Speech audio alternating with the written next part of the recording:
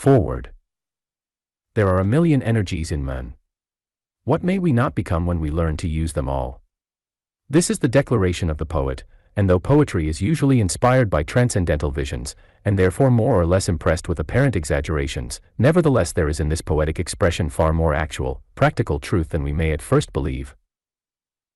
How many energies there are in man, no one knows, but there are so many that even the keenest observers of human activity have found it impossible to count them all. And as most of these energies are remarkable, to say the least, and some of them so remarkable as to appear both limitless in power and numberless in possibilities, we may well wonder what man will become when he learns to use them all. When we look upon human nature in general, we may fail to see much improvement in power and worth as compared with what we believe the race has been in the past, and therefore we conclude that humanity will continue to remain about the same upon this planet until the end of time. But when we investigate the lives of such individuals as have recently tried to apply more intelligently the greater powers within them, we come to a different conclusion. We then discover that there is evidence in thousands of human lives of a new and superior race of people, a race that will apply a much larger measure of the wonders and possibilities that exist within them. It is only a few years, not more than a quarter of a century, since modern psychology began to proclaim the new science of human thought and action, so that we have had but a short time to demonstrate what a more intelligent application of our energies and forces can accomplish. But already the evidence is coming in from all sources, revealing results that frequently border upon the extraordinary. Man can do far more with himself and his life than he has been doing in the past. He can call into action, and successfully apply, far more ability, energy, and worth than his forefathers ever dreamed of. So much has been proven during this brief introductory period of the New Age. Then what greater things may we not reasonably expect when we have had 50 or 100 years more in which to develop and apply those larger possibilities which we now know to be inherent in us all? It is the purpose of the following pages, not only to discuss these greater powers and possibilities in men, but also to present practical methods through which they may be applied. We have been aware of the fact for centuries that there is more in men than what appears on the surface, but it is only in recent years that a systematic effort has been made to understand the nature and practical use of this more, as well as to work out better methods for the thorough and effective application of those things on the surface which we have always employed. In dealing with a subject that is so large and so new, however, it is necessary to make many statements that may, at first sight, appear to be unfounded, or at least exaggerations. But if the reader will thoroughly investigate the basis of such statements as he goes along, he will not only find that there are no unfounded statements or exaggerations in the book, but will wish that every strong statement made had been made many times as strong. When we go beneath the surface of human life and learn what greater things are hidden beneath the ordinary layers of mental substance and vital energy, we find man to be so wonderfully made that language is wholly inadequate to describe even a fraction of his larger and richer life. We may try to give expression to our thoughts, at such times, by employing the strongest statements and the most forceful adjectives that we can think of, but even these prove little better than nothing, so therefore we may conclude that no statement that attempts to describe them more in men can possibly be too strong. Even the strongest fails to say 1,000th of what we would say should we speak the whole truth. We shall all admit this, and accordingly shall find it advisable not to pass judgment upon strong statements but to learn to understand and apply those greater powers within ourselves that are infinitely stronger than the strongest statement that could possibly be made. Those minds who may believe that the human race is to continue weak and imperfect as usual, should consider what remarkable steps in advance have recently been taken in nearly all fields of human activity. And then they should remember that the greater powers in man, as well as a scientific study of the use of his lesser powers, have been almost wholly neglected. The question then that will naturally arise is, what man might make of himself if he would apply the same painstaking science to his own development and advancement as he now applies in other fields. If he did, would we not, in another generation or two, witness unmistakable evidence of the coming of a new and superior race, and would not strong men and women become far more numerous than ever before in the history of the world? Each individual will want to answer these questions according to his own point of view, but whatever his answer may be, we all must agree that men can become and achieve far more than even the most sanguine indications of the present may predict. And it is the purpose of the following pages to encourage as many as possible to study and apply these greater powers within them so that they may not only become greater and richer and more worthy as individuals, but may also become the forerunners of that higher and more wonderful race of which we all have so fondly dreamed. Promise yourself to be so strong that nothing can disturb your peace of mind. To talk health, happiness, and prosperity to every person you meet. To make all your friends feel that there is something in them. To look at the sunny side of everything and make your optimism come true. To think only of the best, to work only for the best, and to expect only the best. To be just as enthusiastic about the success of others as you are about your own. To forget the mistakes of the past and press on to the greater achievements of the future. To wear a cheerful countenance at all times and give every living creature you meet a smile. To give so much time to the improvement of yourself that you have no time to criticize others. To be too large for worry, too noble for anger, too strong for fear, and too happy to permit the presence of trouble. To think well of yourself and to proclaim this fact to the world, not in loud words but in great deeds. To live in the faith that the whole world is on your side so long as you are true to the best that is in you. 1. The ruling principle in men. The purpose of the following pages will be to work out the subject chosen in the most thorough and practical manner, in brief, to analyze the whole nature of men, find all the forces in his possession, whether they be apparent or hidden, active or dormant, and to present methods through which all those forces can be applied in making the life of each individual richer, greater, and better. To make every phase of this work as useful as possible to the greatest number possible, not a single statement will be made that all cannot understand, and not a single idea will be presented that any one cannot apply to everyday life. We all want to know what we actually possess both in the physical, the mental, and the spiritual, and we want to know how the elements and forces within us can be applied in the most successful manner. It is results in practical life that we want, and we are not true to ourselves or the race until we learn to use the powers within us so effectively, that the greatest results possible within the possibilities of human nature are secured. When we proceed with a scientific study of the subject, we find that the problem before us is to know what is in us and how to use what is in us. After much study of the powers in men, both conscious and subconscious, we have come to the conclusion that if we only knew how to use these powers, we could accomplish practically anything that we may have in view, and not only realize our wants to the fullest degree, but also reach even our highest goal. Though this may seem to be a strong statement, nevertheless when we examine the whole nature of men, we are compelled to admit that it is true even in its fullest sense, and that therefore, not a single individual can fail to realize his wants and reach his goal, after he has learned how to use the powers that are in him. This is not mere speculation, nor is it simply a beautiful dream. The more we study the lives of people who have achieved, and the more we study our own experience every day, the more convinced we become that there is no reason whatever why any individual should not realize all his ambitions and much more.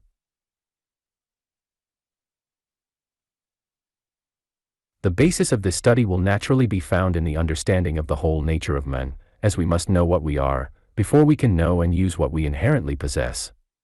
In analyzing human nature, a number of methods have been employed, but there are only 3 in particular that are of actual value for our present purpose. The first of these declares that man is composed of ego, consciousness, and form, and though this analysis is the most complete, yet it is also the most abstract, and is therefore not easily understood. The second analysis, which is simpler, and which is employed almost exclusively by the majority, declares that man is body, mind and soul, but as much as this idea is thought of and spoken of, there are very few who actually understand it. In fact, the usual conception of man as body, mind and soul will have to be completely reversed in order to become absolutely true.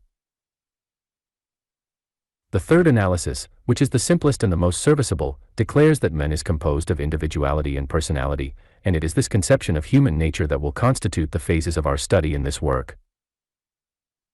Before we pass to the more practical side of the subject, we shall find it profitable to examine briefly these various ideas concerning the nature of men. In fact, every part of our human analysis that refers to the ego simply must be understood if we are to learn how to use the forces we possess, and the reason for this is found in the fact that the ego is the I am, the ruling principle in men, the center and source of individuality, the originator of everything that takes place in men, and that primary something to which all other things in human nature are secondary.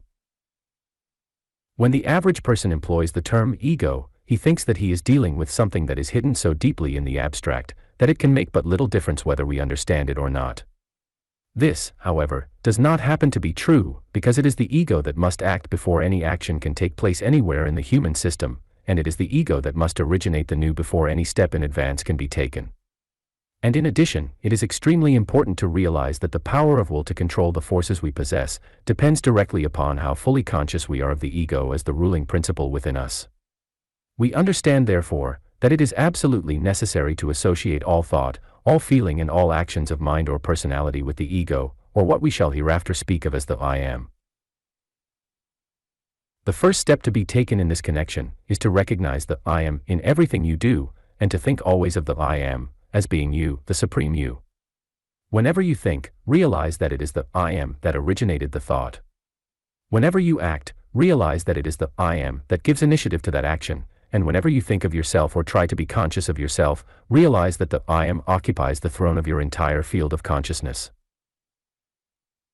Another important essential is to affirm silently in your own mind that you are the I am, and as you affirm this statement, or as you simply declare positively, I am, think of the I am as being the ruling principle in your whole world, as being distinct and above and superior to all else in your being, and as being you, yourself, in the highest, largest, and most comprehensive sense.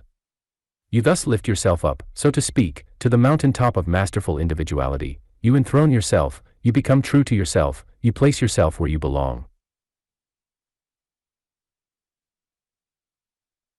Through this practice you not only discover yourself to be the master of your whole life, but you elevate all your conscious actions to that lofty state in your consciousness that we may describe as the throne of your being, or as that center of action within which the ruling I am lives and moves and has its being.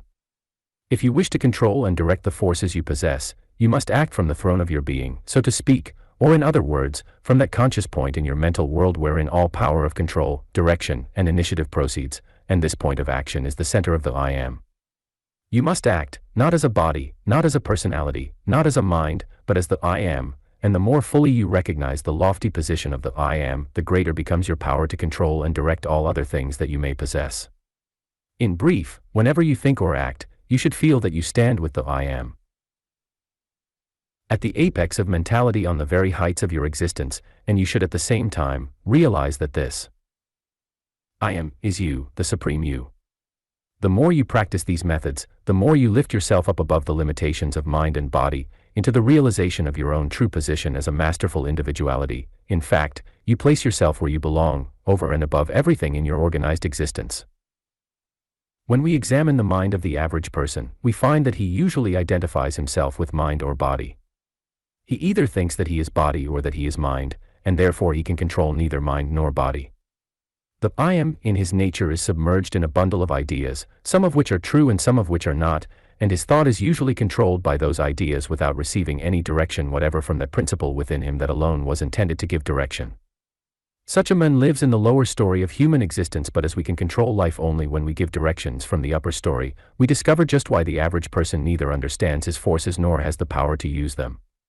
He must first elevate himself to the upper story of the human structure, and the first and most important step to be taken in this direction is to recognize the I am as the ruling principle, and that the I am is you. Another method that will be found highly important in this connection is to take a few moments every day and try to feel that you, the I am, are not only above mind and body, but in a certain sense, distinct from mind and body. In fact, try to isolate the I am for a few moments every day from the rest of your organized being. This practice will give you what may be termed a perfect consciousness of your own individual I am, and as you gain that consciousness you will always think of the supreme I am whenever you think of yourself. Accordingly, all your mental actions will, from that time on, come directly from the I am, and if you will continue to stand above all such actions at all times, you will be able to control them and direct them completely. To examine consciousness and form in this connection is hardly necessary, except to define briefly their general nature, so that we may have a clear idea of what we are dealing with in the conscious field as well as in the field of expression. The I am is fundamentally conscious, that is, the I am knows what exists in the human field or in the human sphere and what is taking place in the human sphere, and that constitutes consciousness. In brief, you are conscious when you know that you exist and have some definite idea as to what is taking place in your sphere of existence. What we speak of as form is everything in the organized personality that has shape and that serves in any manner to give expression to the forces within us. In the exercise of consciousness, we find that the I am employs three fundamental actions. When the I am looks out upon life, we have simple consciousness. When the I am looks upon its own position in life, we have self-consciousness, and when the I am looks up into the vastness of real life, we have cosmic consciousness.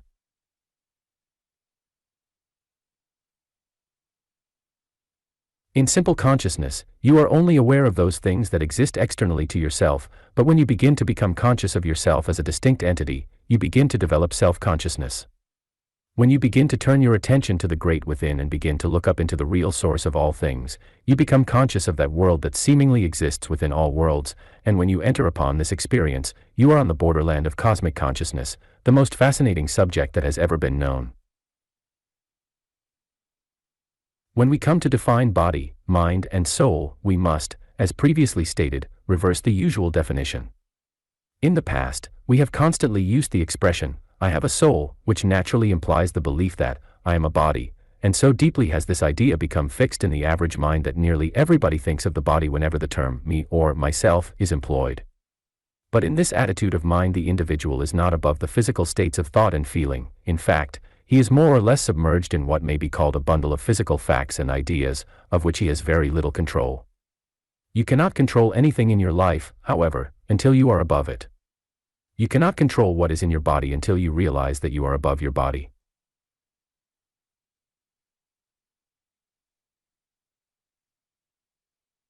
You cannot control what is in your mind until you realize that you are above your mind, and therefore no one can use the forces within him to any extent so long as he thinks of himself as being the body, or as being localized exclusively in the body. When we examine the whole nature of man, we find that the soul is the man himself, and that the ego is the central principle of the soul, or to use another expression, the soul, including the I am, constitutes the individuality, and that visible something through which individuality finds expression, constitutes the personality. If you wish to understand your forces, and gain that masterful attitude necessary to the control of your forces, train yourself to think that you are a soul, but do not think of the soul as something vague or mysterious. Think of the soul as being the individual you and all that that expression can possibly imply. Train yourself to think that you are master of mind and body, because you are above mind and body, and possess the power to use everything that is in mind and body. Man is ever in search of strength. It is the strong man that wins. It is the man with power that scales the heights. To be strong is to be great, and it is the privilege of greatness to satisfy every desire, every aspiration, every need. But strength is not for the few alone, it is for all, and the way to strength is simple. Proceed this very moment to the mountain tops of the strength you now possess, and whatever may happen, do not come down. Do not weaken under adversity. Resolve to remain as strong, as determined, and as highly enthused during the darkest night of adversity as you are during the sunniest day of prosperity. Do not feel disappointed when things seem disappointing. Keep the eye single upon the same brilliant future regardless of circumstances, conditions, or events. Do not lose heart when things go wrong. Continue undisturbed in your original resolve to make all things go right. To be overcome by adversity and threatening failure is to lose strength. To always remain in the same lofty, determined mood is to constantly grow in strength. The man who never weakens when things are against him will grow stronger and stronger until all things will delight to be for him. He will finally have all the strength he may desire or need. Be always strong and you will always be stronger. 2. How we govern the forces we possess.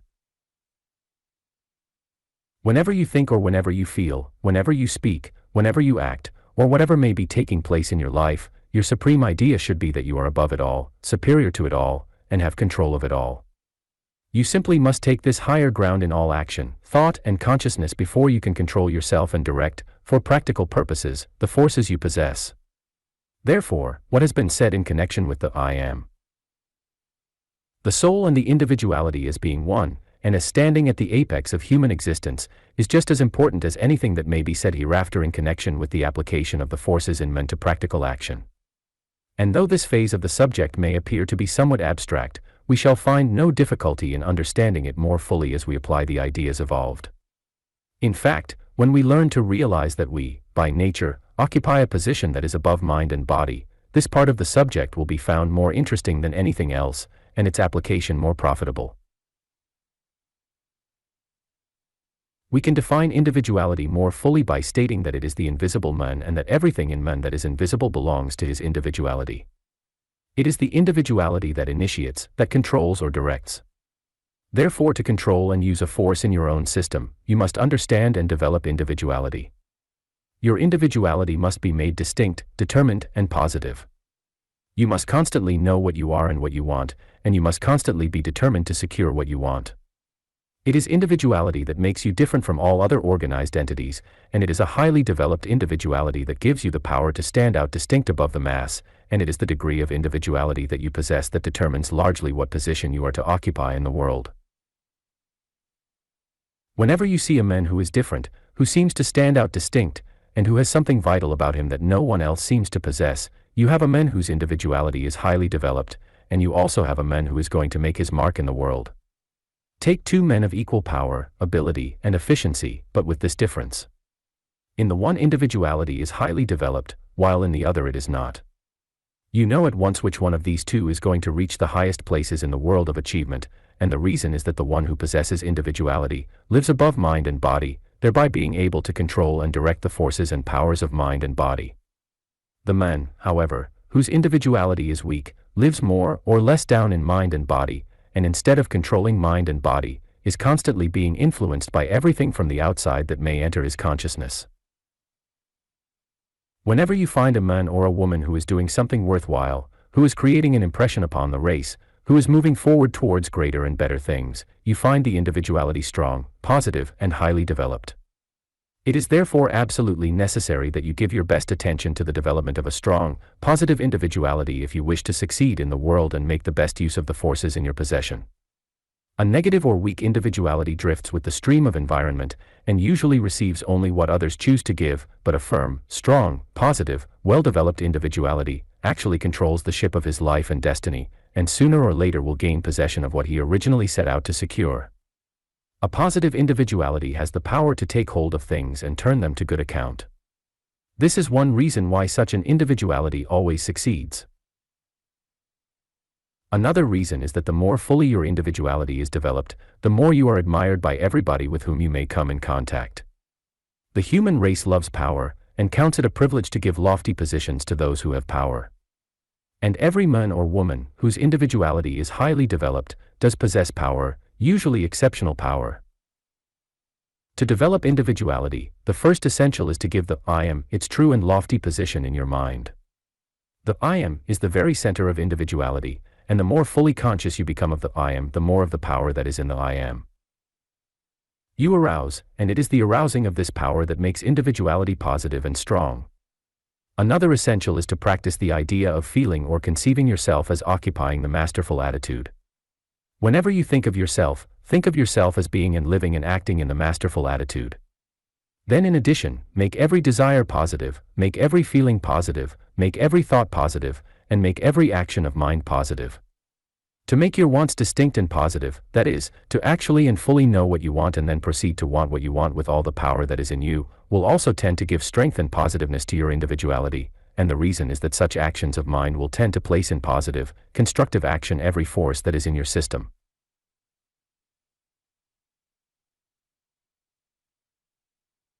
A most valuable method is to picture in your mind your own best idea of what a strong, well-developed individuality would necessarily be, and then think of yourself as becoming more and more like that picture.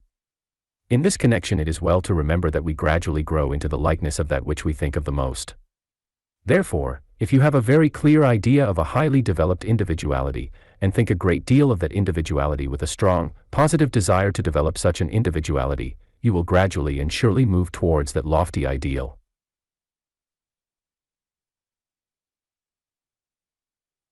Another valuable method is to give conscious recognition to what may be called the bigger man on the inside. Few people think of this greater man that is within them, but we cannot afford to neglect this interior entity for a moment. This greater or larger man is not something that is separate and distinct from ourselves. It is simply the sum total of the greater powers and possibilities that are within us. We should recognize these, think of them a great deal, and desire with all the power of heart and mind and soul to arouse and express more and more of these inner powers. Thus we shall find that the interior man, our real individuality, will become stronger and more active, and our power to apply our greater possibilities will increase accordingly. The value of individuality is so great that it cannot possibly be overestimated.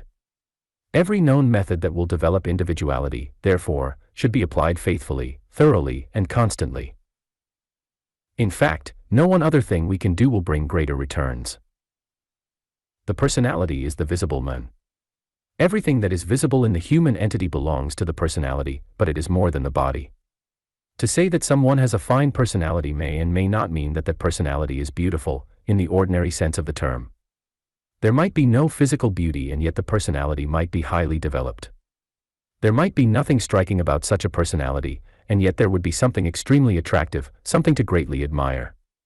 On the other hand, when the personality is not well developed, there is nothing in the visible man that you can see, besides ordinary human clay.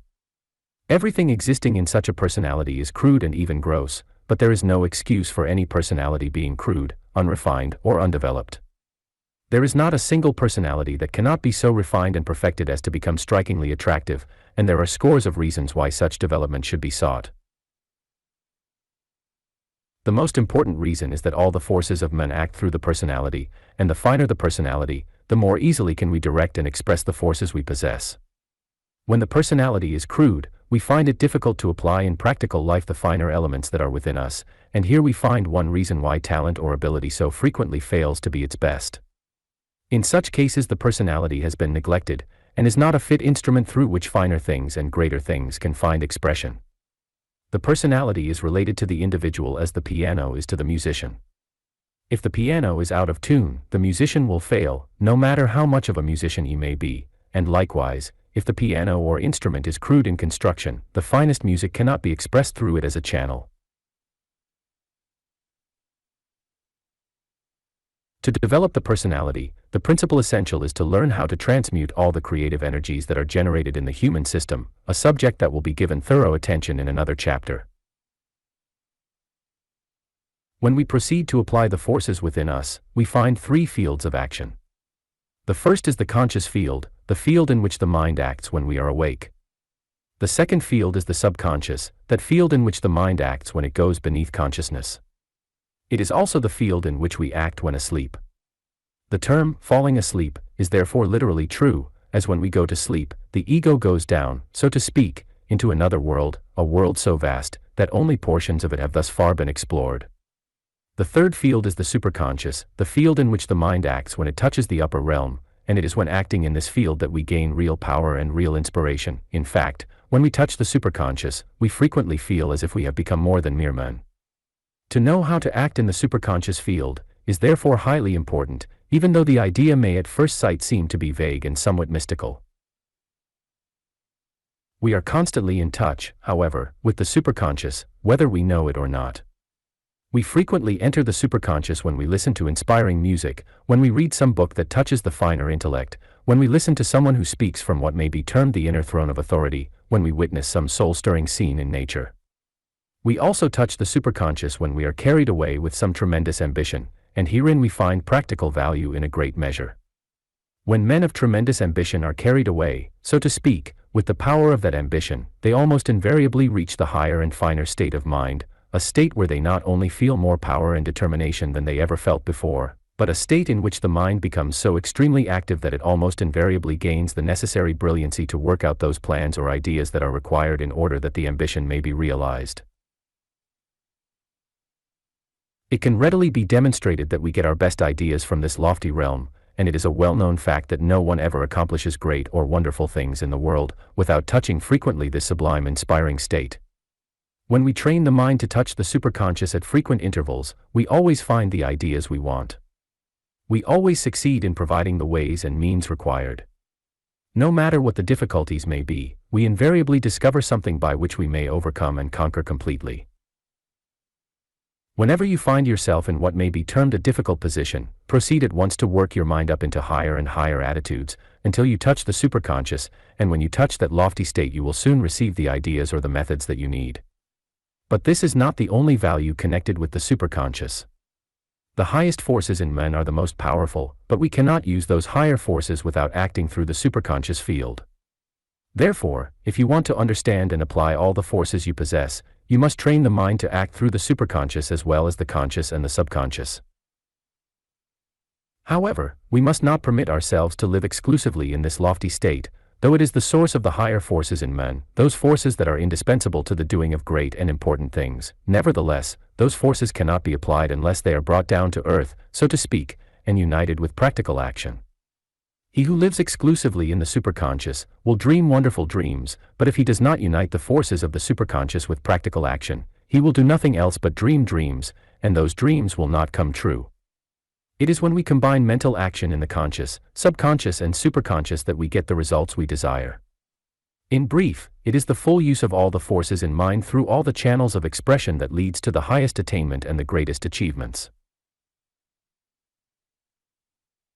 When we proceed with the practical application of any particular force, we shall not find it necessary to cause that force to act through what may be termed the psychological field, and the reason is that the psychological field in men is the real field of action. It is the field through which the undercurrents flow, and we all understand that it is these undercurrents that determine, not only the direction of action, but the results that follow action. This idea is well illustrated in the following lines. Straws upon the surface flow, he who would seek for pearls must dive below. The term below, as applied to the life and consciousness of men, is synonymous with the psychological field, or the field of the undercurrents. Ordinary minds skim over the surface. Great minds invariably sound these deeper depths, and act in and through the psychological field. Their minds dive below into the rich vastness of what may be termed the gold mines of the mind, and the diamond fields of the soul. When we enter the psychological field of any force, which simply means the inner and finer field of action of that force, we act through the undercurrents, and thereby proceed to control those currents. It is in the field of the undercurrents that we find both the origin and the action of cause, whether physical or mental. It is these currents, when acted upon intelligently, that remove what we do not want and produce those changes that we do want. They invariably produce effects, both physical and mental, according to the action that we give to them, and all those things that pertain to the personality will respond only to the actions of those currents. That is, you cannot produce any effect in any part of the mind or body unless you first direct the undercurrents of the system to produce those effects. To act through the undercurrents therefore is absolutely necessary, no matter what we may wish to do, or what forces we may wish to control, direct or apply, and we act upon those undercurrents only when we enter the psychological field. In like manner, we can turn to good account all things in practical everyday life only when we understand the psychology of those things. The reason is, that when we understand the psychology of anything, we understand the power that is back of that particular thing, and that controls it and gives it definite action. In consequence, when we understand the psychology of anything in our own field of action or in our own environment, we will know how to deal with it so as to secure whatever results that particular thing has the power to produce. But this law is especially important in dealing with forces within ourselves, whether those forces act through the mind or through any one of the faculties, through the personality or through the conscious, subconscious or superconscious fields. In brief, whatever we do in trying to control and direct the powers we possess, we must enter the deeper life of those powers, so that we can get full control of the undercurrents. It is the way those undercurrents flow that determines results, and as we can direct those currents in any way that we desire, we naturally conclude that we can secure whatever results we desire. Man lives to move forward. To move forward is to live more. To live more is to be more and do more, and it is being and doing that constitutes the path to happiness. The more you are and the more you do, the richer your life, the greater your joy. But being and doing must always live together as one. To try to be much and not try to do much, is to find life a barren waste. To try to do much and not try to be much, is to find life a burden too heavy and wearisome to bear. The being of much gives the necessary inspiration and the necessary power to the doing of much. The doing of much gives the necessary expression to the being of much. And it is the bringing forth of being through the act of doing that produces happiness that is happiness. Being much gives capacity for doing much. Doing much gives expression to the richest and the best that is within us. And the more we increase the richness of that which is within us, the more we increase our happiness, provided we increase, in the same proportion, the expression of that greater richness. The first essential is provided for by the being of much, the second, by the doing of much, and the secret of both may be found by him who lives to move forward. 3. The use of mind in practical action.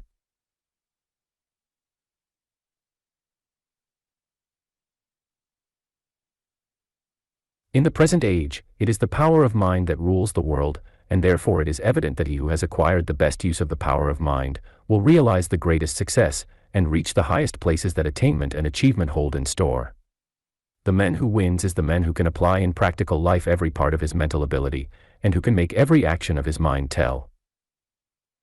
We sometimes wonder why there are so many capable men and admirable women who do not reach those places in life that they seem to deserve, but the answer is simple. They do not apply the power of mind as they should. Their abilities and qualities are either misdirected or applied only in part. These people, however, should not permit themselves to become dissatisfied with fate, but should remember that every individuality who learns to make full use of the power of his mind will reach his goal, he will realize his desire and will positively win. There are several reasons why, though the principal reason is found in the fact that when the power of the mind is used correctly in working out what we wish to accomplish, the other forces we possess are readily applied for the same purpose, and this fact becomes evident when we realize that the power of mind is not only the ruling power in the world, but is also the ruling power in man himself. All other faculties in man are ruled by the power of his mind. It is the action of his mind that determines the action of all the other forces in his possession. Therefore, to secure the results desired, he must give his first thought to the scientific and constructive application of mental action.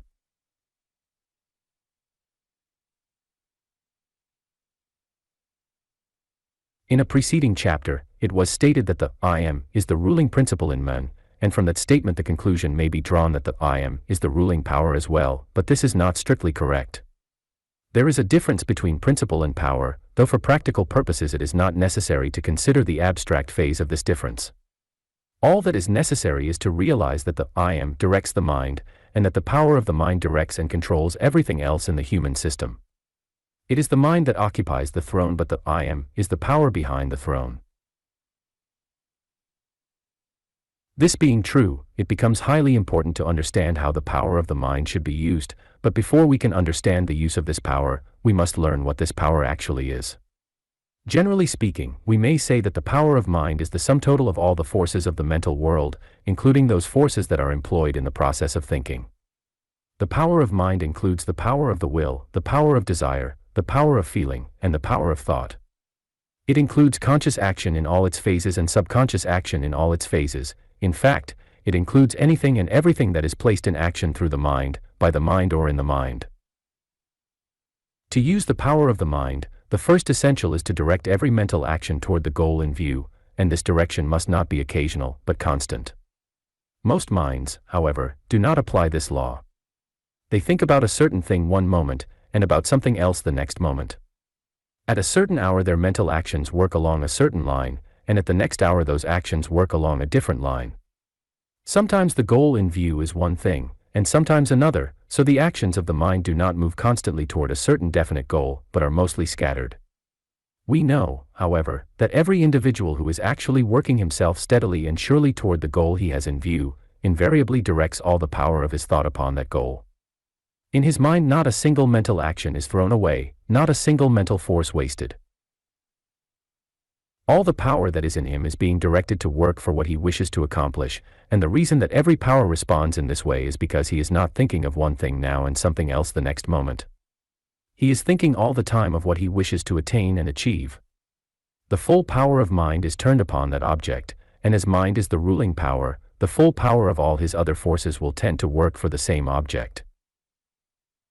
In using the power of mind as well as all the other forces we possess, the first question to answer is what we really want, or what we really want to accomplish, and when this question is answered, the one thing that is wanted should be fixed so clearly in thought that it can be seen by the mind's eye every minute. But the majority do not know what they really want. They may have some vague desire, but they have not determined clearly, definitely, and positively what they really want, and this is one of the principal causes of failure. So long as we do not know definitely what we want, our forces will be scattered, and so long as our forces are scattered, we will accomplish but little, or fail entirely. When we know what we want, however, and proceed to work for it with all the power and ability that is in us, we may rest assured that we will get it.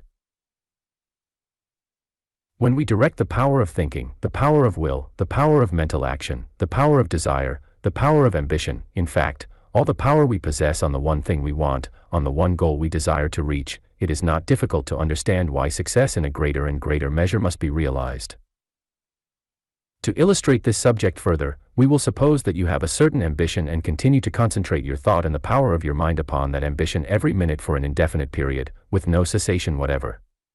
The result will be that you will gradually and surely train all the forces within you to work for the realization of that ambition, and in the course of time, the full capacity of your entire mental system will be applied in working for that particular thing. On the other hand, suppose you do as most people do under average circumstances. Suppose, after you have given your ambition a certain amount of thought, you come to the conclusion that possibly you might succeed better along another line. Then you begin to direct the power of your mind along that other line. Later on, you come to the conclusion that there is still another channel through which you might succeed, and you proceed accordingly to direct your mind upon this third ambition. Then what will happen? Simply this: you will make 3 good beginnings, but in every case you will stop before you have accomplished anything. There are thousands of capable men and women, however, who make this mistake every year of their lives. The full force of their mental system is directed upon a certain ambition only for a short time, then it is directed elsewhere. They never continue long enough along any particular line to secure results from their efforts, and therefore results are never secured. Then there are other minds who give most of their attention to a certain ambition and succeed fairly well, but give the rest of their attention to a number of minor ambitions that have no particular importance. Thus they are using only a fraction of their power in a way that will tell. The rest of it is thrown away along a number of lines through which nothing is gained.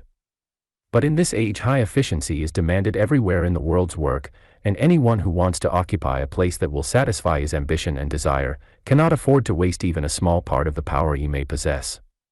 He needs it all along the line of his leading ambition, and therefore should not permit counter-attractions to occupy his mind for a moment. If you have a certain ambition or a certain desire, think about that ambition at all times. Keep that ambition before your mind constantly, and do not hesitate to make your ambition as high as possible.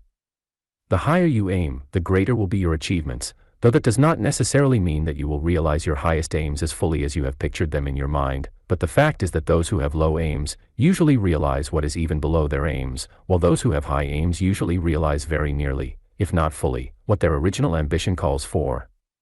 The principle is to direct the power of mind upon the very highest, the very largest and the very greatest mental conception of that which we intend to achieve.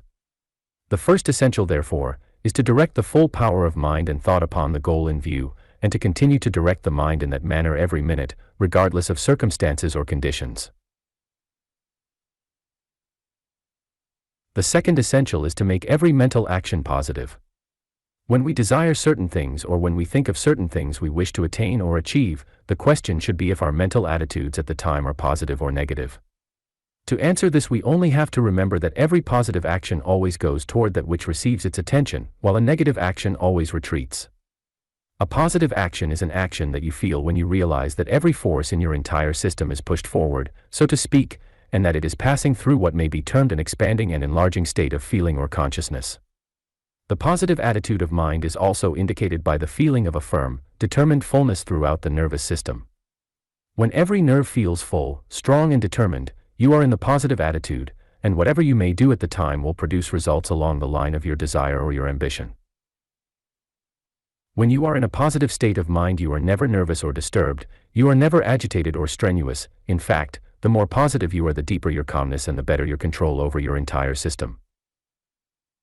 The positive man is not one who rushes helter-skelter here and there regardless of judgment or constructive action, but one who is absolutely calm and controlled under every circumstance, and yet so thoroughly full of energy that every atom in his being is ready, under every circumstance, to accomplish and achieve.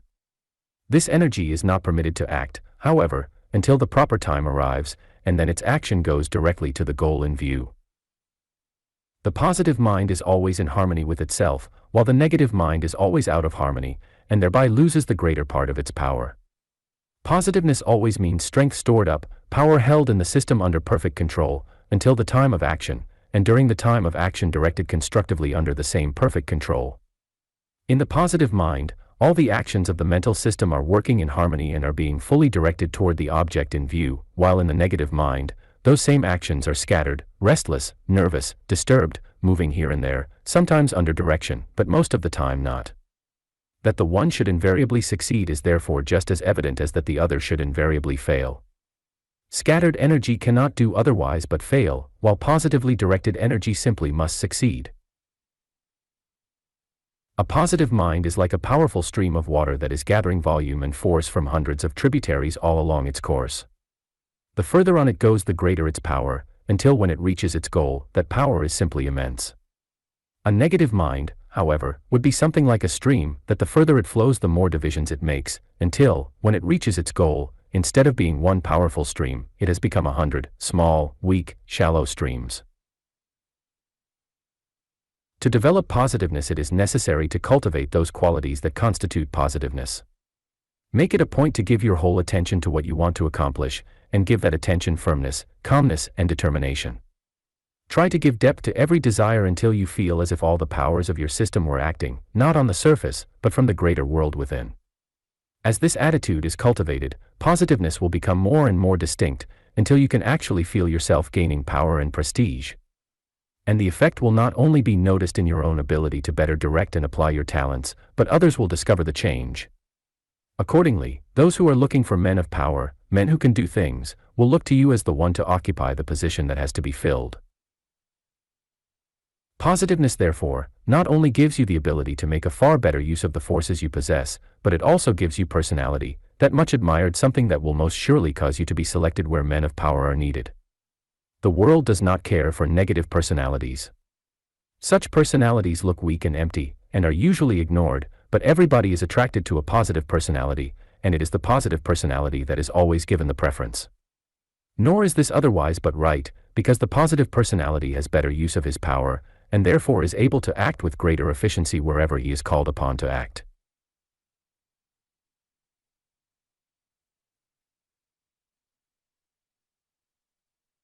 The third essential in the right use of the mind is to make every mental action constructive, and a constructive mental action is one that is based upon a deep-seated desire to develop, to increase, to achieve, to attain, in brief, to become larger and greater, and to do something of far greater worth than has been done before. If you will cause every mental action you entertain to have that feeling, constructiveness will soon become second nature to your entire mental system. That is, all the forces of your mind will begin to become building forces, and will continue to build you up along any line through which you may desire to act. Inspire your mind constantly with a building desire, and make this desire so strong that every part of your system will constantly feel that it wants to become greater, more capable, and more efficient. An excellent practice in this connection is to try to enlarge upon all your ideas of things whenever you have spare moments for real thought. This practice will tend to produce a growing tendency in every process of your thinking. Another good practice is to inspire every mental action with more ambition. We cannot have too much ambition. We may have too much aimless ambition, but we cannot have too much real constructive ambition.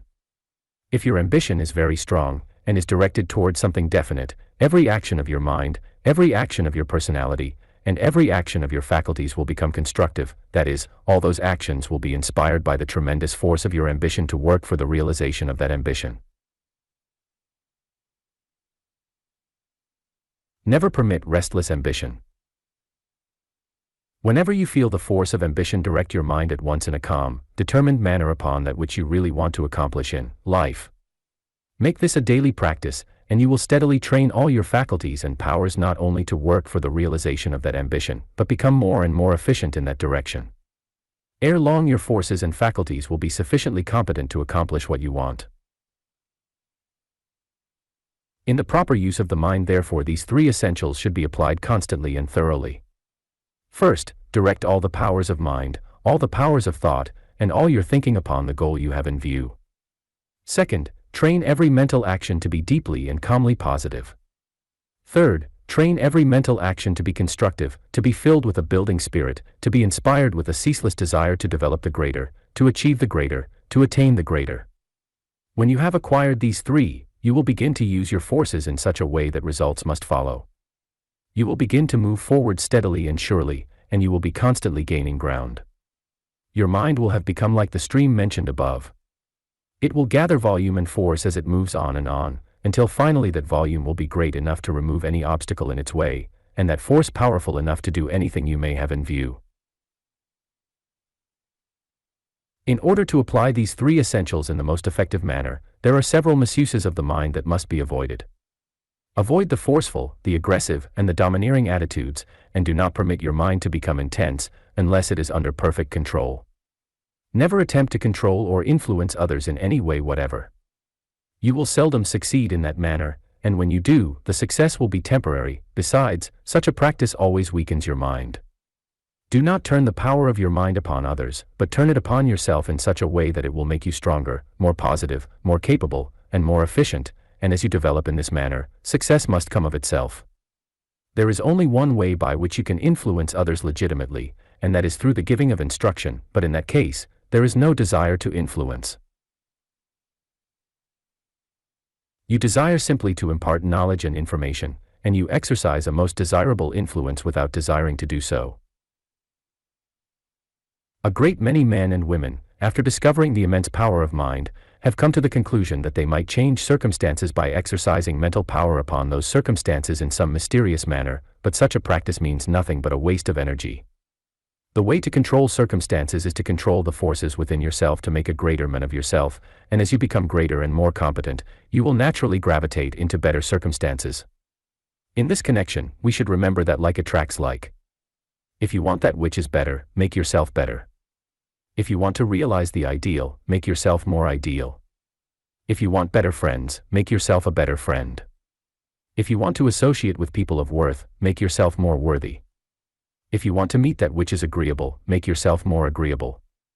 If you want to enter conditions and circumstances that are more pleasing, make yourself more pleasing.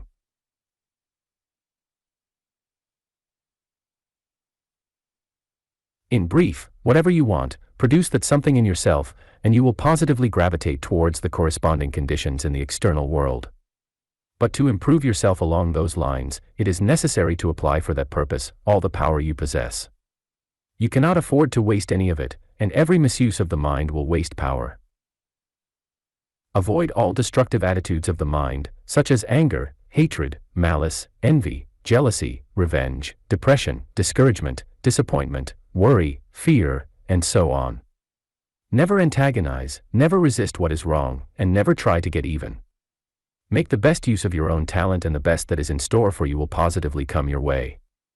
When others seem to take advantage of you, do not retaliate by trying to take advantage of them. Use your power in improving yourself, so that you can do better and better work. That is how you are going to win in the race. Later on, those who try to take advantage of you will be left in the rear. Remember, those who are dealing unjustly with you or with anybody are misusing their mind. They are therefore losing their power, and will, in the course of time, begin to lose ground, but if you, in the meantime, are turning the full power of your mind to good account, you will not only gain more power, but you will soon begin to gain ground. You will gain and continue to gain in the long run, while others who have been misusing their minds will lose mostly everything in the long run. That is how you are going to win, and win splendidly regardless of ill treatment or opposition. A great many people imagine that they can promote their own success by trying to prevent the success of others, but it is one of the greatest delusions in the world. If you want to promote your own success as thoroughly as your capacity will permit, take an active interest in the success of everybody, because this will not only keep your mind in the success attitude and cause you to think success all along the line, but it will enlarge your mind so as to give you a greater and better grasp upon the fields of success. If you are trying to prevent the success of others, you are acting in the destructive attitude, which sooner or later will react on others, but if you are taking an active interest in the success of everybody, you are entertaining only constructive attitudes, and these will sooner or later accumulate in your own mind to add volume and power to the forces of success that you are building up in yourself. In this connection, we may well ask why those succeed who do succeed, why so many succeed only in part, and why so many fail utterly. These are questions that occupy the minds of most people, and hundreds of answers have been given, but there is only one answer that goes to rock bottom. Those people who fail, and who continue to fail all along the line, fail because the power of their minds is either in a habitual negative state, or is always misdirected. If the power of mind is not working positively and constructively for a certain goal, you are not going to succeed. If your mind is not positive, it is negative, and negative minds float with the stream. We must remember that we are in the midst of all kinds of circumstances, some of which are for us and some of which are against us, and we will either have to make our own way or drift, and if we drift we go wherever the stream goes. But most of the streams of human life are found to float in the world of the ordinary and the inferior. Therefore, if you drift, you will drift with the inferior, and your goal will be failure. When we analyze the minds of people who have failed, we invariably find that they are either negative, non-constructive or aimless. Their forces are scattered, and what is in them is seldom applied constructively. There is an emptiness about their personality that indicates negativeness. There is an uncertainty in their facial expression that indicates the absence of definite ambition. There is nothing of a positive, determined nature going on in their mental world. They have not taken definite action along any line. They are dependent upon fate and circumstances. They are drifting with some stream, and that they should accomplish little if anything is inevitable. This does not mean, however, that their mental world is necessarily unproductive. In fact, those very minds are in many instances immensely rich with possibilities. The trouble is, those possibilities continue to be dormant, and what is in them is not being brought forth and trained for definite action or actual results. What those people should do is to proceed at once to comply with the 3 essentials mentioned above, and before many months there will be a turn in the lane. They will soon cease to drift, and will then begin to make their own life, their own circumstances and their own future. In this connection, it is well to remember that negative people and non-constructive minds never attract that which is helpful in their circumstances. The more you drift, the more people you meet who also drift, while on the other hand, when you begin to make your own life and become positive, you begin to meet more positive people and more constructive circumstances. This explains why God helps them that help themselves. When you begin to help yourself, which means to make the best of what is in yourself, you begin to attract to yourself more and more of those helpful things that may exist all about you. In other words, constructive forces attract constructive forces, positive forces attract positive forces. A growing mind attracts elements and forces that help to promote growth, and people who are determined to make more and more of themselves are drawn more and more into circumstances through which they will find the opportunity to make more of themselves.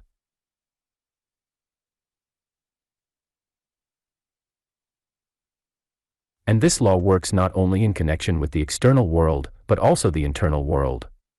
When you begin to make a positive determined use of those powers in yourself that are already in positive action, you draw forth into action powers within you that have been dormant, and as this process continues, you will find that you will accumulate volume, capacity, and power in your mental world, until you finally become a mental giant. As you begin to grow and become more capable, you will find that you will meet better and better opportunities, not only opportunities for promoting external success, but opportunities for further building yourself up along the lines of ability, capacity, and talent. You thus demonstrate the law that nothing succeeds like success, and to him that hath shall be given. And here it is well to remember that it is not necessary to possess external things in the beginning to be counted among them that hath. It is only necessary in the beginning to possess the interior riches, that is, to take control of what is in you, and proceed to use it positively with a definite goal in view. He who has control of his own mind has already great riches. He has sufficient wealth to be placed among those who have. He is already successful, and if he continues as he has begun, his success will soon appear in the external world. Thus the wealth that existed at first in the internal only will take shape and form in the external. This is a law that is unfailing, and there is not a man or woman on the face of the earth that cannot apply it with the most satisfying results. The reason why so many fail is thus found in the fact that they do not fully and constructively apply the forces and powers they possess, and the reason why so many succeed only to a slight degree is found in the fact that only a small fraction of their power is applied properly. But any one can learn the full and proper use of all that is in him by applying faithfully the 3 essentials mentioned above.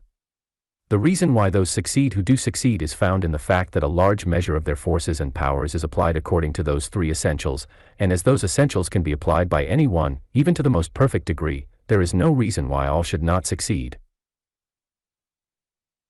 Sometimes we meet people who have only ordinary ability, but who are very successful. Then we meet others who have great ability but who are not successful, or who succeed only to a slight degree. At first we see no explanation, but when we understand the cause of success as well as the cause of failure, the desired explanation is easily found. The man with ordinary ability, if he complies with the 3 essentials necessary to the right use of mind, will naturally succeed, though if he had greater ability, his success would of course become greater in proportion. But the man who has great ability, yet does not apply the 3 essentials necessary to the right use of mind, cannot succeed. The positive and constructive use of the power of mind, with a definite goal in view, will invariably result in advancement, attainment, and achievement, but if we wish to use that power in its full capacity, the action of the mind must be deep. In addition to the right use of the mind, we must also learn the full use of mind, and as the full use implies the use of the whole mind, the deeper mental fields and forces, as well as the usual mental fields and forces, it is necessary to understand the subconscious as well as the conscious. When you think of yourself, do not think of that part of yourself that appears on the surface. That part is the smaller part, and the lesser should not be pictured in mind. Think of your larger self, the immense subconscious self that is limitless both in power and in possibility. Believe in yourself, but not simply in a part of yourself. Give constant recognition to all that is in you, and in that all have full faith and confidence. Give the bigger man on the inside full right of way. Believe thoroughly in your greater interior self. Know that you have something within you that is greater than any obstacle, circumstance, or difficulty that you can possibly meet. Then in the full faith in this greater something, proceed with your work. 4. The forces of the subconscious. In using the power of the mind, the deeper the action of thought, will and desire, the greater the result. Accordingly, all mental action to be strong and effective must be subconscious, that is, it must act in the field of the mental undercurrent as it is in this field that things are actually done. Those forces that play upon the surface of mind may be changed and turned from their course by almost any outside influence, and their purpose thus averted. But this is never true of the undercurrents. Anything that gets into the mental undercurrents will be seen through to a finish, regardless of external circumstances or conditions, and it is with difficulty that the course of these currents is changed when once they have been placed in full positive action. It is highly important, therefore, that we permit nothing to take action in these undercurrents that we do not wish to encourage and promote, and for the same reason, it is equally important that we cause everything to take action in these currents that we do wish to encourage and promote. These undercurrents, however, act only through the subconscious, and are controlled by the subconscious. In consequence, it is the subconscious which we must understand and act upon if we want the power of mind to work with full capacity and produce the greatest measure possible of the results desired. In defining the subconscious mind, it is first necessary to state that it is not a separate mind. There are not two minds. There is only one mind in man, but it has two phases, the conscious and the subconscious. We may define the conscious as the upper side of the mentality, and the subconscious as the underside. The subconscious may also be defined as a vast mental field permeating the entire objective personality, thereby filling every atom of the personality through and through. We shall come nearer the truth, however, if we think of the subconscious as a finer mental force, having distinct powers, functions, and possibilities, or as a great mental sea of life, energy, and power, the force and capacity of which has never been measured.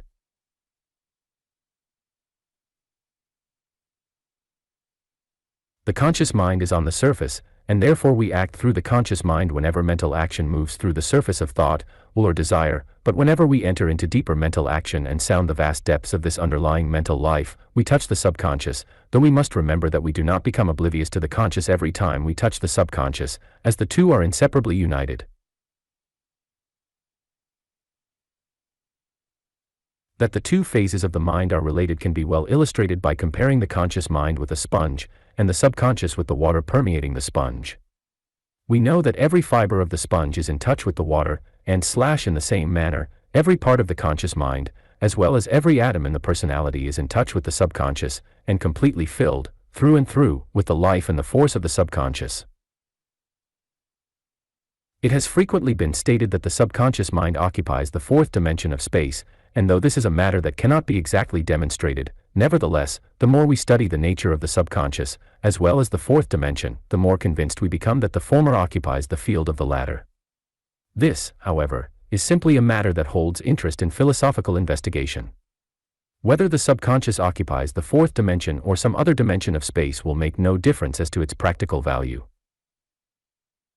In order to understand the subconscious, it is well at the outset to familiarize ourselves with its natural functions, as this will convince ourselves of the fact that we are not dealing with something that is beyond normal mental action.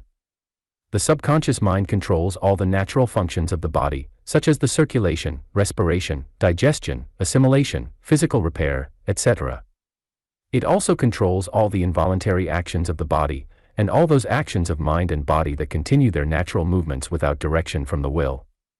The subconscious perpetuates characteristics, traits, and qualities that are peculiar to individuals, species, or races. What is called heredity, therefore, is altogether a subconscious process.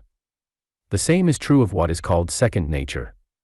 Whenever anything has been repeated a sufficient number of times to have become habitual, it becomes second nature, or rather a subconscious action. It frequently happens, however, that a conscious action may become a subconscious action without repetition, and thus become second nature almost at once. When we examine the nature of the subconscious, we find that it responds to almost anything the conscious mind may desire or direct, though it is usually necessary for the conscious mind to express its desire upon the subconscious for some time before the desired response is secured. The subconscious is a most willing servant, and is so competent that thus far we have failed to find a single thing along mental lines that it will not or cannot do. It submits readily to almost any kind of training, and will do practically anything that it is directed to do, whether the thing is to our advantage or not. In this connection, it is interesting to learn that there are a number of things in the human system usually looked upon as natural and inevitable that are simply the results of misdirected subconscious training in the past. We frequently speak of human weaknesses as natural, but weakness is never natural. Although it may appear, it is invariably the result of imperfect subconscious training. It is never natural to go wrong, but it is natural to go right, and the reason why is simple.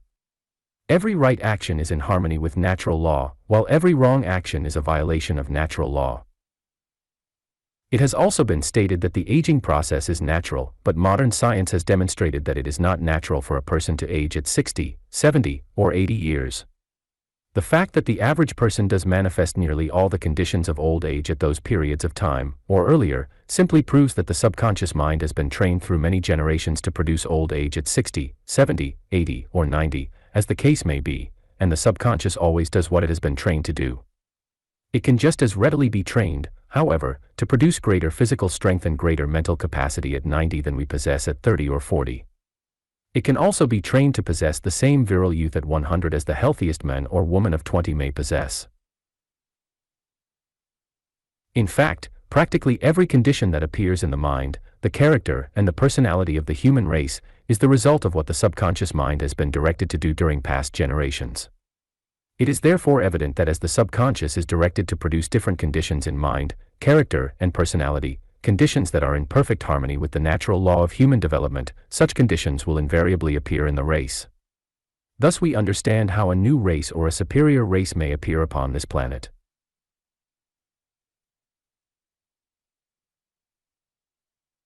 There are a great many people who are disturbed over the fact that they have inherited certain characteristics or ailments from their parents, but what they have inherited is simply subconscious tendencies in that direction, and those tendencies can be changed absolutely. What we inherit from our parents can be eliminated so completely that no one would ever know it had been there. In like manner, we can improve so decidedly upon the good qualities that we have inherited from our parents that any similarity between parent and child in those respects would disappear completely. The subconscious mind is always ready, willing, and competent to make any change for the better in our physical or mental makeup that we may desire, though it does not work in some miraculous manner, nor does it usually produce results instantaneously. In most instances its actions are gradual, but they invariably produce the results intended if the proper training continues.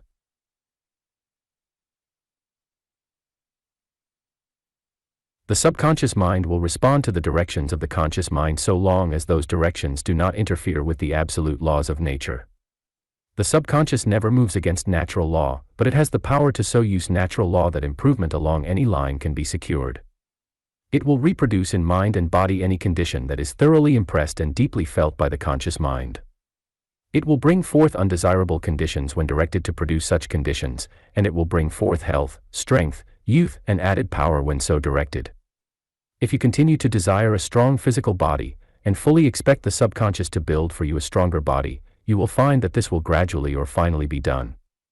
You will steadily grow in physical strength.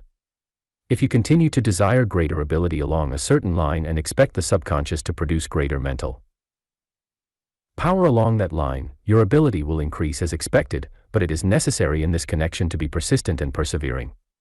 To become enthusiastic about these things for a few days is not sufficient. It is when we apply these laws persistently for weeks, months, and years that we find the results to be, not only what we expected, but frequently far greater. Everything has a tendency to grow in the subconscious.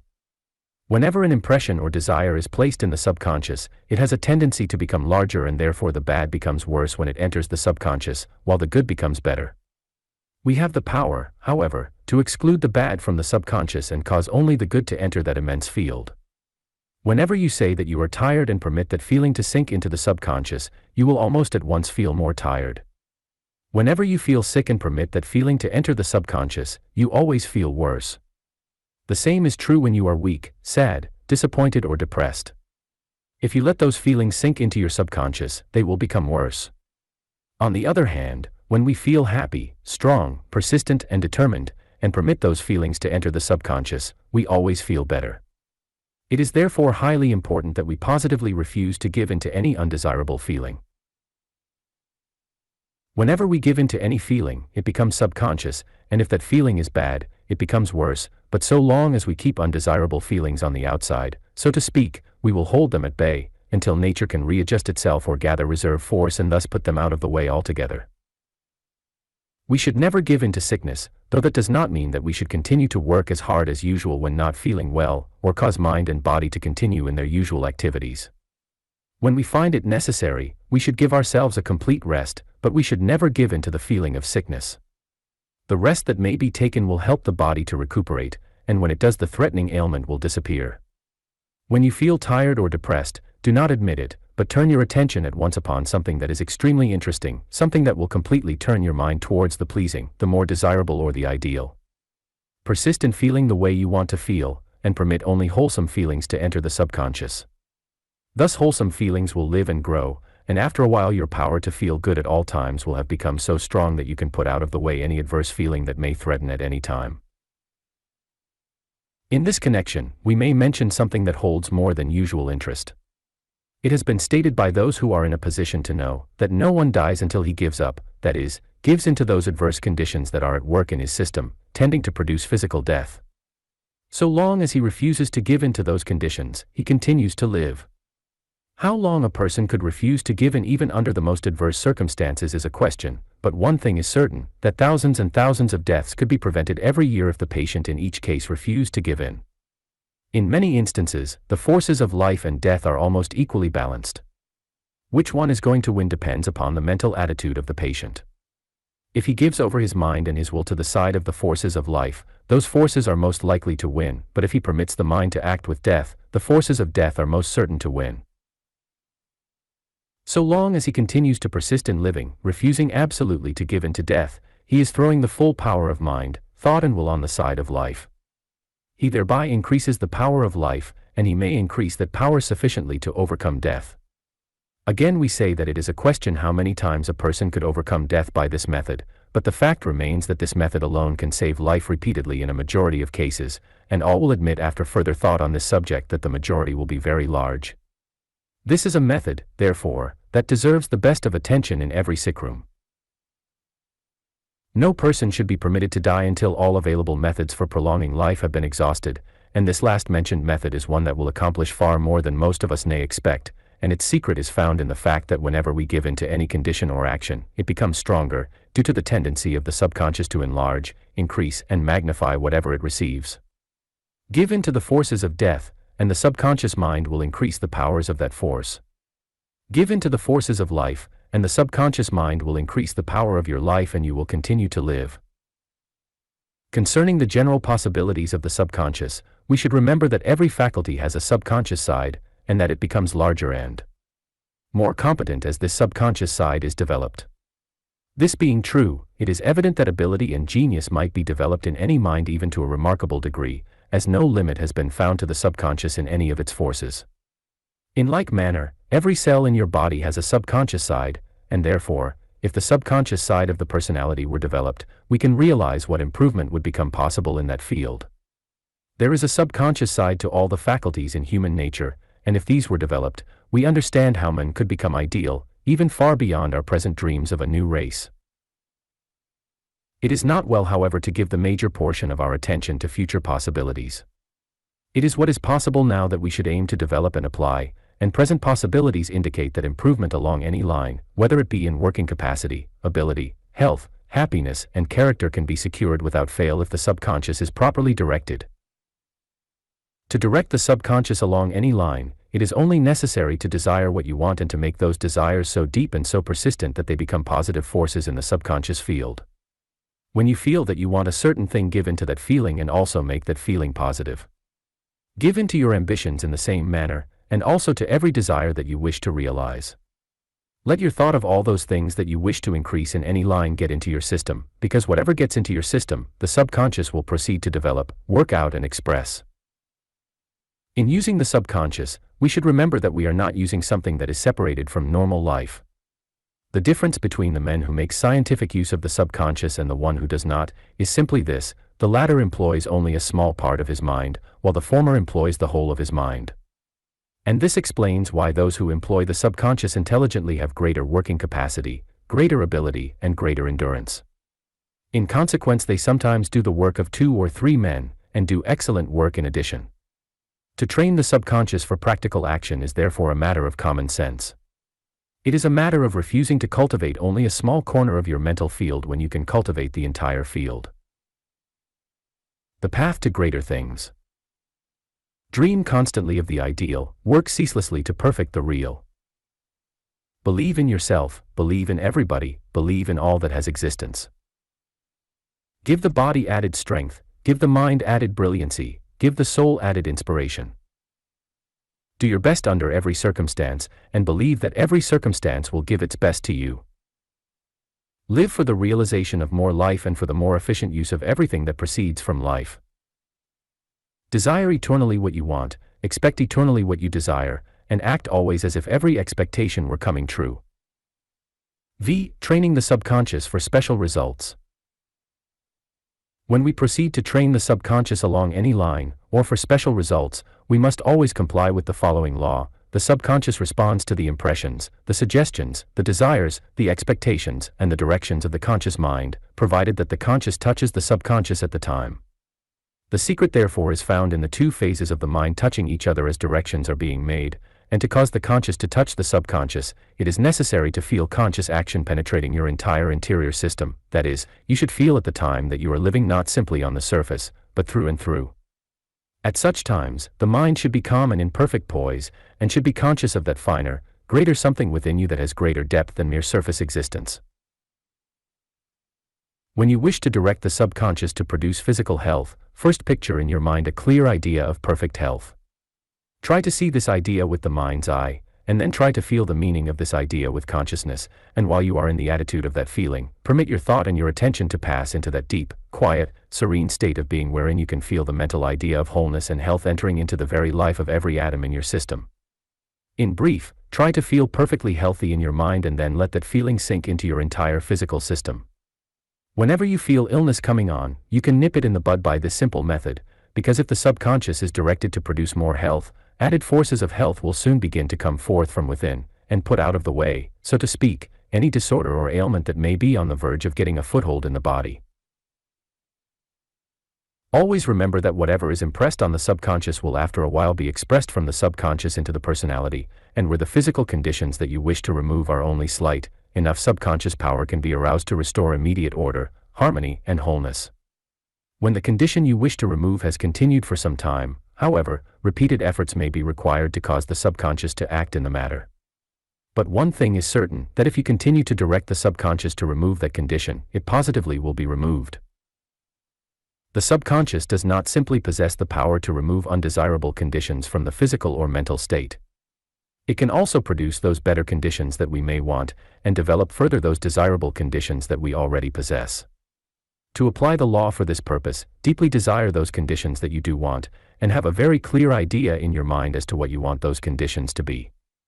In giving the subconscious directions for anything desired in our physical or mental makeup, we should always have improvement in mind, as the subconscious always does the best work when we are thoroughly filled with the desire to do better. If we want health, we should direct the subconscious to produce more and more health. If we want power, we should direct the subconscious not simply to give us a great deal or a certain amount of power, but to give us more and more power. In this manner, we shall secure results from the very beginning. If we try to train the subconscious to produce a certain amount, it might be some time before that amount can be developed. In the meantime, we should meet disappointment and delay, but if our desire is for steady increase along all lines from where we stand now, we shall be able to secure, first, a slight improvement and then added improvement to be followed with still greater improvement, until we finally reach the highest goal we have in view. No effort should be made to destroy those habits or qualities that we may not desire. Whatever we think about deeply or intensely, the subconscious will take up and develop further. Therefore, if we think about our failings, shortcomings, or bad habits, the subconscious will take them up and give them more life and activity than they ever had before. If there is anything in our nature therefore that we wish to change, we should simply proceed to build up what we want and forget completely what we wish to eliminate. When the good develops, the bad disappears. When the greater is built up, the lesser will either be removed or completely transformed and combined with the greater. That the subconscious can increase your ability and your capacity is a fact that is readily demonstrated. Whenever the subconscious mind is aroused, mental power and working capacity are invariably increased, sometimes to such an extent that the individual seems to be possessed with a superhuman power. We all know of instances where great things were accomplished simply through the fact that the individual was carried on and on by an immense power within him that seemed to be distinct from himself and greater than himself, but it was simply the greater powers of the subconscious that were aroused and placed in positive, determined action. These instances, however, need not be exceptions. Any man, under any circumstances, can so increase the power of his mind, his thought, and his will as to be actually carried away with this same tremendous force, that is, the power within him becomes so strong that he is actually pushed through to the goal he has in view regardless of circumstances, conditions, or obstacles. This being true, we should arouse the subconscious no matter what it is we have to do. No day is complete unless we begin that day by making alive everything that we possess in our whole mind, conscious and subconscious. Whenever you have work to do at some future time, direct the subconscious to increase your ability and capacity at the time specified, and fully expect the desired increase to be secured. If you want new ideas on certain studies or new plans in your work, direct the subconscious to produce them and you will get them without fail. The moment the direction is given, the subconscious will go to work along that line, and in this connection, we should remember that though we may fail to get the idea desired through the conscious mind alone, it is quite natural that we should get it when we also enlist the subconscious, because the whole mind is much greater, far more capable and far more resourceful than just a small part of the mind. When demands are urgent, the subconscious responds more readily, especially when feelings at the time are also very deep. When you need certain results, say that you must have them, and put your whole energy into the must. Whatever you make up your mind that you must do, you will in some manner get the power to do. There are a number of instances on record where people were carried through certain events by what seemed to be a miraculous power, but the cause of it all was simply this, that they had to do it, and whatever you have to do, the subconscious mind will invariably give you the power to do. The reason for this is found in the fact that when you feel that you must do a thing and that you have to do it, your desires are so strong and so deep that they go into the very depths of the subconscious and thus call to action the full power of that vast interior realm. If you have some great ambition that you wish to realize, direct the subconscious several times each day and each night before you go to sleep, to work out the necessary ways and means, and if you are determined, those ways and means will be forthcoming. But here it is necessary to remember that we must concentrate on the one thing wanted. If your mind scatters, sometimes giving attentions to one ambition and sometimes to another, you will confuse the subconscious and the ways and means desired will not be secured. Make your ambition a vital part of your life, and try to feel the force of that ambition every single moment of your existence. If you do this, your ambition will certainly be realized. It may take a year, it may take 5 years, it may take 10 years or more, but your ambition will be realized. This being true, no one need feel disturbed about the future, because if he actually knows what he wants to accomplish, and trains the subconscious to produce the idea, the methods, the necessary ability and the required capacity, all these things will be secured. If there is any condition from which you desire to secure emancipation, direct the subconscious to give you that information through which you may find a way out. The subconscious can. We all remember the saying, where there is a will there is a way, and it is true, because when you actually will to do a certain thing, the power of the mind becomes so deep and so strong along that line, that the entire subconscious mind is put to work on the case, so to speak, and under such circumstances, the way will always be found. When you put your whole mind, conscious and subconscious, to work on any problem, you will find the solution. If there is any talent that you wish to develop further, direct the subconscious every day, and as frequently as possible, to enlarge the inner life of that talent and to increase its brilliancy and power. When you are about to undertake anything new, do not proceed until you have submitted the proposition to the subconscious, and here we find the real value of sleeping over new plans before we finally decide. When we go to sleep, we go more completely into the subconscious, and those ideas that we take with us when we go to sleep, especially those that engage our serious attention at the time, are completely turned over, so to speak, during the period of sleep, and examined from all points of view. Sometimes it is necessary to take those ideas into the subconscious a number of times when we go to sleep, as well as to submit the matter to the subconscious many times in the day during the waking state, but if we persevere, the right answer will finally be secured. The whole mind, conscious and subconscious, does possess the power to solve any problem that may come up, or provide the necessary ways and means through which we can carry out or finish anything we have undertaken. Here, as elsewhere, practice makes perfect. The more you train the subconscious to work with you, the easier it becomes to get the subconscious to respond to your directions, and therefore the subconscious mind should be called into action, no matter what comes up. In other words, make it a practice to use your whole mind, conscious and subconscious, at all times, not only in large matters, but in all matters. Begin by recognizing the subconscious in all thought and in all action. Think that it can do what you have been told it can do, and eliminate doubt absolutely. Take several moments every day and suggest to the subconscious what you want to have done. Be thoroughly sincere in this matter, be determined, have unbounded faith, and you can expect results, but do not permit the mind to become wrought up when giving directions. Always be calm and deeply poised when thinking out or suggesting to the subconscious, and it is especially important that you be deeply calm before you go to sleep. Do not permit any idea, suggestion, or expectation to enter the subconscious unless it is something that you actually want developed or worked out, and here we should remember that every idea, desire, or state of mind that is deeply felt will enter the subconscious. When there are no results, do not lose faith. You know that the cause of the failure was the failure of the conscious to properly touch the subconscious at the time the directions were given, so therefore try again, giving your thought a deeper life and a more persistent desire. Always be prepared to give these methods sufficient time. Some have remarkable results at once, while others secure no results for months, but whether you secure results as soon as you wish or not, continue to give your directions every day, fully expecting results. Be determined in every effort you may make in this direction, but do not be over-anxious. Make it a point to give special directions to the subconscious every day for the steady improvement of mind, character, and personality along all lines.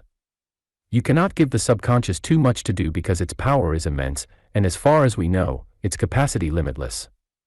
Every effort you may make to direct or train the subconscious will bring its natural results in due time, provided you are always calm, well-balanced, persistent, deeply poised and harmonious in all your thoughts and actions. When you have made up your mind what you want to do, say to yourself 1,000 times a day that you will do it. The best way will soon open. You will have the opportunity you desire. If you would be greater in the future than you are now, be all that you can be now. He who is his best develops the power to be better. He who lives his ideals is creating a life that actually is ideal. There is nothing in your life that you cannot modify, change, or improve when you learn to regulate your thought. Our destiny is not mapped out for us by some exterior power, we map it out for ourselves. What we think and do in the present determines what shall happen to us in the future. 6. The power of subjective thought. The first important fact to consider in connection with the study of thought is that every thought does not possess power. In modern times, when thinking has been studied so closely, a great many have come to the conclusion that every thought is itself a force and that it invariably produces certain definite results, but this is not true, and it is well, for if every thought had power we could not last very long, as the larger part of ordinary human thinking is chaotic and destructive. When we proceed to determine what kinds of thought have power and what kinds have not, we find two distinct forms. The one we call objective, the other subjective. Objective thought is the result of general thinking, such as reasoning, intellectual research, analysis, study, the process of recollection, mind picturing where there is no feeling, and the usual activities of the intellect. In brief, any mental process that calls forth only the activities of the intellect is objective, and such thinking does not affect the conditions of mind and body to any extent, that is, it does not produce direct results corresponding to its own nature upon the system. It does not immediately affect your health, your happiness, your physical condition nor your mental condition. It may, however, affect these things in the long run, and for that reason must not be ignored. Subjective thinking is any form of thinking or mind picturing that has depth of feeling, that goes beneath the surface in its action, that moves through the undercurrents, that acts in and through the psychological field. Subjective thought is synonymous with the thought of the heart, and it is subjective thought that is referred to in the statement, "As a man thinketh in his heart, so is he." Subjective thought proceeds from the very heart of mental existence, that is, it is always in contact with everything that is vital in life. It is always alive with feeling, and originates, so to speak, in the heart of the mind. The term heart in this connection has nothing to do with the physical organ by that name. The term heart is here used in its metaphysical sense.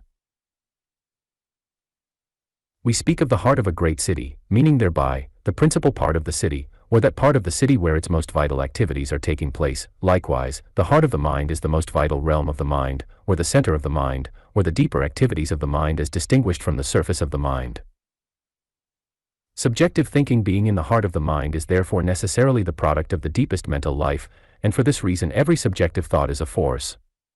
It will either work for you or against you, and has the power to produce direct effects upon mind or body, corresponding exactly with its own nature. But all thinking is liable to become subjective at times.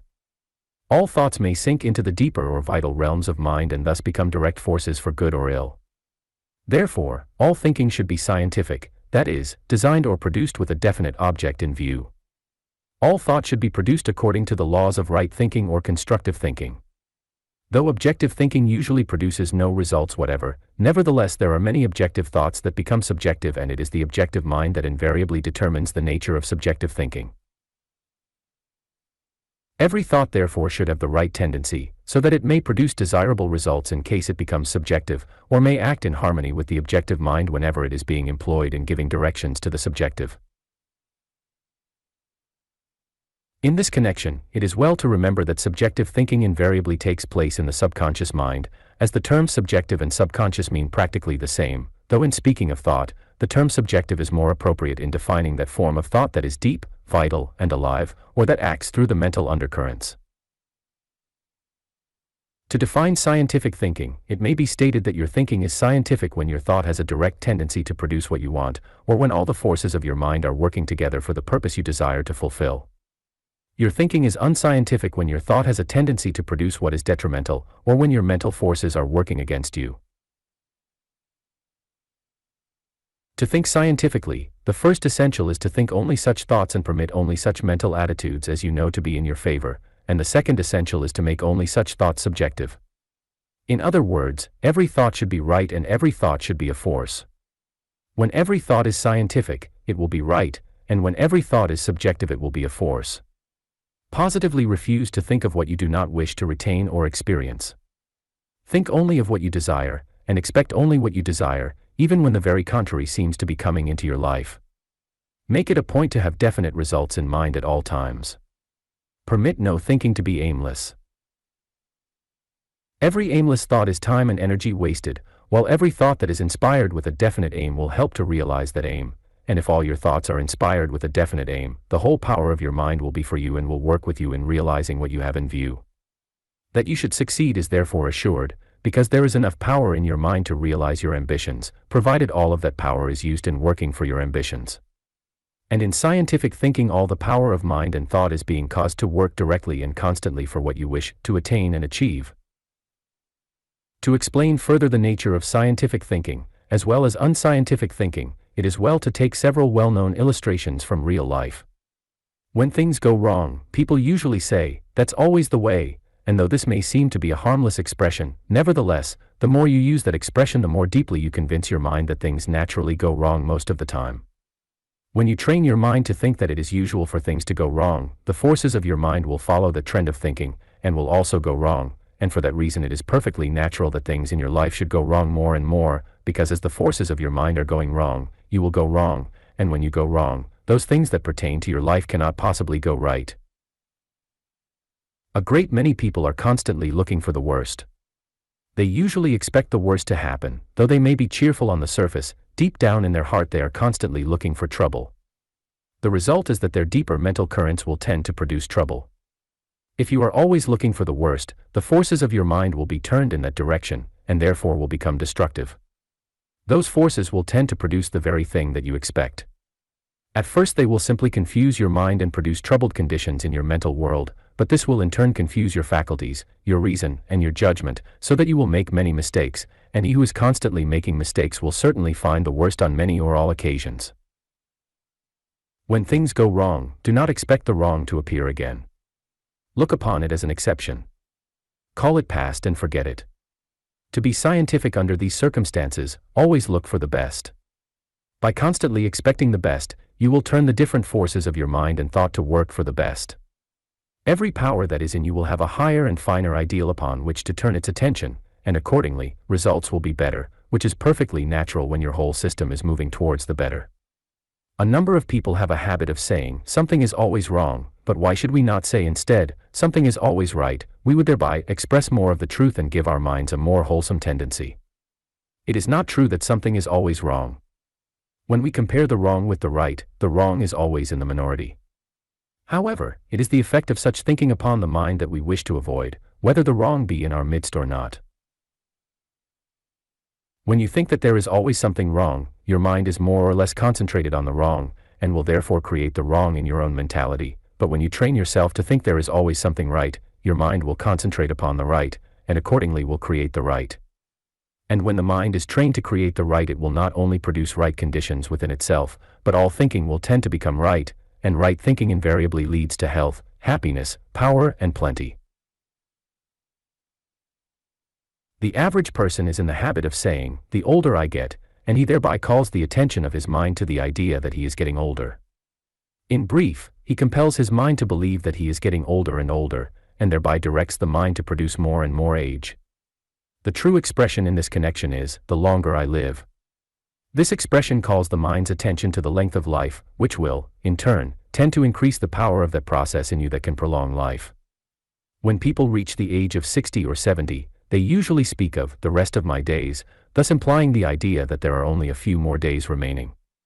The mind is thereby directed to finish life in a short period of time, and accordingly, all the forces of the mind will proceed to work for the speedy termination of personal existence. The correct expression is "from now on," as that leads thought into the future indefinitely without impressing the mind with any end whatever.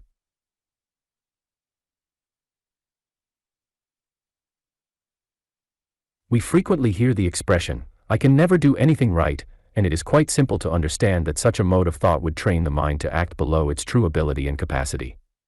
If you are fully convinced that you can never do anything right, it will become practically impossible for you to do anything right at any time, but on the other hand, if you continue to think, "I am going to do everything better and better," it is quite natural that your entire mental system should be inspired and trained to do things better and better. Hundreds of similar expressions could be mentioned, but we are all familiar with them, and from the comments made above, anyone will realize that such expressions are obstacles in our way, no matter what we may do.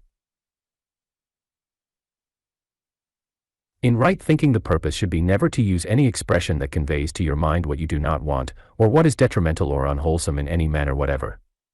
Think only what you wish to produce or realize. If trouble is brewing, think about the greater success that you have in mind.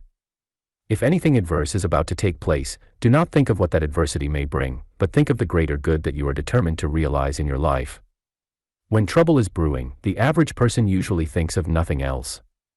His mind is filled with fear, and not a single faculty in his possession can do justice to itself. And as trouble is usually brewing in most places, more or less, people have what may be called a chronic expectation for trouble, and as they usually get more or less of what they expect, they imagine they are fully justified in entertaining such expectations. But here it is absolutely necessary to change the mind completely. Whatever our present circumstances may be, we should refuse absolutely to expect anything but the best that we can think of. The whole mind, with all its powers and faculties, should be thrown, so to speak, into line with the optimistic tendency, and whatever comes or not, we should think only of the greater things that we expect to realize.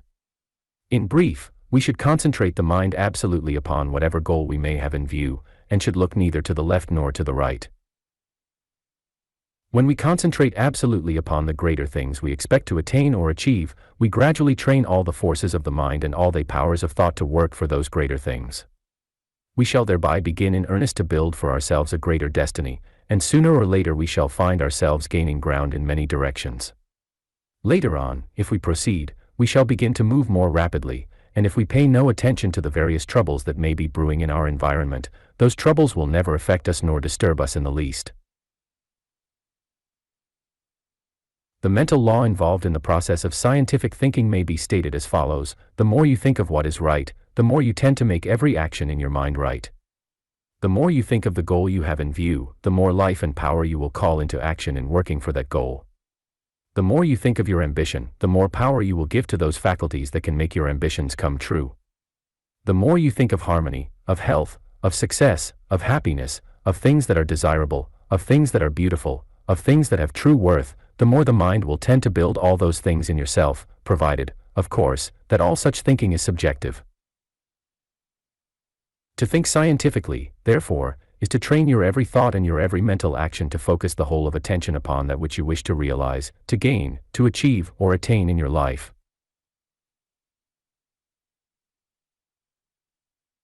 In training the mind along the lines of scientific thinking, begin by trying to hold the mind upon the right, regardless of the presence of the wrong, and here we should remember that the term right does not simply refer to moral actions, but to all actions.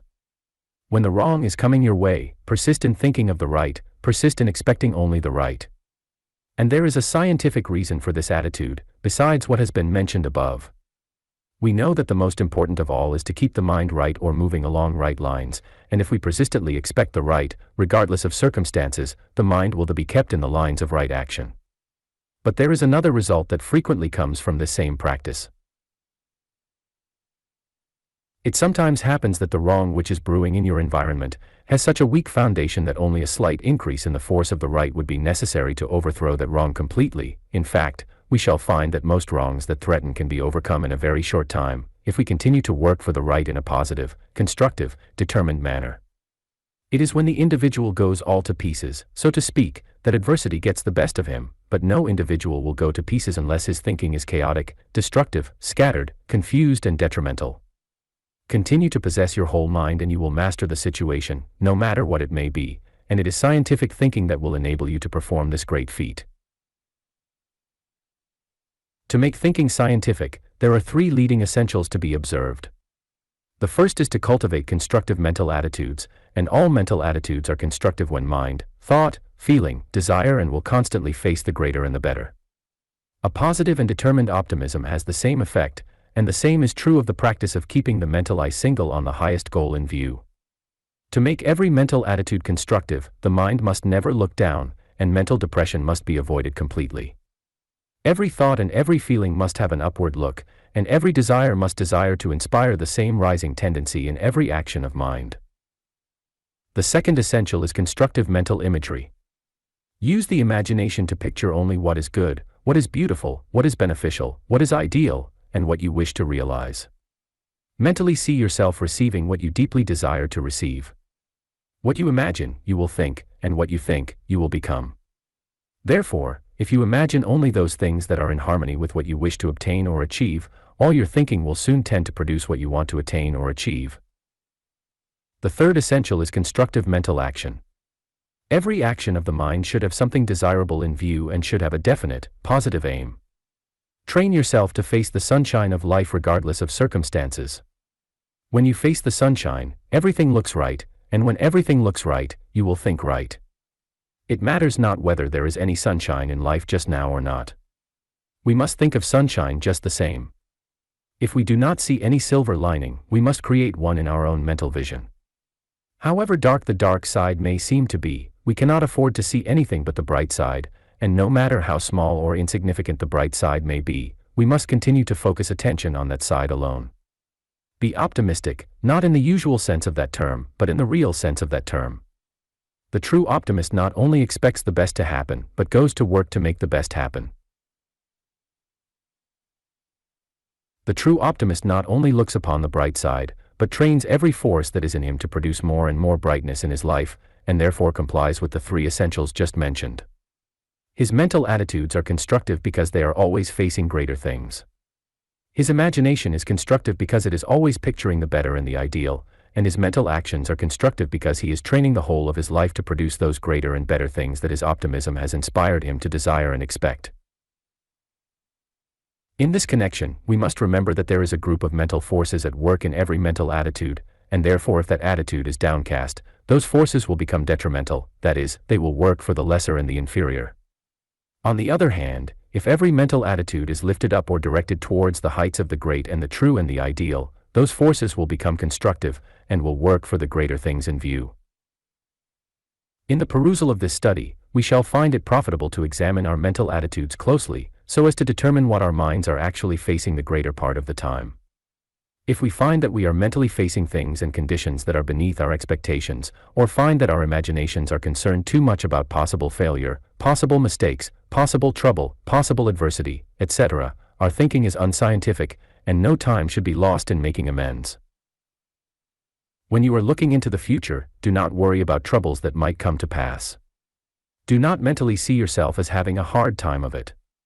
Do not imagine yourself in this hostile condition or that adverse circumstance. Do not wonder what you would do if you should lose everything, or if this or that calamity should befall. Such thinking is decidedly unscientific and most detrimental. If you entertain such thoughts, you are causing the ship of your life to move directly towards the worst precipice that may exist in your vicinity. Besides, you are so weakening this ship through wrong treatment, that it will someday spring a leak and go down. Think of the future whenever it is unnecessary for you to give your attention to the present, but let your thought of the future be wholesome, constructive, optimistic, and ideal. Mentally see yourself gaining the best that life has to give, and you will meet more and more of the best. Think of yourself as gaining ground along all lines, as finding better and better circumstances, as increasing in power and ability, and as becoming more healthful in body, more vigorous and brilliant in mind, more perfect in character, and more powerful in soul. In brief, associate your future with the best that you can think of along all lines. Fear nothing for the days that are to be, but expect everything that is good, desirable, enjoyable, and ideal. This practice will not only make your present happier, but it will tend to strengthen your mind and your life along wholesome constructive lines to such a degree that you will actually gain the power to realize, in a large measure, those beautiful and greater things that you have constantly expected in your optimistic dreams. In living and building for a larger future, we should remember that our mind and thoughts invariably follow the leadership of the most prominent mental picture. The man who clearly and distinctly pictures for himself a brilliant future will inspire the powers of his entire mental world to work for such a future. In fact, all the forces of thought, mind, life, personality, character, and soul will move in that direction. He may not realize as brilliant a future as he has pictured, but his future is certainly going to be brilliant, and it is quite possible, as is frequently the case, that it may become even more brilliant than he dreamed of in the beginning. When the average mind thinks of the future, he usually pictures a variety of conflicting events and conditions. He has nothing definite in mind. There is no actual leadership therefore in his mind, and nothing of great worth can be accomplished. When we look into the lives of men and women who have reached high places, we always find that they were inspired with some great idea. That idea was pictured again and again in their mental vision, and they refused to let it go. They clung tenaciously to that idea, and thereby actually compelled every force and element within them to enlist in the working out of that idea. It is therefore simple enough that they should realize every aim and reach the highest places that achievement has in store. Such men and women possibly did not understand the science or the process, but they were nevertheless thinking scientifically to a most perfect degree. Their ambition pictured only that lofty goal which they wanted to reach. All their mental attitudes were constantly facing that lofty goal, and thereby became constructive, and all the actions of mind were directed toward the same goal. Accordingly, everything within them was trained to work for the realization of their dream, and that is what we mean by scientific thinking, that is what we mean by thinking for results. And anyone who will train himself to think for results in this manner, will positively secure results, though in this connection it is well to remember that persistence and determination are indispensable every step of the way. When we do not secure results at once, we sometimes become discouraged, and conclude that it is no use to try. At such times, friends will usually tell us that we are simply dreaming, and they will advise us to go to work at something practical, something that we really can accomplish. But if we ignore the advice of our friends, and continue to be true to the great idea that we have resolved to work out, we shall finally reach our goal, and when we do, those very same friends will tell us that we took the proper course. So long as the man with ambition is a failure, the world will tell him to let go of his ideal, but when his ambition is realized, the world will praise him for the persistence and the determination that he manifested during his dark hours, and everybody will point to his life as an example for coming generations. This is invariably the rule. Therefore, pay no attention to what the world says when you are down. Be determined to get up, to reach the highest goal you have in view, and you will. There are a great many ambitious men and women who imagine that they will succeed provided their determination is strong and their persistence continuous, regardless of the fact that their thinking may be unscientific, but the sooner we dispel this illusion, the better. Unscientific thinking, even in minor matters, weakens the will. It turns valuable thought power astray, and we need the full power of thought, positively directed along the line of our work if we are going to achieve, and achieve greatly. The majority of the mental forces in the average person are working against him, because he is constantly entertaining depressed mental states or detrimental habits of thought, and even though he may be ambitious, that ambition has not sufficient power to work itself out, because most of the forces of his mind are thrown away.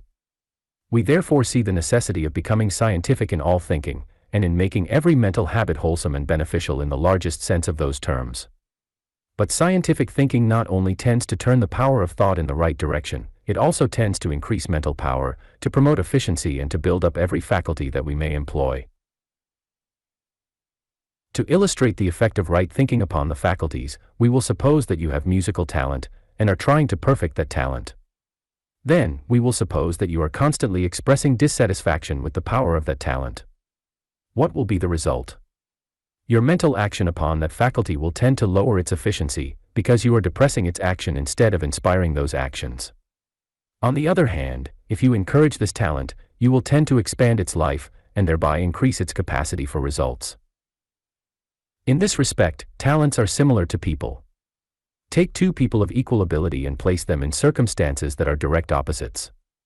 We will suppose that the one is mistreated every day by those with whom he is associated.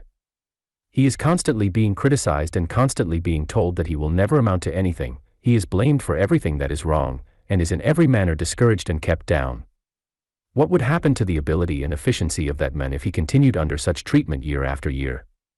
He simply could not advance unless he should happen to be a mental giant, and even then, his advancement would be very slow. But if he was not a mental giant, just an average man, he would steadily lose ambition, self-confidence, initiative, judgment, reasoning power, and in fact, everything that goes to make up ability and capacity.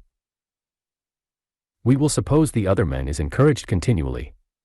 He is praised for everything, he is given every possible opportunity to show and apply what ability he may possess, he is surrounded by an optimistic atmosphere, and is expected by everybody to advance and improve continually.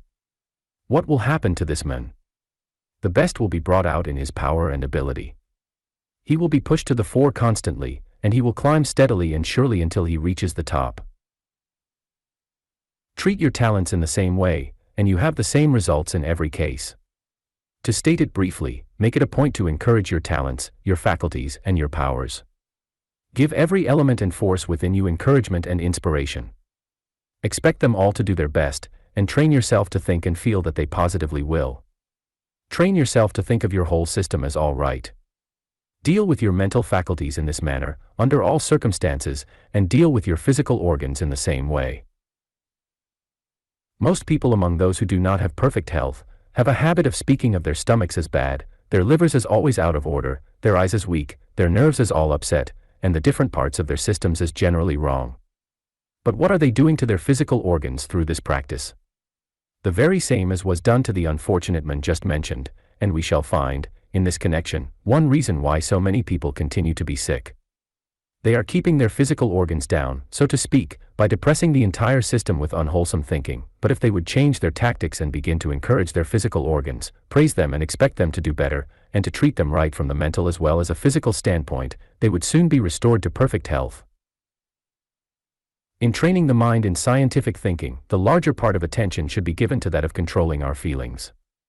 It is not difficult to think scientifically along intellectual lines, but to make our feelings move along wholesome, constructive, optimistic lines requires persistent training. Intellectual thought can be changed almost at any time with little effort, but feeling usually becomes stronger and stronger the longer it moves along a certain line, and thus becomes more difficult to change. When we feel discouraged, it is so easy to feel more discouraged. When we feel dissatisfied, it is only a step to that condition that is practically intolerable. It is therefore necessary to stop all detrimental feeling in the beginning. Do not permit a single adverse feeling to continue for a second. Change the mind at once by turning your attention upon something that will make you feel better. Resolve to feel the way you want to feel under all circumstances, and you will gradually develop the power to do so. Depressed mental feelings are burdens, and we waste a great deal of energy by carrying them around on our mental shoulders.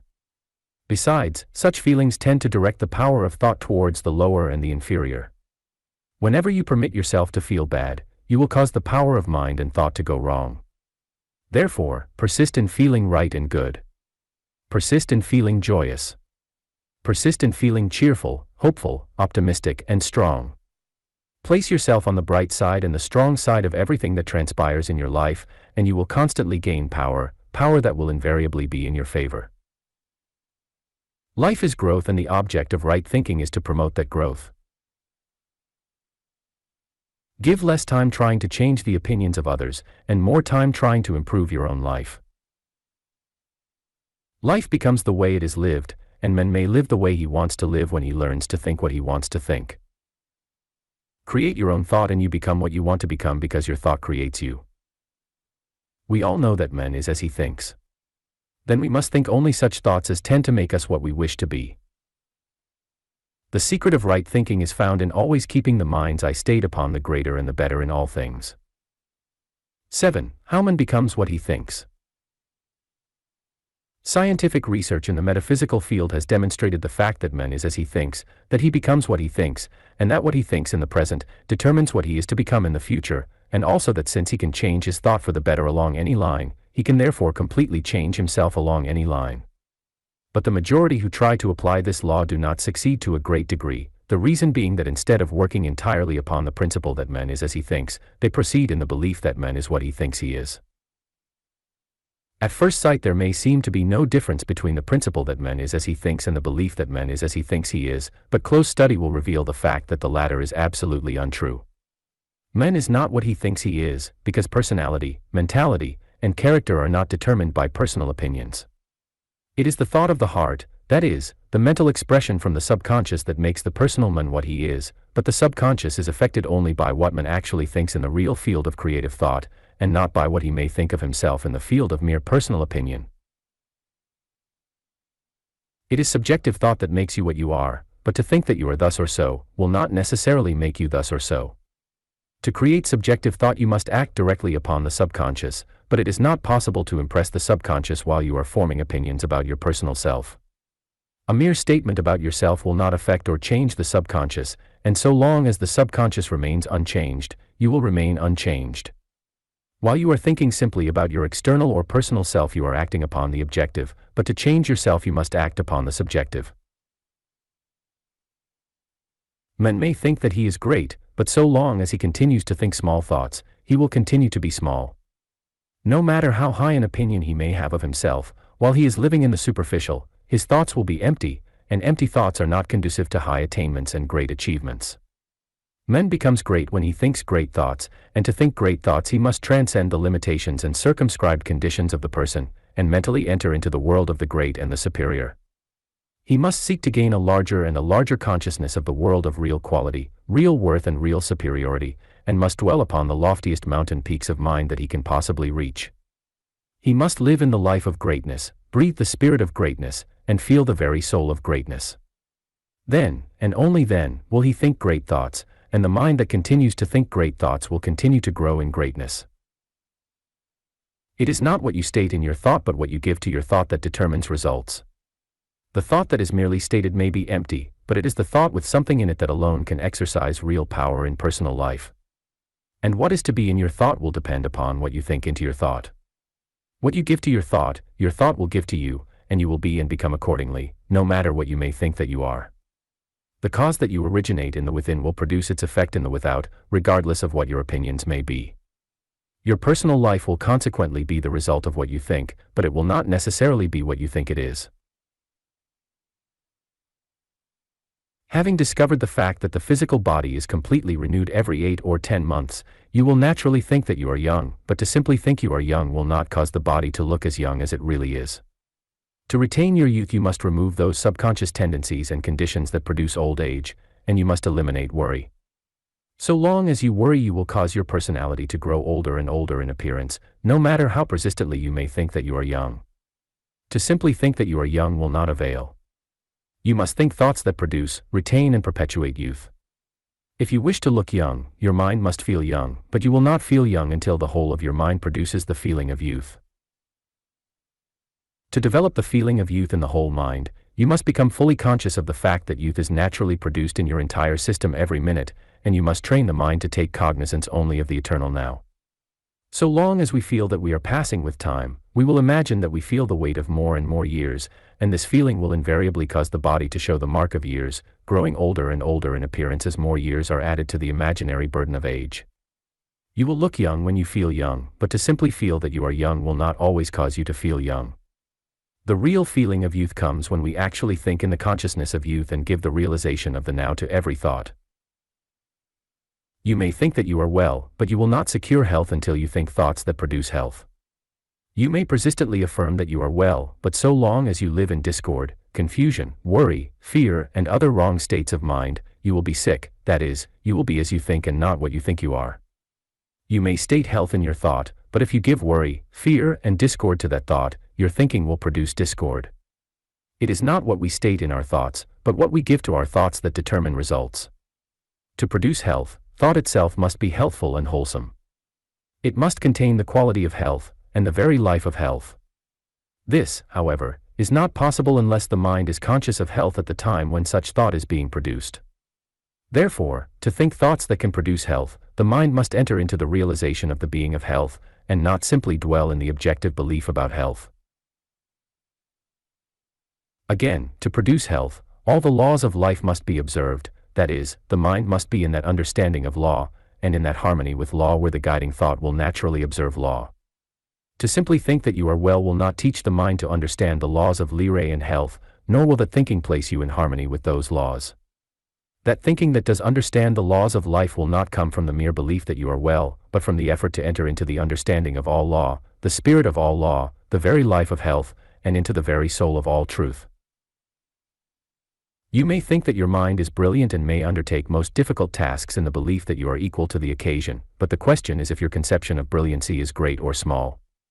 If your conception of brilliancy is small, you may be right to that degree in thinking you are brilliant, that is, you may be brilliant as far as your understanding of brilliancy goes. Whether that is sufficient or not to carry out the task that is before you is another question. Your opinion of your mental capacity may be great, but if your idea of intelligence is crude, your intelligence-producing thought will also be crude, and can produce only crude intelligence.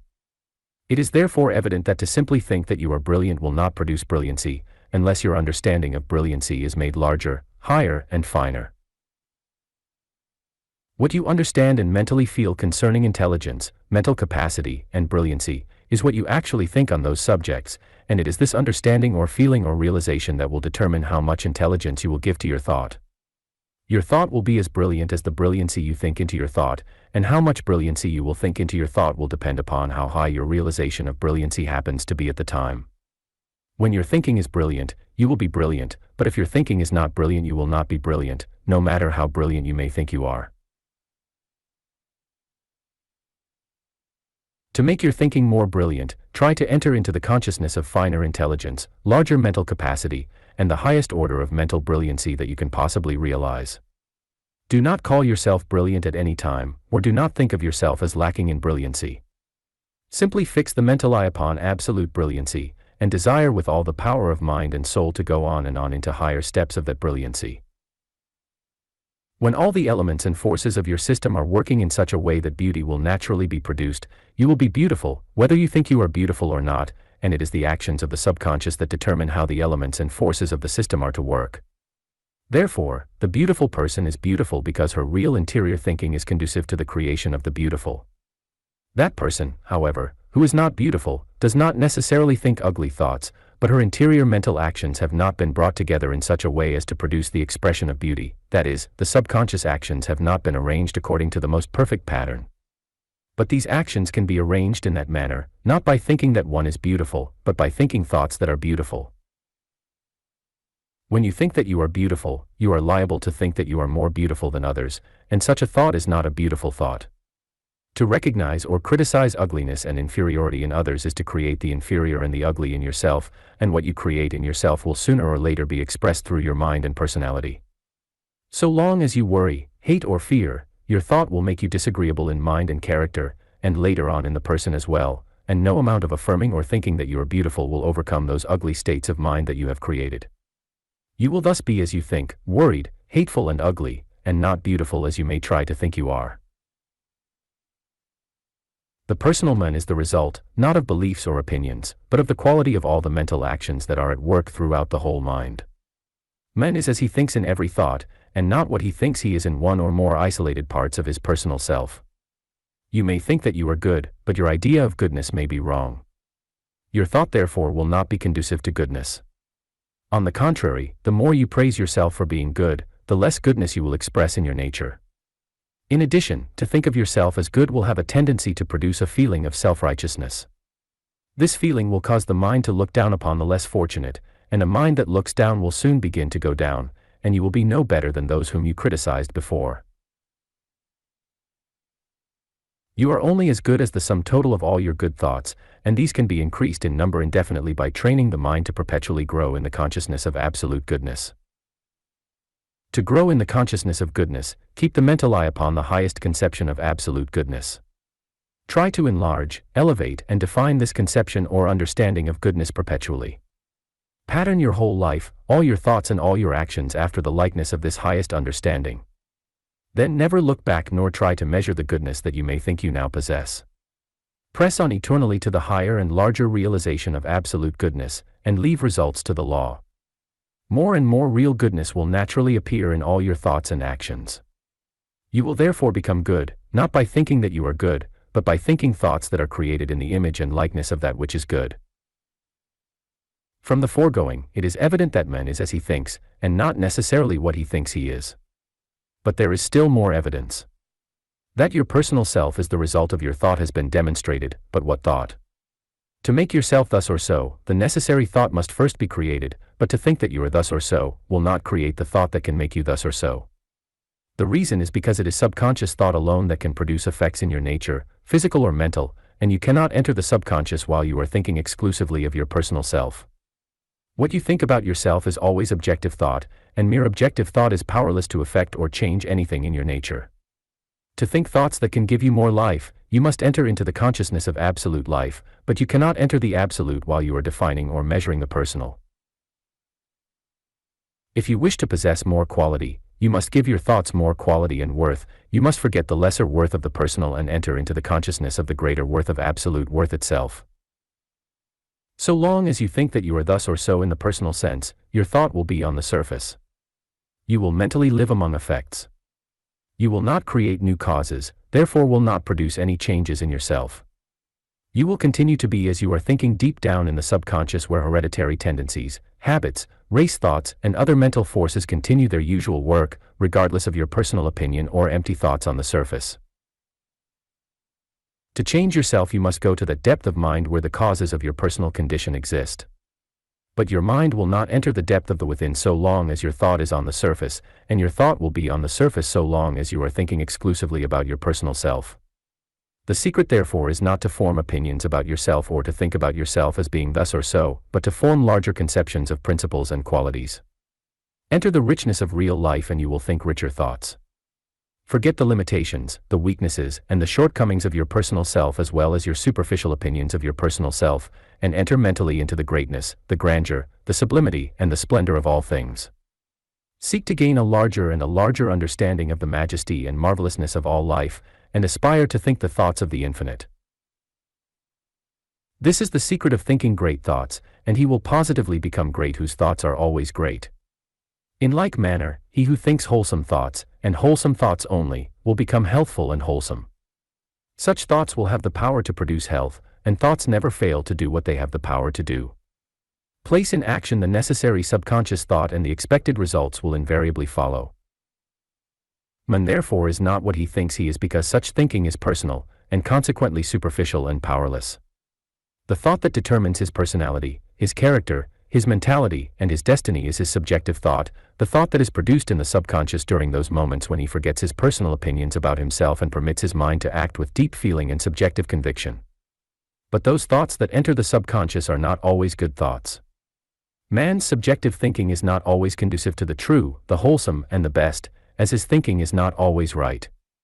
For this reason, man himself is not always good, nor his life as beautiful as he might wish to be. His thinking is in his own hands, however. He can learn to think what he wants to think, and as he is and becomes as he thinks, we naturally conclude that he may, in the course of time, become what he wants to become. The greatest remedy in the world is change, and change implies the passing from the old to the new.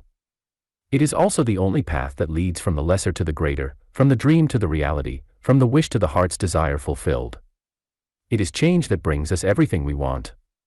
It is the opposite of change that holds us back from that which we want. But change is not always external. Real change, or rather the cause of all change, is always internal. It is the change in the within that first produces the change in the without.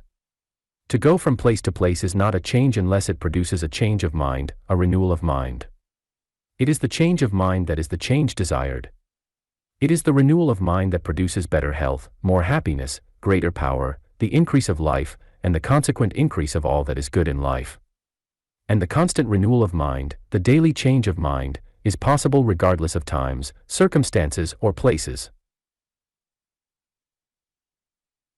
He who can change his mind every day and think the new about everything every day, will always be well, he will always have happiness, he will always be free, his life will always be interesting, he will constantly move forward into the larger, the richer, and the better, and whatever is needed for his welfare today, of that he shall surely have abundance. 8. The art of changing for the better. Personal man gradually but surely grows into the likeness of that which he thinks of the most, and man thinks the most of what he loves the best. This is the law through which man has become what he is, and it is through the intelligent use of this law that man may change for the better and improve in any way desired. The thought you think not only affects your character, your mind, and your body, but also produces the original cause of every characteristic, every habit, every tendency, every desire, every mental quality, and every physical condition that appears in your system. Thought is the one original cause of the conditions, characteristics, and peculiarities of the human personality, and everything that appears in the personality is the direct or indirect effect of the various actions of thought. It is therefore evident that man naturally grows into the likeness of the thought he thinks, and it also evident that the nature of his thought would be determined by that which he thinks of the most. The understanding of this fact will reveal to all minds the basic law of change, and though it is basic, its intelligent use may become simplicity itself. Through the indiscriminate use of this law, man has constantly been changing, sometimes for the better, sometimes not, but by the conscious, intelligent use of this law he may change only for the better and as rapidly as the sum total of his present ability will permit. The fact that mental conditions and dispositions may be changed through the power of thought will readily be accepted by every mind, but that mental qualities, abilities, personal appearances, and physical conditions may be changed in the same way all minds may not be ready to accept. Nevertheless, that thought can change anything in the human system, even to a remarkable degree, is now a demonstrated fact. We have all seen faces change for the worse under the influence of grief, worry, and misfortune, and we have observed that all people grow old who expect to do so, regardless of the fact that the body of the octogenarian is not a day older than the body of a little child. We have unlimited evidence to prove that ability will improve or deteriorate according to the use that is made of the mind. A man's face reveals his thought, and we can invariably detect the predominating states of the mind that lives in a groove. When a person changes his mental states at frequent intervals, no one state has the opportunity to produce an individual, clear-cut expression, and therefore cannot be so readily detected, but where one predominating state is continued in action for weeks or months or years, anyone can say what that state is, by looking at the face of him who has it. Thus we can detect different kinds of disposition, different grades of mind, different degrees of character and different modes of living, and convince ourselves at the same time, that man in general, looks, acts and lives the way he thinks. The fact that every mental state will express its nature in body, mind and character, proves that we can, through the intelligent use of mental action, cause the body to become more beautiful, the mind more brilliant, character more powerful and the soul life more ideal. To accomplish these things, however, it is necessary to apply the law continuously in that direction where we desire to secure results. When a person thinks of the ordinary for a few weeks, he invariably begins to look ordinary. Then when something impels him to think for a while of the ideal, the true and the beautiful, he begins to look like a new creature, but if reverses threaten, he will feel worried, dejected and afraid, and everybody observes that he looks bad. Then if the tide turns in his favor, he will begin to look content, and if something should suggest to his mind the thought of the wholesome, the sound and the harmonious, he will begin to look remarkably well. In this manner he is daily using the law of change, but never intelligently. He does not take the law into his own hands, but uses the law only as suggestions from his environment may direct. He advances one day and falls back the next. One week his physical mansion is painted with colors of health and beauty, the next week only the conditions of age and disease are in evidence.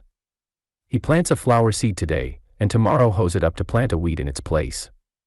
Thus the average person continues to live, and every change comes from the unconscious, indiscriminate use of the power of his thought. This power, however, can be employed more wisely, and when the many begin to do so, the progress of the race will be remarkable indeed. The basic law of change must be taken into our own hands, and must be employed directly for producing the change we have in view, and to accomplish this the love nature must be so trained that we shall love only what we want to love, only what is greater and better than that which we have realized up to the present time. In this respect strong, highly developed souls will have no difficulty, because they have the power to see the great, the beautiful and the ideal in all things, but those who have not as yet acquired that power, must train their feelings with care, lest love frequently turns thought upon the low, the common, or the ordinary. What you admire in others will develop in yourself. Therefore, to love the ordinary in any one is to become ordinary, while to love the noble and the lofty in all minds is to grow into the likeness of that which is noble and lofty. When we love the person of someone who is in the earth earthy, we tend to keep ourselves down in the same place. We may give our kindness and our sympathies to all, but we must not love anything in any one that is not ideal. It is a misdirection of love to love exclusively the visible person. It is the ideal, the true and the beautiful in every person that should be loved, and as all persons have these qualities, we can love everybody with a whole heart in this more sublime manner. In this connection a great problem presents itself to many men and women who aspire to a life of great quality. These people feel that they cannot give their personal love to husbands, wives, relatives or friends that persist in living in the mere animal world, but the problem is easily solved. We must not love what is ordinary in any one, in fact, the ordinary must not be recognized, but we can love the real life in every one, and if we will employ our finer perceptions we will find that this real life is ideal in every living creature in the world. We need not love the perversions of a person, but we can love the greater possibilities and the superior qualities that are inherent in the individual. It is not the imperfections or appearances that should be loved, but the greatness that is within, and what we love in others we not only awaken in others, but we develop those very things more or less in ourselves. To promote the best welfare of individuals under all sorts of circumstances, personal loves should be exchanged only by persons who live in the same world. When the woman has found the superior world, the man must not expect her personal love unless he also goes up to live in the same world. It is simply fair that he should do so. The woman who lives in a small world must not expect the love of a man who lives in a great world. He would lose much of his greatness if he should give his personal love to such a woman. The tendency of all life is onward and upward. Therefore, to ask anything to come down is to violate the very purpose of existence. If we wish to be with the higher, the greater, and the superior, we must change ourselves and become higher, greater and superior, and this we all can do. In the application of the basic law of change, no factor is more important than that of pleasure. We are controlled to a great extent by the pleasures we enjoy, ofttimes so much so that they may even determine our destiny. The reason why is found in the fact that we deeply love what we thoroughly enjoy, and since we think the most of what we love the best, we naturally become like the pleasures we thoroughly enjoy, because man gradually grows into the likeness of his predominating thought. It is therefore unwise to permit ourselves to enjoy anything that is beneath our most perfect conception of the ideal, and it is likewise unwise to associate personally with people who care only for the ordinary and the common. What we enjoy becomes a part of ourselves, and for the good of everybody, we cannot afford to go down, but when we love only those pleasures that are as high as our own ideal of joy, then we are truly on the great ascending path. To overlook the wrongs, the defects and the perversions of life, and to look only for that beautiful something in every soul that we simply want to love, even without trying, is one of the greatest things that we can do, but we must not permit our conception of the beautiful within to become a mere, cold abstraction. It is most important that we be as emotional as we possibly can without permitting ourselves to be controlled by our emotions. The heart should be most tender and warm, and every feeling constantly on fire, but if all such feelings are turned into the secret realms of soul life, we shall find that the forces of love are drawn insistently towards the highest, the truest, the most noble and the most beautiful that our inspired moments have revealed. When this is done, we can readily love with the whole heart any noble quality, or high art, or great work upon which we may direct our attention, and what we can love at will, that we can think of as deeply and as long as we may desire. When we have formulated in our minds what changes we wish to make, the course to pursue is to love the ideal that corresponds to those changes. This love must be deep and strong, and must be continued until the desired change has actually taken place. Know what better qualities you want, then love those qualities with all your mind and heart and soul. To love the higher and the greater qualities of life is to cause the creative qualities of mind to produce those same qualities in our own nature, and in consequence, we steadily grow into the likeness of that which we constantly love. This is the great law, the law that governs all change for the better. But to use this law intelligently, the power of love must cease to respond to every whim or notion that the suggestibility of environment may present to the mind. The power of love is the greatest power in the world, but it can cause persons or nations to fall to the lowest state, as well as rise to the highest state. Every fall in the history of the race has been caused largely by the misdirection of love, while every step in advance has been prompted largely by the power of love turned upon better things. To misdirect love is to love that which is beneath our present stage in advancement. It is turning the forces of life backward, and retrogression must inevitably follow. In the average person, love is directed almost exclusively upon the personal side of life. In consequence, the love nature becomes so personal, so limited, and so superficial, that materialism follows. In many other minds, it is mere appearances that attract the power of admiration, and the finer things in mind, soul, and character are wholly ignored. The result is that the finer qualities of such people gradually disappear, and grossness, both in thought and in appearance, naturally follow. But we must not conclude in this connection that it is wrong to admire the beautiful wherever it may be seen in the external world. We should love the beautiful everywhere, no matter where it may be found. We should admire the richness of life, both in the external and in the internal, and by living a complete life, we shall enjoy more and more of the richness and the beautiful in life, in the within as well as in the without. But the power of love must direct the greater part of its attention upon that which is rich and beautiful in mind and soul. It is that which is finer than the finest of external things that must be loved if man is to grow into the likeness of the great, the superior, and the ideal, because man is as he thinks, and he thinks the most of what he loves the best. When any individual begins to love the finer qualities in life, and gives all the power of mind and soul to that love, he has taken the first step in the changing of his destiny. He is laying the foundation for a great and a better future, and if he continues as he has begun, he will positively reach the loftiest goal that he may have in view. There are many laws to apply in the beginning of a great life, but the law that lies at the foundation of them all is the law of love. It is love that determines what we are to think, what we are to work for, where we are to go, and what we are to accomplish. Therefore, among all great essentials, the principal one is to know how to love.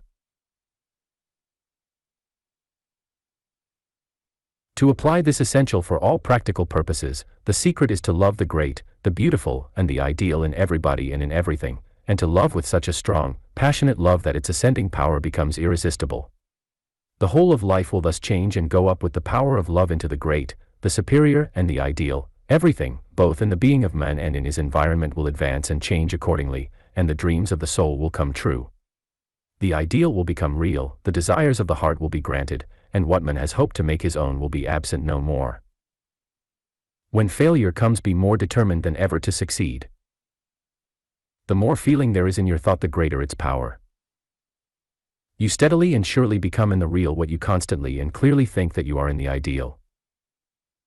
The more you believe in yourself, the more of your latent powers and possibilities you place in action. And the more you believe in your purpose, the more of your power you apply in promoting that purpose. To him who thinks he can, everything is an opportunity. Depend only upon yourself, but work in harmony with all things. Thus you call forth the best that is in yourself and secure the best that external sources have to give. 9. He can who thinks he can. The discovery of the fact that man is as he thinks has originated a number of strange ideas concerning the power of thought. One of the principal of these is the belief that thought is a domineering force to be used in controlling things and in compelling fate to come our way. But that this belief is unscientific in every sense of the term has been demonstrated any number of times. Those who have accepted this belief, and who have tried to use thought as a compelling force, have seemingly succeeded in the beginning, but later on have utterly failed, and the reason is that the very moment we proceed to apply thought in this manner, we place ourselves out of harmony with everything, both within ourselves and in our environment. The seeming success that such people have had in the beginning, or for a season, is due to the fact that a strong compelling force can cause the various elements of life to respond for a while, but the force that compels weakens itself through the very act of compelling, and finally loses its power completely, and then, whatever has been gathered begins to slip away. This explains why thousands of ardent students of metaphysics have failed to secure the results desired, or have succeeded only in spurts. They have taken the wrong view of the power of thought, and therefore have caused their power to work against them during the greater part of the time. The power of thought is not a compelling force. It is a building force, and it is only when used in the latter sense that desirable results can be produced. The building capacity of thought, however, is practically unlimited. Therefore there is actually no end to what might be accomplished, so long as this power is employed intelligently. To apply the full building power of thought, we should proceed upon the principle that he can who thinks he can, and we should act in the full conviction that whatever man thinks he can do, because there is no limit to the power that such thinking can bring forth. The majority among intelligent minds admit that there is some truth in the statement that he can who thinks he can, but they do not, as a rule, believe it to be a very large truth. They admit that we gain more confidence in ourselves when we think that we can do what we have undertaken to do, and also that we become more determined, but aside from that, they see no further value in that particular attitude of mind. They do not realize that he who thinks he can develops the power that can, but this is the truth, and it is one of the most important of all truths in the vast metaphysical domain. The law that governs this idea, and its process while in action, is absolutely unlimited in its possibilities, and therefore is in a position to promise almost anything to him who is faithful. When a man begins to think that he can do certain things that he desires to do, his mind will naturally proceed to act on those faculties that are required in the working out of his purpose, and so long as the mind acts upon a certain faculty, more and more life, nourishment and energy will accumulate in that faculty. In consequence, that faculty will steadily develop. It will become larger, stronger, and more efficient, until it finally is competent to do what we originally wanted done. Thus we understand how he who thinks he can develops the power that can. When a man begins to think that he can apply the power of invention, his mind will begin to act upon the faculty of invention. The latent powers of this faculty will be aroused. These powers will accordingly be exercised more and more, and development will be promoted. This, however, is not all. Whenever the mind concentrates its attention upon a certain faculty, additional energy will be drawn into that faculty, thus power will be added to power, much will gather more, and as this may continue indefinitely there need be no end to the capacity and the ability that can be developed in that faculty. In the course of time, be it in a few months or in a few years, that man will actually have developed the power of invention to such a degree that he can invent successfully, and through the application of the same law, he can further develop this same faculty, year after year, until he may finally become an inventive genius. When a man has some inventive power in the beginning, he will secure, through the application of this law, more remarkable results and in less time than if there were originally no indications of that faculty, but even if there were no original indications of individual power, that power can be developed to a high degree through the faithful application of the great law. He can who thinks he can, or to state it differently, he who thinks he can develops the power that can. There is no faculty that we all do not possess, either in the active or in the latent state. Every faculty that naturally belongs to the human mind is latent in every mind, and it can be awakened and developed, provided the proper laws are faithfully applied. It should be our object, however, to accomplish as much as possible in the present. It is therefore advisable to proceed in the beginning to work through, and develop, those faculties that already indicate considerable power. The mind that has same talent for invention should proceed to think that he can invent. Thus he will accumulate more and more inventive ability or genius. The mind that has some talent for music should proceed to think that he can master the art of music. He will thereby cause the creative energies of his mentality to accumulate more and more in the faculty of music, until that faculty will be developed to a greater and greater degree. The mind that has some talent for art should apply the same law upon that talent. The mind that has literary ability should proceed to think that he can write what he wants to write, and he will finally secure that literary ability or genius with which he can write what he wants to write. The mind that has ability in any line of business should proceed to think that he can conduct that business in the most successful manner. Should he enter that business and continue to think that he can, combining such thought with good work, enterprise, and the full use of his personal ability, his success will continue to grow indefinitely. Whatever a man may think that he can do, let him proceed to carry out that undertaking, constantly thinking that he can. He will succeed from the beginning, and his advancement will be continuous. However, no mind need be confined to a single purpose. If we have talent for something better than we are doing now, or if we wish to awaken some talent that we long to possess, we may proceed now to think that we can do what we long to do. We shall thus give more and more power to that faculty until it becomes sufficiently strong to be applied in actual practice. In the meantime, we should continue to think that we can do better and better what we are doing now. We shall thereby advance steadily in our present work, and at the same time, prepare ourselves for a greater work in the coming days. When we think that we can, we must enter into the very soul of that thought and be thoroughly in earnest. It is in this manner that we awaken the finer creative energies of mind, those forces that build talent, ability, and genius, those forces that make men great. We must be determined to do what we think we can do. This determination must be invincible, and must be animated with the depth of feeling that arouses all the powers of being into positive and united action. The power that can do what we think we can do will thus be placed at our command, and accordingly we may proceed successfully to do what we thought we could do. The fact that you have failed to get the lesser proves conclusively that you deserve the greater. So therefore, dry those tears and go in search of the worthier prize. Count nothing lost. Even the day that sees no worthy action done may be a day of preparation and accumulation that will add greatly to the achievements of tomorrow. Many a day was made famous because nothing was done the day before. Know what you want and continue to want it. You will get it if you combine desire with faith. The power of desire when combined with faith becomes invincible. Some of the principal reasons why so many fail to get what they want is because they do not definitely know what they want, or because they change their wants almost every day. X. How we secure what we persistently desire. The purpose of desire is to inform man what he needs at every particular moment to supply the demands of change and growth in his life, and in promoting that purpose, desire gives expression to its two leading functions. The first of these is to give the forces of the human system something definite to do, and the second is to arouse those forces or faculties that have the natural power to do what is to be done. In exercising its first function, desire not only promotes concentration of action among the forces in man, but also causes those forces to work for the thing that is wanted. Therefore, it is readily understood why the wish, if strong, positive, determined and continuous, will tend to produce the thing wished for. If you can cause all the elements and powers in your being to work for the one thing that you want, you are almost certain to get it.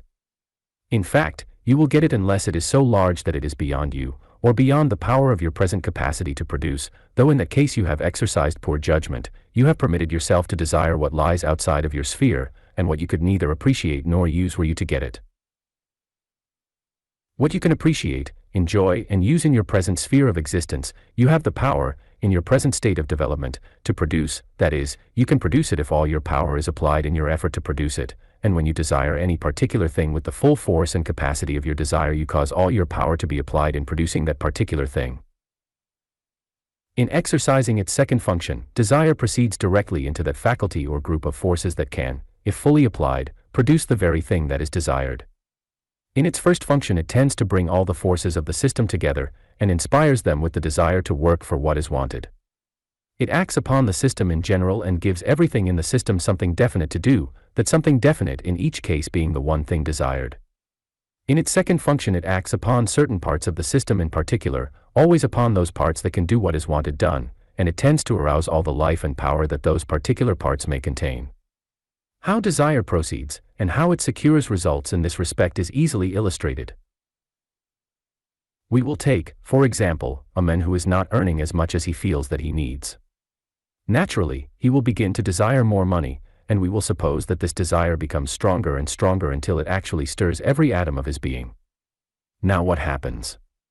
He is not only arousing a great deal of latent and unused energy, but all of his active energy is becoming more and more alive. But what becomes of all this energy? It goes directly into his money-making faculties, and tends to increase decidedly the life, the power, the capacity, and the efficiency of those faculties. There is in every mind a certain group of faculties that is made by nature for financial purposes. In some minds these faculties are small and sluggish, while in other minds they are large and active. And that the latter kind should be able to make more money and accumulate things in a greater measure is quite natural. But is it possible to take those faculties that are small and sluggish and make them large and active? If so, those who now have limited means may in the course of time have abundance.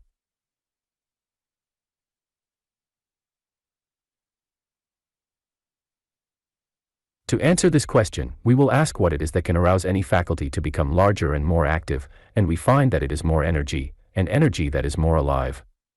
No matter how sluggish a faculty may be, if it is thoroughly charged, so to speak, with highly active energy, it simply must become more active. And no matter how small it may be, if it continues to receive a steady stream of added life, energy, and power, day after day, month after month, year after year, it simply must increase in size and capacity. And whenever any faculty becomes greater in capacity and more alive in action, it will do better work, that is, it will gradually gain in ability and power until it has sufficient ability and power to produce what you wished for. Returning to the man in our illustration, we will see how the principle works. His money-making faculties are too small and too sluggish to produce as much money as he needs. He begins to desire for more. This desire becomes strong enough to arouse every element and force in his money-making faculties, for here be it remembered that the force of any desire goes directly into that faculty that can, by nature, produce the thing desired. This is one of the laws of mind. In addition, the action of his desire tends to arouse all the other forces of his system, and tends to concentrate those forces upon the idea of making more money.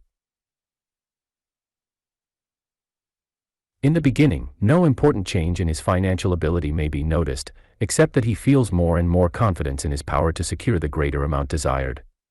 In a short time, however, possibly within a few months, he begins to get new ideas about the advancement of his work. His mind is beginning to work more actively upon the idea of increased gain. Accordingly, suggestions as to how he might increase the earning capacity of his business are constantly coming up in his mind, and ways and means and plans are taking shape and form more and more completely. The actions of his money-making faculties are also beginning to change, that is, they are becoming finer, more penetrating, and more keen so that his insight into financial matters is steadily improving. He is therefore securing the necessary essentials to greater financial gain, and as he applies them all, things will naturally begin to take a turn. To state it briefly, his strong, persistent desire for more money has aroused his money-making faculties. They have become stronger, more active, more wide-awake and more efficient. And as a strong, wide-awake faculty can do many times as good work as one that is only partly alive, we understand how his desire for more money has given him the ability to make more money. As he continues this desire, making it stronger and more persistent, his financial ability will increase accordingly, and his financial gains continue to increase in proportion. Many may doubt the efficiency of the plan just presented, because as is well known, most people desire more money but do not always get it. But do they always wish hard enough? It is not occasional desire, or half-hearted desire that gets the thing desired. It is persistent desire, and persistent desire not only desires continually, but with all the power of life and mind and soul. The force of a half-alive desire, when acting upon a certain faculty, cannot cause that faculty to become fully alive. Nor can such a desire marshal all the unused forces of the system and concentrate them all upon the attainment of the one thing wanted. And it is true that the desires of most people are neither continuous nor very deep. They are shallow, occasional wishes without enough power to stir to action a single atom. Then we must also remember that results do not necessarily follow the use of a single force. Sometimes the force of persistent desire alone may do wonders, but usually it is necessary to apply in combined action all the forces of the human system. The force of desire, however, is one of the greatest of these, and when fully expressed in connection with the best talents we may possess, the thing desired will certainly be secured. We may take several other illustrations. Suppose you have a strong desire for more and better friends. The action of that desire, if deep, wholehearted and persistent, will tend to impress the qualities of friendship upon every element of your character. In consequence, you will in time become the very incarnation of friendship, that is, you will become a better and a better friend, and he who becomes a better friend will constantly receive more and better friends. In other words, you become like the thing you desire, and when the similarity has become complete, you will get what you want through the law of like attracting like. You may desire to succeed in a certain line of work, we will say, in the literary field. If your desire for success in that field is full and persistent, the power of that desire will constantly increase the life, the activity, and the capacity of your literary faculties, and you will naturally do better work in that field. The same is true with regard to any other line of work, because your desire for greater success in your work will arouse to fuller action those faculties that you employ in that work. But, in every case, the desire must be deep, whole-souled, persistent and strong. It is therefore evident that results in all lines of endeavor depend very largely upon the power of desire, and that no one can afford to let his desires lag for a moment. The law should be, know what you want, and then want it with all the life and power that is in you. Get your mind and your life fully aroused. Persistent desire will do this. And that it is most important to do this is proven by the fact that in thousands of instances, a partly alive mind is the only reason why the goal in view has not been reached. It is necessary, however, that your desires continue uninterruptedly along the lines you have chosen. You may desire a score or more of different things, but continue each desire without change, unless you should find that certain changes are necessary to secure the greater results you have in mind. To desire one thing today and another tomorrow means failure. To work for one thing this year and another thing next year is the way to empty-handedness at the end of every year. Before you begin to apply the power of desire, know with a certainty what you want, because when you get what you have desired, you may have to take it. If you do not know definitely what you really do want, desire a better judgment, a clearer understanding and a more balanced life. Desire to know what is best for you, and the force of that desire will tend to produce normal action in every part of your system. Then you will feel distinctly what the highest welfare of your nature actually demands. In deciding upon what you want, however, do not be timid, and do not measure the possible with the yardstick of general appearances. Let your aspirations be high, only be sure that you are acting within the sphere of your own inherent capacity, though in this connection it is well to remember that your inherent capacity is many times as great as it has been supposed to be, and also that it can be continuously enlarged. In choosing what you are to desire, act within reason, but go after the best. If the full power of desire is applied upon all the elements of your mind and character, what is latent within you will be aroused, developed, and expressed. You will become much more than you are, and thereby will not only desire the best, but be able to be of service to the best.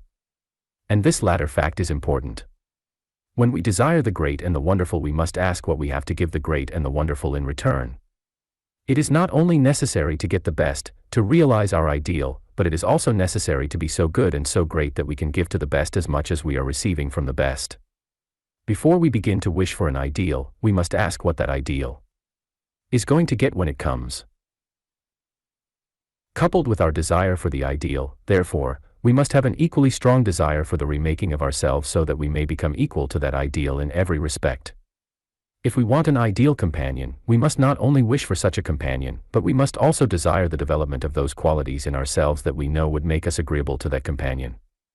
If we want a different environment, we should wish for such an environment with all the life and soul we possess, and should at the same time wish for the increase of those powers in our own talents that can earn such an environment.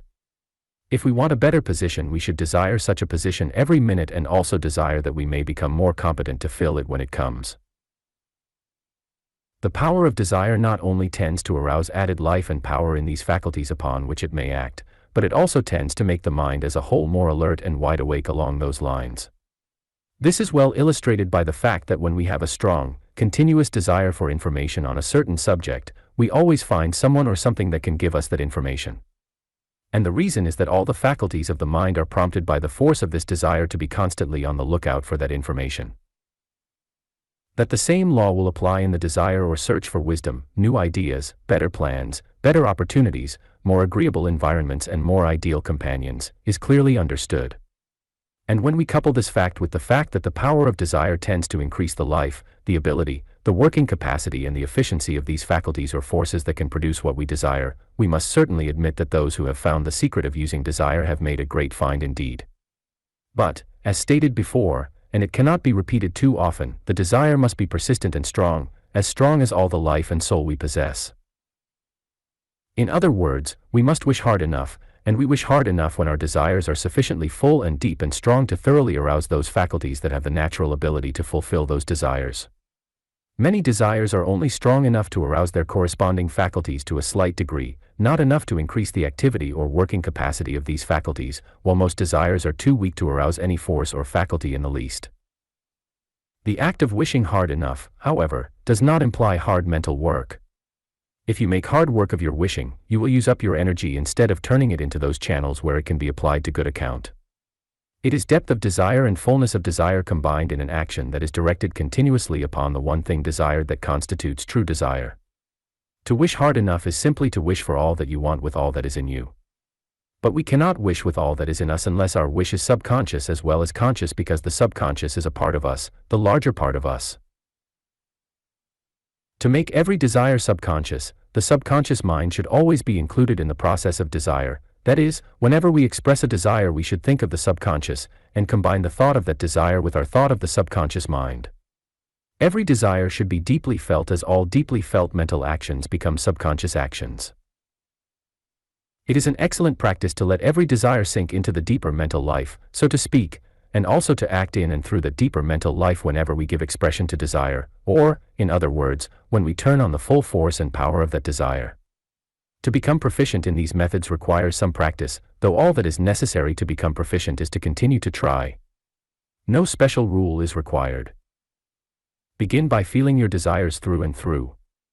Make them as strong and as deep as you can, and always combine the living action of your desire with your thought of those faculties through which you know that desire is to work. To illustrate, if you desire greater success in your work, think of those faculties that you are using in your work whenever you give full expression to your desire. If you are a businessman, think of your business faculties whenever you desire greater business success. If you are a musician, think of your musical faculties whenever you desire greater proficiency in your music. Though in case your desire should be such that you do not know through what kinds of faculties it will naturally be expressed, never mind. Continue to desire what you want. The power of that desire, if persistent and strong, will find a way to make your wish come true. When we understand how desire works, and know that it works only when it is persistent, we realize that we have found, not only a great secret, but also a simple explanation for many of the failures in life as well as many of its greatest achievements.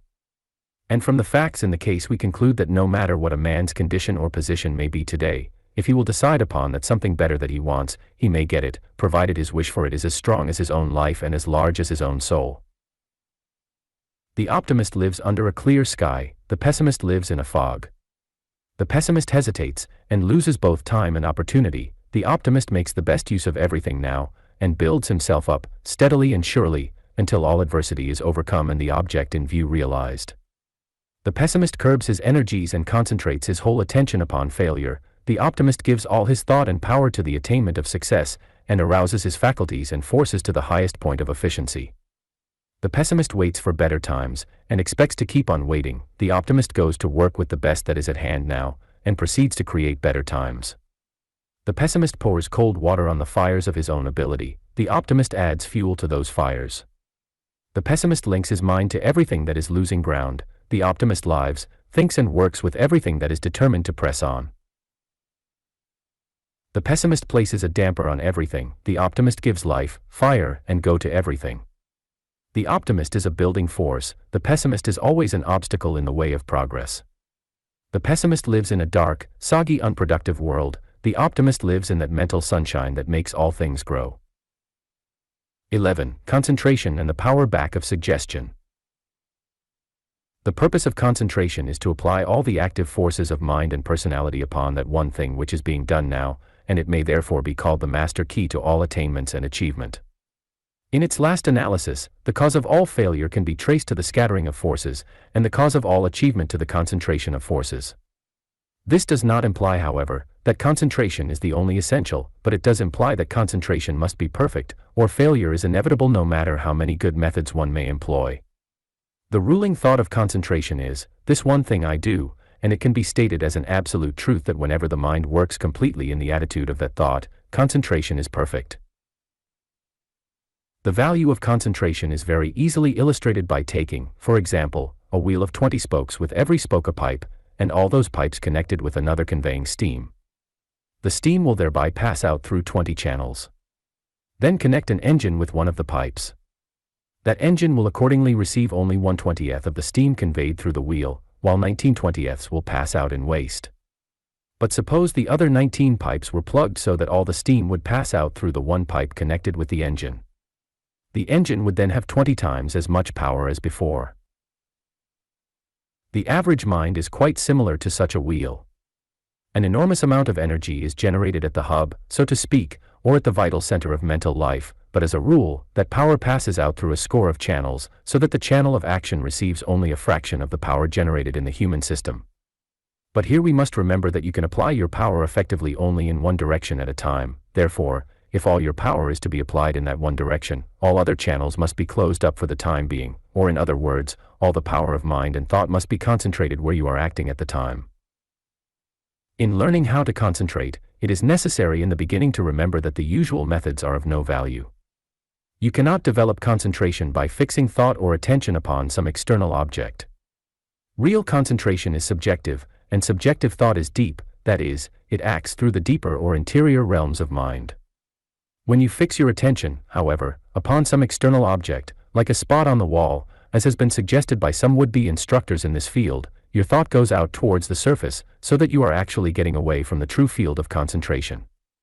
Any method, or any line of thinking that tends to draw the mind out towards the surface, will produce a superficial attitude, and when the mind is in such an attitude, deep mental action is not possible, but deep mental action is absolutely necessary in all concentration.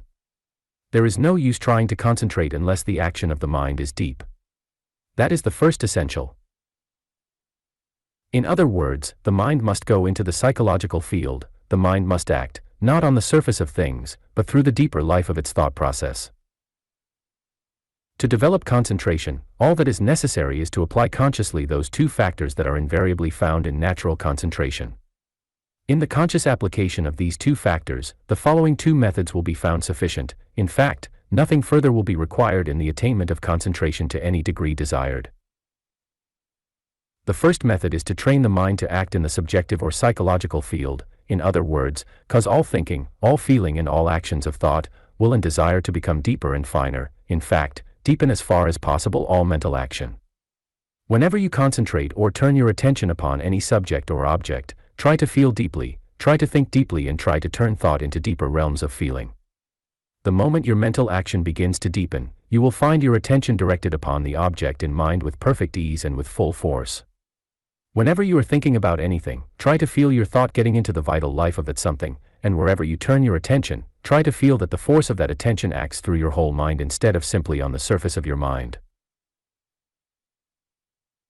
To state it briefly, whenever you concentrate, deepen your thought, and the deeper your thought becomes, the more perfectly will the full force of your mind and thought focus upon the point of concentration. Whatever you have to do, deepen your thought while giving that work your attention. You will find that you will thereby give all your energy to that work, and this is your purpose. The second method is to become interested in that upon which you desire to concentrate. If you are not interested in that subject or object, begin at once to look for the most interesting point of view. You will be surprised to find that no matter how uninteresting a subject may seem, the very moment you begin to look for the most interesting viewpoints of that subject, you will almost immediately become interested in that subject itself. And it is a well-known fact that whenever we are thoroughly interested in a subject, we concentrate thoroughly and naturally upon that subject. To make concentration perfect, so that you can turn all the power of mind and thought upon any subject or object desired, these two methods should be combined. Always look for the most interesting points of view, and while you are looking for those viewpoints, deepen the action of your mind by trying to feel the real vital life of those actions.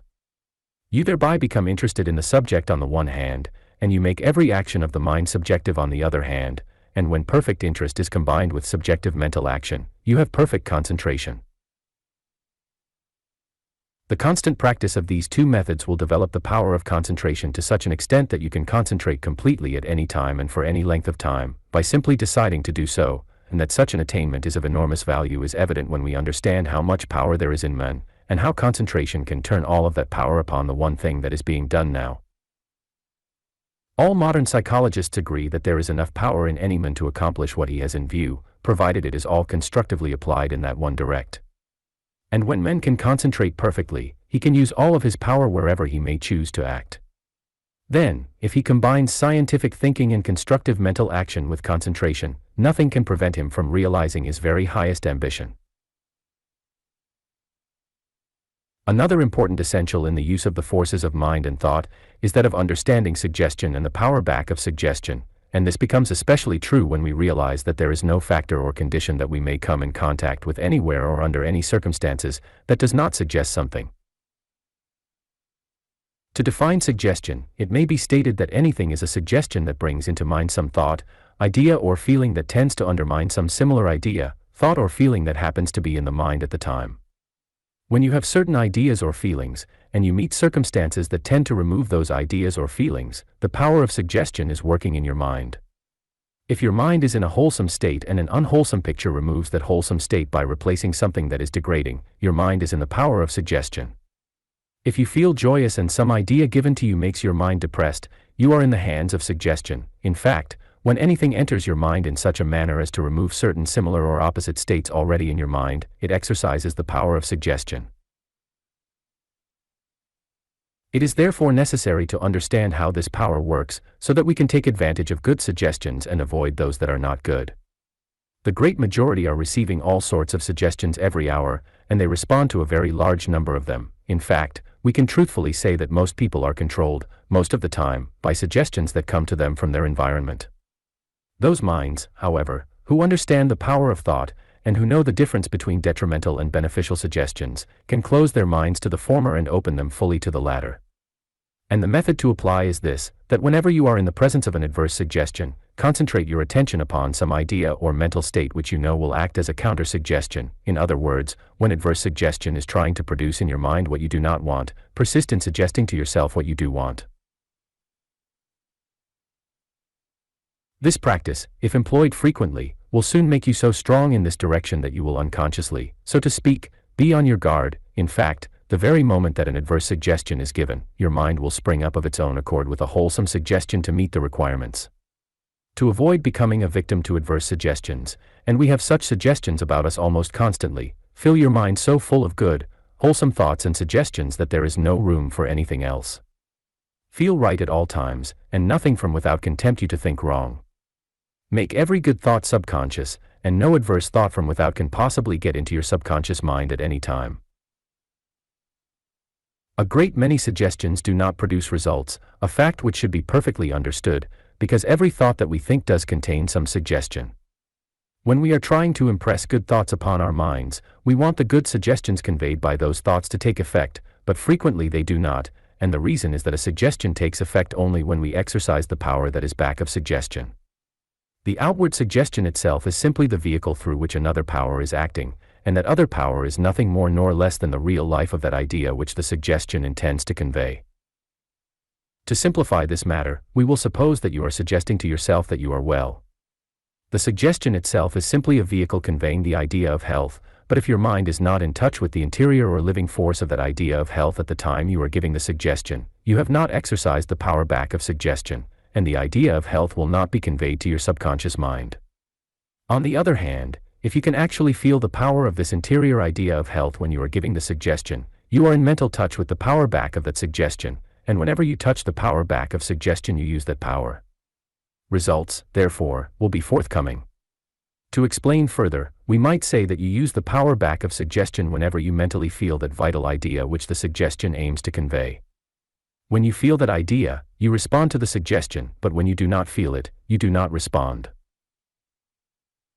This explains why the power of suggestion so frequently fails, not only in everyday life, but also in mental healing.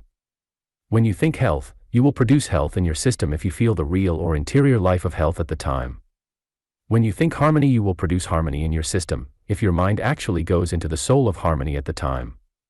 When you place yourself in the mental world of happiness, whenever you are thinking happiness, you will actually produce happiness in your mind, because you are applying the power that is back of the thought that suggests happiness. Two men may present the same proposition under the same circumstances, and you will accept the proposition from the one, while ignoring the arguments of the other completely. The reason will be that while the one is talking about his proposition, the other is talking through his proposition. The mind of the one goes on the outside of his arguments and his suggestions, while the mind of the other goes through the real inner life of those arguments and suggestions. Therefore, the one is only using suggestion, while the other is also using the power back of suggestion, and it is the power back of suggestion that produces results, whenever results are secured. The same idea is illustrated when a person is speaking on a certain subject. If his description deals simply with the shell of that subject, he does not attract attention, but the moment he touches the vital or inner factors of that subject, everybody is interested. The reason is, he has touched the power back of his theme. But we all have ideas or suggestions to present at frequent intervals.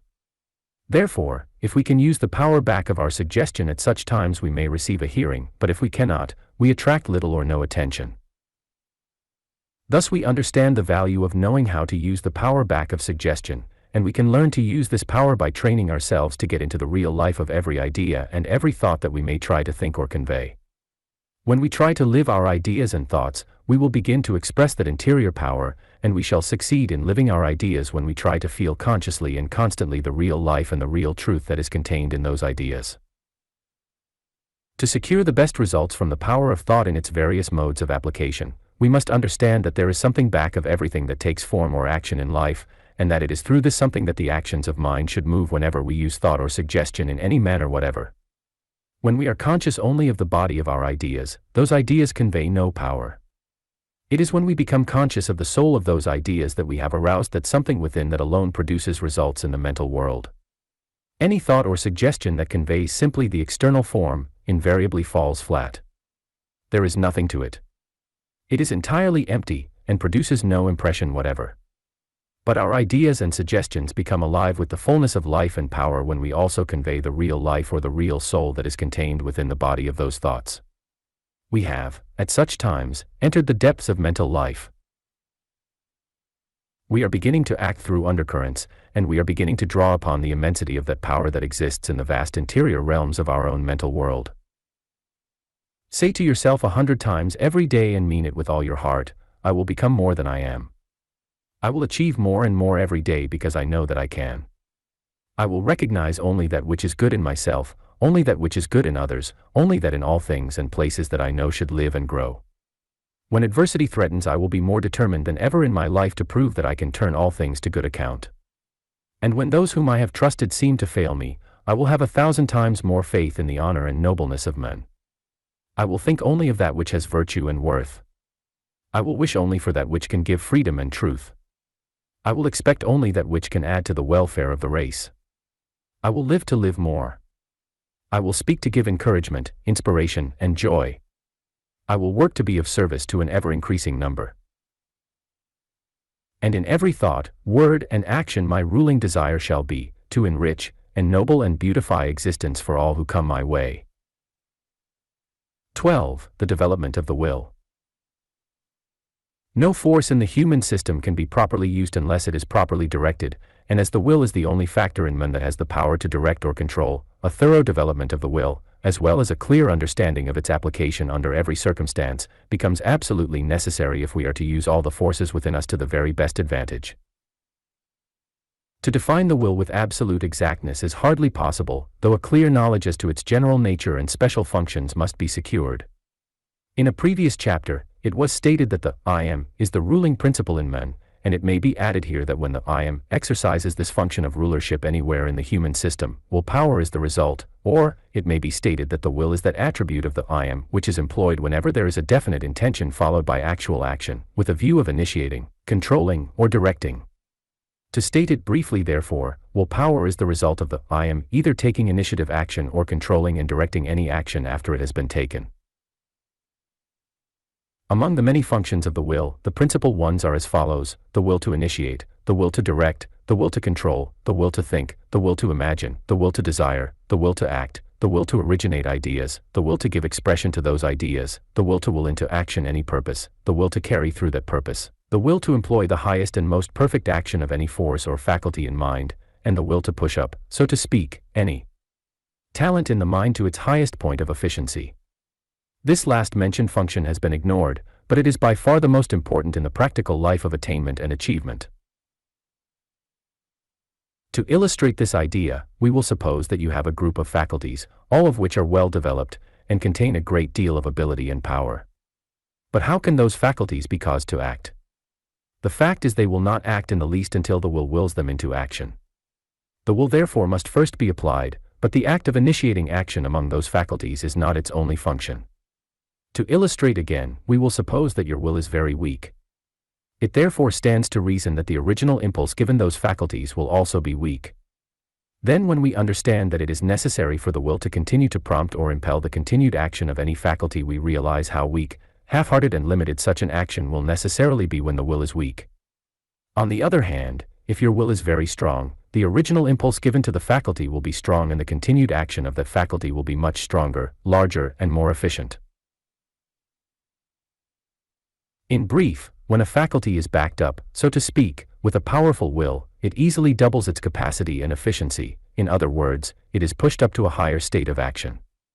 We understand therefore the great importance of having a strong will, though such a will is not only an advantage in promoting a fuller and larger expression of any faculty we may possess, but also in promoting a larger and more perfect expression of any force that may be applied, either in the personality, in character, or in mind. A powerful will, however, is never domineering or forceful. In fact, a domineering will is weak. It may be seemingly strong on the spur of the moment, but it cannot be applied steadily for any length of time. A strong will, however, is deep, continuous and persistent. It calls into action your entire individuality, and as you exercise such a will you feel as if a tremendous power from within yourself had been calmly, though persistently aroused. When we analyze the human mind, in the majority we find the will to be weak, and in fact, almost absent in a great many. Such people do not have the power to take a single original step. They have no initiative, and accordingly drift with the stream. Among others, who are a little higher in the mental scale, we find a will somewhat stronger, but not sufficiently strong to exercise with any degree of efficiency a single one of its functions. Among what can be called the better class, we invariably find the will to be fairly well developed, and among the great leaders in all the different phases of human life and action, we find the will to be very strong. In fact, there is not a single mental or spiritual giant in history who did not have a tremendous will, and this was one of his great secrets. To illustrate further with regard to the last mentioned of the special functions, we will suppose that you have some talent for music. If you should will to exercise that talent to a slight degree only, it is evident that your efficiency along that line would not be marked. On the other hand, if your will was so strong that you could push up, so to speak, your musical faculty to its very highest point of efficiency, you would soon find yourself on the verge of musical genius. In fact, musical genius is absolutely impossible unless you have a strong will, no matter how much musical talent you may possess. Though it must be remembered in this connection that it is not sufficient simply to have a strong will. The majority do not possess a strong will, and most of those who do have a strong will have not learned how to apply it so as to secure greater efficiency in anything they may do, and here it is important to state that anyone who will increase the power of his will, and properly train it for the purpose just indicated, may expect to increase his efficiency anywhere from 25 to 200%. The majority have many times as much ability and working capacity as they are using at the present time. In fact, they apply only a small fraction of what is in them, and the principal reason why they do not apply all that is in them is that they do not have sufficient power of will to act on this larger scale. In this connection, we find another condition which is very important, and especially with regard to overcoming circumstances. A great many people have good intentions, and they have sufficient willpower to originate those intentions, but they have not sufficient willpower to carry them out. In other words, they have the will to think, but not the will to act. And here we can use our own imagination in picturing that state of human affairs that would inevitably come into being if all good intentions became actions. Thousands of people start out right, but they have not the power of will to continue, so that where 10,000 make a good beginning, less than a score finish the race. We find this condition in all walks of life and in all undertakings, and it illustrates most eloquently the necessity of a strong will in every mind. Realizing the importance of a strong will, and knowing that the will is weak in the minds of the great majority, we may well ask what might be the cause of this weakness, and the answer is that there are several marked causes, all of which we shall proceed to consider. The first among these causes is alcohol. The use of alcohol weakens the will, not only in the individual who partakes of it, but in his children and grandchildren, and many generations following. It has been estimated by those who have studied this subject carefully, that the use of alcohol from generation to generation through the centuries is one of the principal causes for this weakness in the human will that we find to be almost universal. And when we study the psychology of the subject, we soon discover the reason why. Nearly every nation, as far back in history as we can go, has been using alcohol in some form or other, and as its weakening effect upon the will is transmissible from one generation to another, we realize that practically every member of the race has been burdened, more or less, with this adverse inheritance. But in this connection, we must remember that it is not necessary to be disturbed by this dark picture, because no matter what we have inherited, we can overcome it absolutely. However, we do not wish to do anything that will be in our own way, or in the way of generations that are to follow. It is therefore necessary that we consider this subject thoroughly, and act upon it accordingly. The fact that the human race has transmitted a weak will from generation to generation explains why the human family does not have enough power to produce more than an occasional mental giant. Here and there we find in history, men and women who tower above the rest. Their minds are strong, their wills powerful, and their souls invincible, but how different is the condition among the majority. Most of them constitute mere driftwood, and follow blindly the leadership of these mental giants the race has produced. This, however, is not the intention of nature. Nature intends all men and women to be mental and spiritual giants, and does not intend that any one should follow the will of another. But the human race has, in this respect, ignored the intentions of nature. The reason why the use of alcohol weakens the will is very easily explained. When you take anything into the system that tends to take control over your desires, feelings, or intentions, you permit yourself to be controlled by an outside agency, and accordingly, the will for the time being is laid aside. And the law is that whenever the will is laid aside by anything whatever, it is weakened, that is, you undermine, so to speak, that element of the will which gives it the power to direct and control. When this practice is continued and repeated a number of times, we can readily understand how the power of the will is gradually decreased more and more, until its very foundation has been practically removed. When you permit an outside agency to control your feelings and emotions at frequent intervals for a prolonged period, your system will soon get into the habit of submitting to the control of this outside agency, and will not respond any longer to any effort that the will may make to regain its original power of control. This being true, we find an explanation for a number of perplexing questions. We learn why great men and women are not more numerous. We learn why the majority are so easily influenced by temptations. We learn why powerful characters are found only here and there, and we also learn why every great nation of past history has fallen. When we study history, we find that every great nation, after coming to a certain point of supremacy, began to decline, and there are several reasons for this strange termination of national power. But there is only one reason that stands out as the most vital of them all, and as possibly the cause of them all. We refer to the fact that a decrease of great men and women invariably precedes the decline of a nation. To keep any great nation up to a high standard of civilization, there must be enough superior characters to hold the balance of power, but the very moment the balance of power gets into the hands of second-grade men and women, a decline of that nation is inevitable. Therefore, if any great nation in the present age is to continue to grow in real greatness and real power, we must make a special effort to increase the number of great men and women in every generation. The greater a nation becomes, the more great men and women are required to govern and direct the forces of progress and growth that are at work in that nation. We therefore understand what is required of us in this generation if we want present civilization to advance and rise in the scale. Another cause of this weakness in the will is found in what may be called psychical excess. And it is unfortunate that so many people have permitted themselves to be placed under psychical influences during the last 50 or 75 years, though it is a fact that a great many people have permitted their minds to be controlled or influenced by the psychical or the occult in every age. Another tendency therefore towards weakness in the will has been transmitted from generation to generation down through the ages, and we all have the effect of this misuse of mind also to overcome at the present time, but again let us remember that we have the power to overcome anything that we might have inherited. Whenever you give up your individuality, or any part of your mind or thought, to some unknown force or influence that you know little or nothing about, you are permitting an outside agency to usurp the function of the will.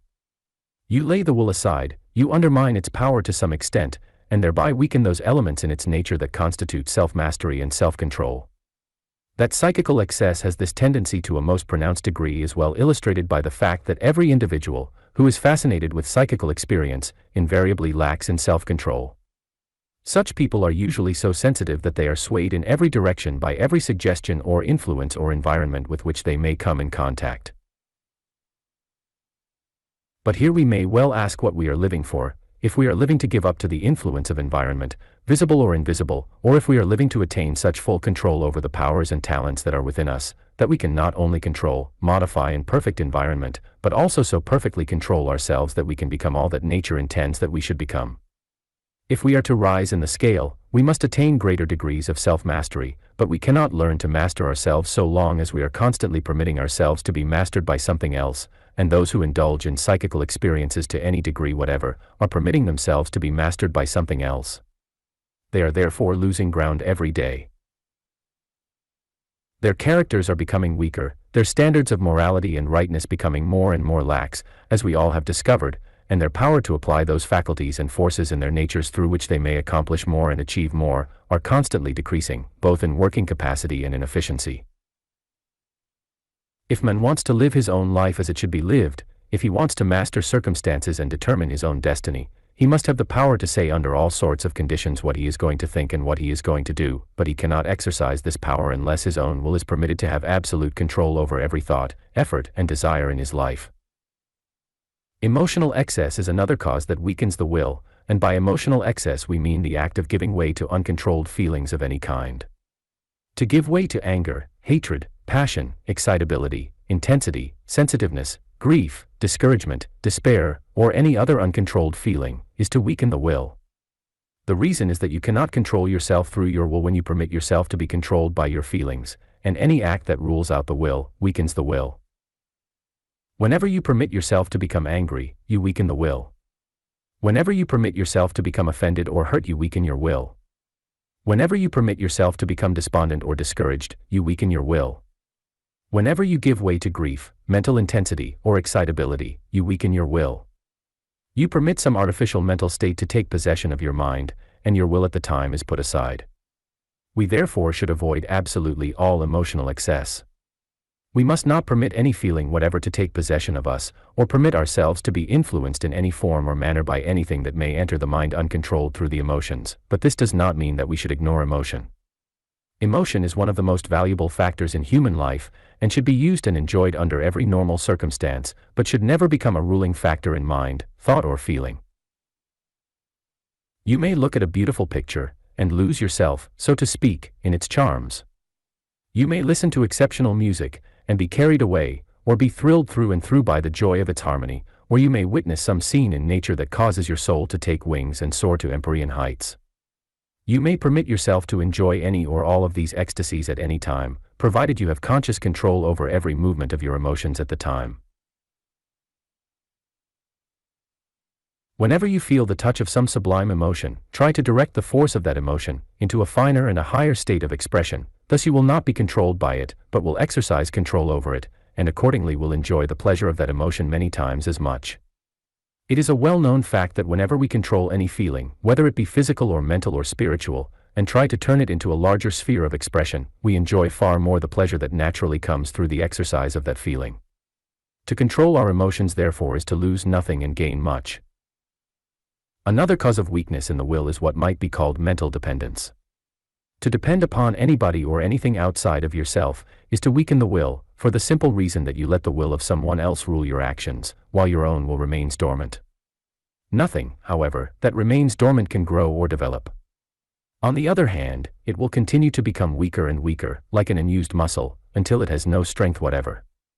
We therefore understand why those multitudes of people, who have followed blindly the will and leadership of others, not only in religion but in all other things, have practically no will power at all. And here we wish to state that it is positively wrong for any individual or any group of individuals to follow any one man or any one woman or any group of men or women under any circumstances whatever. We are here in this life to become something. We are here to make the best use of what we possess in mind, character and personality, but we cannot cause any element, faculty, or power within us to express itself to any extent so long as we are mere dependent weaklings. In everything, depend upon yourself, but work in harmony with all things. Do not depend even upon the infinite, but learn to work and live in harmony with the infinite. The highest teachings of the Christ reveal most clearly the principle that no soul was created to be a mere helpless instrument in the hands of supreme power, but that every soul should act and live in perfect oneness with that power. And the promise is that we all are not only to do the things that Christ did, but even greater things. Man is no credit to supreme creative power if he remains in the puppet stage, but he is a credit to that power if he becomes a giant in character, mind, and soul. In our religious worship we have given unbounded praise to God for his wonderful power in creating men, and the very next moment we have announced the hymn, "Oh to be nothing." The absurdity of it all is too evident to need comment, but when we understand that character and manhood, as well as practical efficiency in life, are the products of strength and not of weakness, we must come to the conclusion that every system of thought in the present age, be it religious, moral, ethical, or philosophical, needs complete reconstruction. We are here to become great men and women, and with that purpose in view, we must eliminate everything in our religion and philosophy that tends to make the human mind a dependent weakling. If you would serve God and be truly religious, do not kneel before God, but learn to walk with God, and do something tangible every day to increase the happiness of mankind. This is religion that is worthwhile, and it is such religion alone that can please the infinite.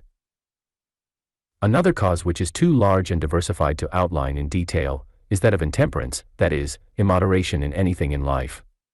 To indulge excessively any desire or appetite, be it physical or mental, is to weaken the will. Partake only of that which is necessary and good, and observe moderation. Control yourself under all circumstances, and resolve never to go too far in anything, because too much of the good may be more of an evil than not enough of it.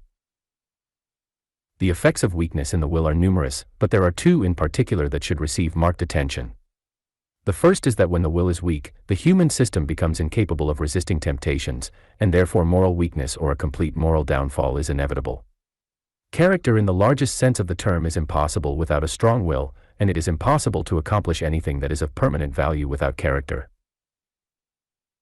The second is that weakness in the will inevitably implies weak mental actions, that is, no matter how much ability you may possess, if your will is weak, you will apply only a fraction of that ability, and there are thousands of able men and women who are failures in life simply because they have not the will to apply all their ability.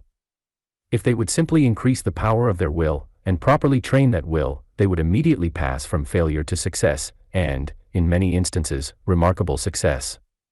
It is the power of the strong will alone that can give full expression to every talent or faculty you may possess, and it is only such a power that can push up the actions of every faculty to a point of high efficiency. In learning to develop the will and to use the will, realize what the will is for. Understand clearly what its functions actually are, and then use it in all of those functions. Avoid anything and everything that tends to weaken the will, and practice every method known that can strengthen the will. Do not give in to any feeling or desire until you succeed in directing that feeling or desire as you like. Feel only the way you want to feel, and then feel with all the feeling that is in you. Whatever comes up in your system, take hold of it with your will and direct it so as to produce even greater results than were at first indicated. Use the will consciously as frequently as possible in pushing up your faculties to the highest point of efficiency. That is, when you are applying those faculties that you employ in your work, try to will them into stronger and larger actions. This is a most valuable practice, and if applied every day will, in the course of a reasonable time, not only increase the capacity and ability of those faculties, but will also increase decidedly the power of the will. Whenever you will to do anything, will it with all there is in you. If no other practice than this were taken, the power of the will would be doubled in a month. Depend upon the power that is in you for everything, and determine to secure the results you desire through the larger expression of that power. Never give in to anything that you do not want. When a certain desire comes up that you do not care to entertain, turn your attention at once upon some favorable desire, and give all the power of your will to that new desire. This is very important, as the average person wastes more than half of his energy entertaining desires that are of no value, and that he does not intend to carry out. Whenever any feeling comes up in the system, ask yourself if you want it. If you do not, turn your attention in another direction, but if you do want it, take hold of it with your will and direct it towards the highest states of mind that you can form at the time.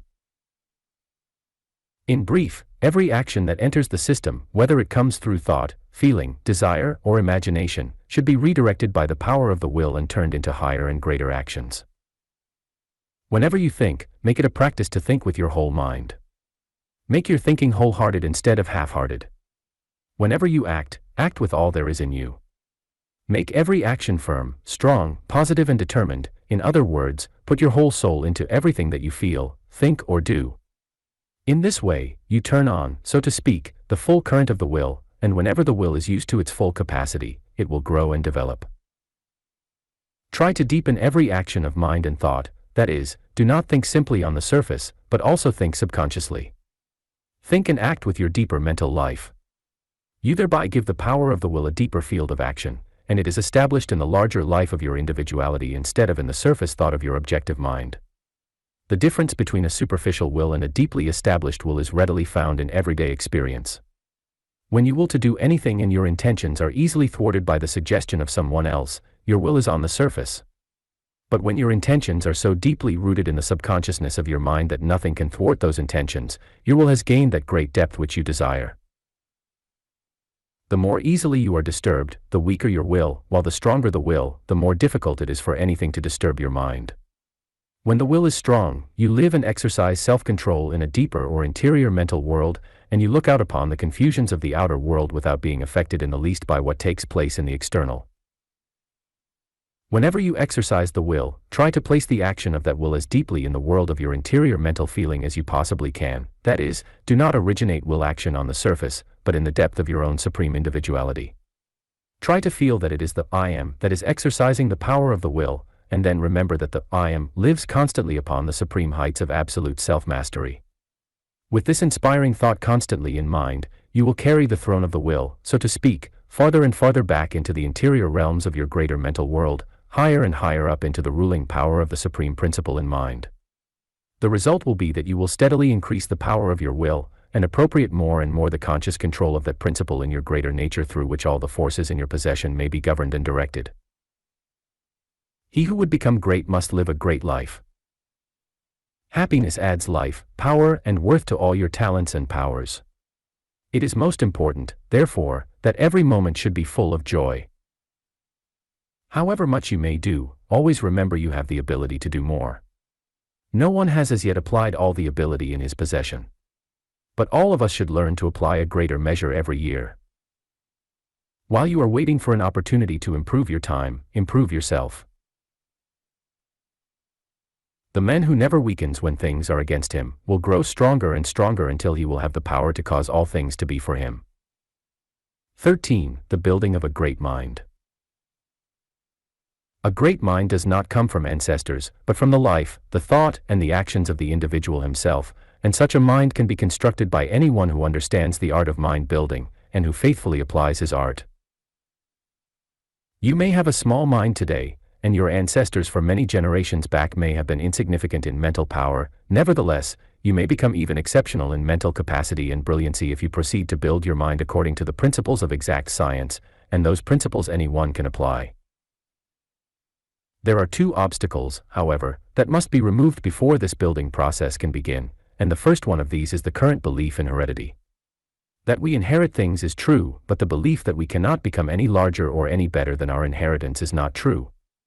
As long as a man believes that greatness is not possible to him because there were no great minds among his ancestors, he is holding himself down, and cannot become any more than he subconsciously thinks he can, while on the other hand, the man who expects to become much because he had remarkable grandfathers is liable to be disappointed because he depends too much upon his illustrious forefathers and not enough upon himself.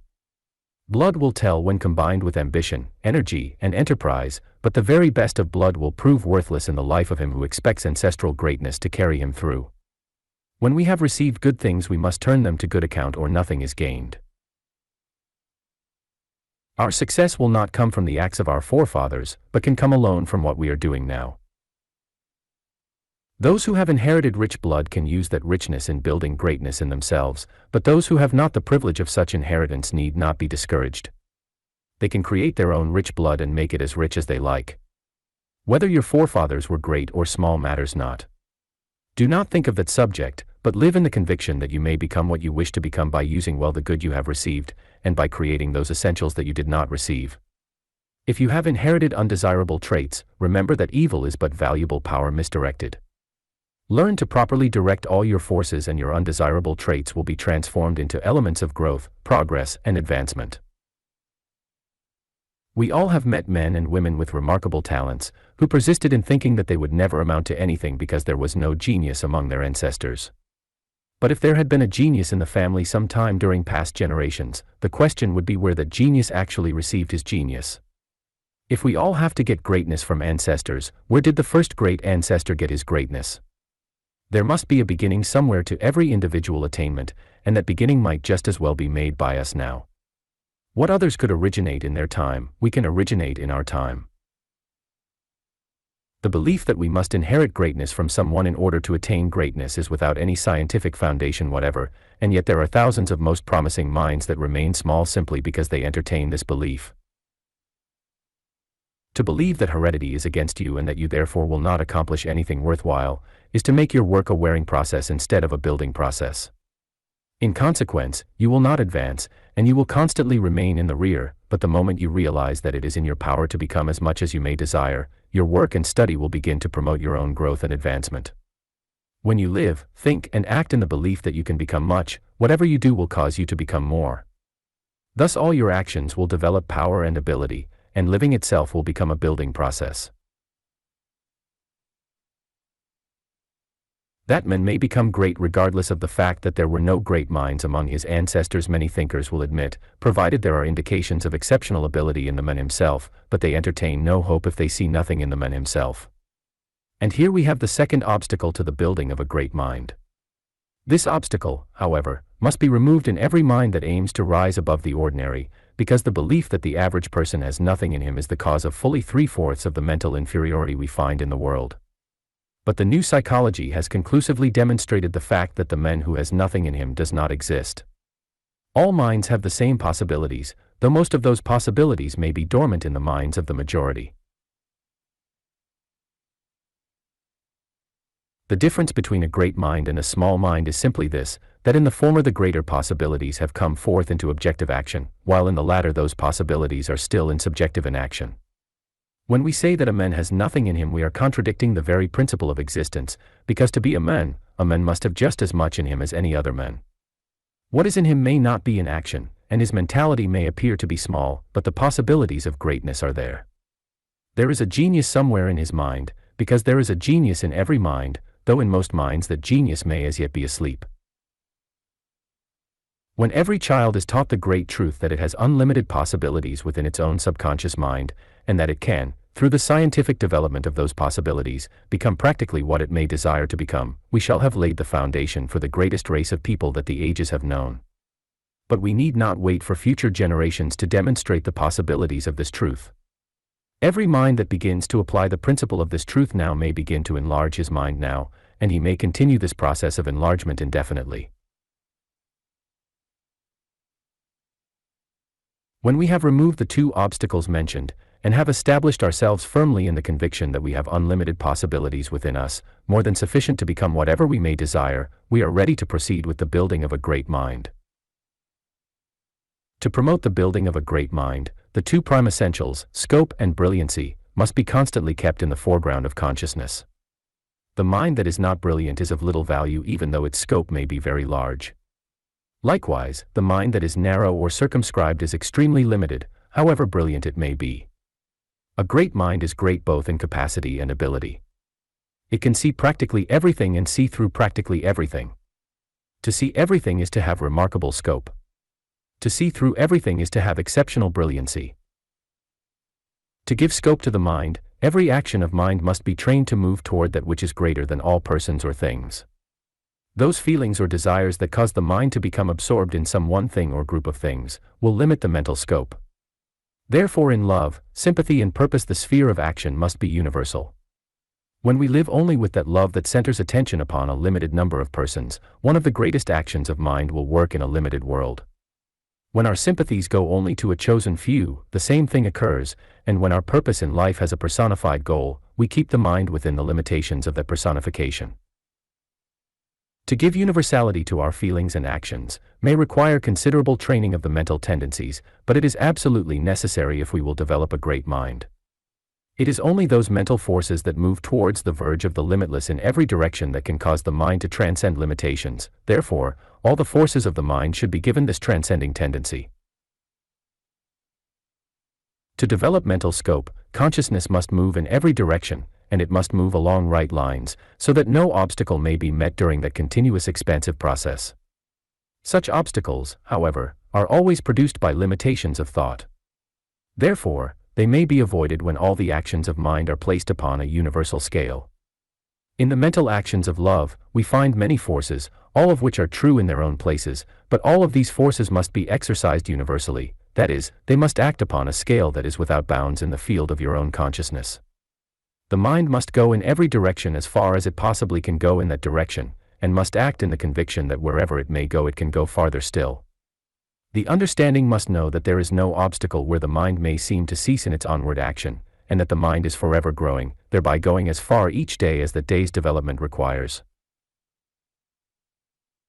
When this idea is applied to a personal love between man and woman, the feeling of love must be based upon the principle that those two souls have the power to love each other more and more indefinitely, that the larger the love becomes the more lovable will the objects of that love become, and that the consciousness of perfect unity and pure affection increases constantly as the two souls become more and more individualized in their own sublime nature. It is possible to make conjugal love universal and continuous between one man and one woman when the love of each is directed toward the sublime nature of the other. Through this law, each individual develops through the consciousness of the largeness of the real nature of the other, and the more the two love each other in this universal sense, the more they will see in each other to love. In addition, the minds of both will constantly enlarge in scope, because when love acts upon this larger scale, the whole mind will act upon this larger scale, as there is no stronger power in mind than love.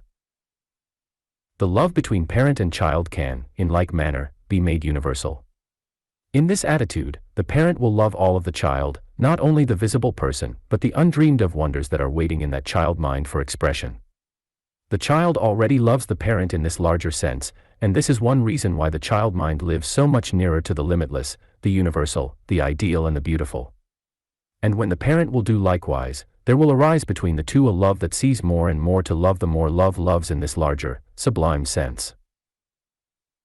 The idea is not only to love the tangible, but also that other something that transcends the tangible, that something that appears to the soul in visions, and predicts wonders yet to be. That such a love will expand and enlarge the mind anyone can understand, because practically all the elements of the mind will tend to follow the actions of the love nature, when that nature is exceptionally strong. But we must not imagine that we shall, through this method, love the person less. The fact is, we shall love the person infinitely more, because we shall discern more and more clearly that the person is the visible side of that something in human life that we can only describe as the soul beautiful, that something that alone can satisfy the secret longings of the heart. The love of everything can, through the same law, become universal. Even friendship, which is always supposed to be confined to a small world, may become universal and limitless in the same way, and when it does, you will see more to admire in your friend every day. You will both have entered the boundless in your admiration for each other, and having entered the boundless, you will daily manifest new things from the boundless, and thus become delightfully surprised at each other constantly. The same may be employed in making sympathy universal, that is, never sympathize with the lesser, but always sympathize with the greater. The lesser is combined in the greater, and by sympathizing with the greater, the mind becomes greater. In the fields of motives, objects, aims and purposes, we find that nearly every mental action is occupying a limited scope, and is acting in such a manner that its own limitations are being perpetuated. This tendency, however, must be removed if a greater mind is to be constructed, because every action of the mind must aim to change itself into a larger action. To cause every aim or purpose to become universal in its action, the mind must transcend shape, form, space, and distance in its consciousness of everything that it may undertake to do. When we confine our thought to so far or so much, we place the mind in a state of limitations, but when we promote every object with a desire to go as far as the largest conception of the present may require, and proceed to attain as much as present capacity can possibly appropriate, we are turning all purposes and aims out upon the boundless sea of attainment. And we shall not only accomplish all that is possible in our present state of development, but we will at the same time constantly enlarge the scope of the mind. It is absolutely necessary to have a fixed goal whatever our purpose in life may be, but we must never give special shape or size to that goal. We must think of our goal as being too large to be measured, even in the imagination. When we have a goal in mind that is only so and so large, all the creative energies of the mind will limit themselves accordingly. They will create only so and so much, regardless of the fact that they may be able to create many times as much. But when we think of our goal as being too large to be measured, the creative energies will expand to full capacity, and will proceed to work for the largest attainment possible. They will act constantly on the verge of the limitless, and will cause the mind to outdo itself every day. In the field of desire, the same law should be applied, and applied constantly, as there are no actions in the mind that exercise a greater influence over the destiny of man than that of desire. When desire is low or perverted, everything goes down or goes wrong, but when desire changes for the better, practically everything else in the human system changes to correspond. To train desire to become universal in action, every individual desire should be changed so as to act only for the promotion of growth. Those desires which, when fulfilled, do not make for the enlargement of life, are detrimental. The powers of all such desires therefore must be changed in their course. Your object is to become more and achieve more, and to constantly promote that object. Development and growth must be perpetual throughout your system. For this reason, every action must have growth for its purpose, and as every action is the result of some desire, no desire must be permitted that is not conducive to growth. It is not necessary, however, to remove a single desire from the human system to bring about this change, because every desire can be trained to promote the building of a greater life. When every desire is caused to move towards the larger and the greater through the mind's irresistible desire for the larger and the greater, all the creative forces of the mind will move towards the same goal, and will constantly build a greater mind. The principle is this, that when all the actions of mind are trained to move towards the larger, they will perpetually enlarge. The first essential to the building of a great mind will thereby be promoted. To promote the second essential, mental brilliancy, the actions of mind must be made as high and as fine as possible, that is, the vibrations of the mental life must be in the highest scale attainable. To see through everything, the mind will require the very finest rays of mental light, and as this mental light is produced by the vibrations of the actions of mind, these actions should be as high in the scale as we can possibly reach at every stage of our mental ability. The light of intelligence is created by the mind itself, and the more brilliant this light becomes, the greater will become the powers of intelligence, discernment, insight, understanding, ability, talent, and genius. And the power of mind to create a more brilliant mind increases as the mind places itself more and more in the consciousness of the absolute light of universal intelligence. To cause the mind to become more brilliant, all the tendencies of mind should fix their attention upon the highest mental conception of mental brilliancy. Every expression of the mind should be animated with a refining tendency. Every force of the mind should rise towards the absoluteness of mental light. Those states of mind that tend to magnify the inferior must be eliminated, and this is accomplished by thinking only of the superior that is possible in all things. All mental actions that are critical, depressing or depreciative must be replaced by their constructive opposites, as every action of the mind must concentrate its attention upon the largest and the best in all fields of consciousness. The mind must be kept high in every respect, because the higher in the mental scale the mind functions, the more brilliant will become the mental light. To increase the rapidity of the vibrations in these higher mental states, creative energy must be supplied in abundance, and to comply with this requirement, all that is necessary is to retain in the human system all the energy that is already created. The human system creates and generates an enormous amount of creative energy every day. Therefore, when all this energy is retained and transmuted into finer mental elements, the mind will be abundantly supplied with those finer energies that can increase both the power and the brilliancy of thought and mind. The mind that is animated with a strong desire to constantly refine itself, and that is thoroughly charged with creative energy, will always be brilliant, and will become more and more brilliant as the laws given above are faithfully and thoroughly applied. Remove the sting, remove the whine, remove the sigh. They are your enemies. They are never conducive to happiness, and we all live to gain happiness, to give happiness. From every word remove the sting. Speak kindly. To speak kindly and gently to everybody is the mark of a great soul. And it is your privilege to be a great soul. From the tone of your voice remove the whine. Speak with joy. Never complain. The more you complain, the smaller you become, and the fewer will be your friends and opportunities. Speak tenderly, speak sweetly, speak with love. From all the outpourings of your heart, remove the sigh. Be happy and contented always. Let your spirit sing, let your heart dance, let your soul declare the glory of existence, for truly life is beautiful. Every sigh is a burden, a self-inflicted burden. Every whine is a maker of trouble, a forerunner of failure.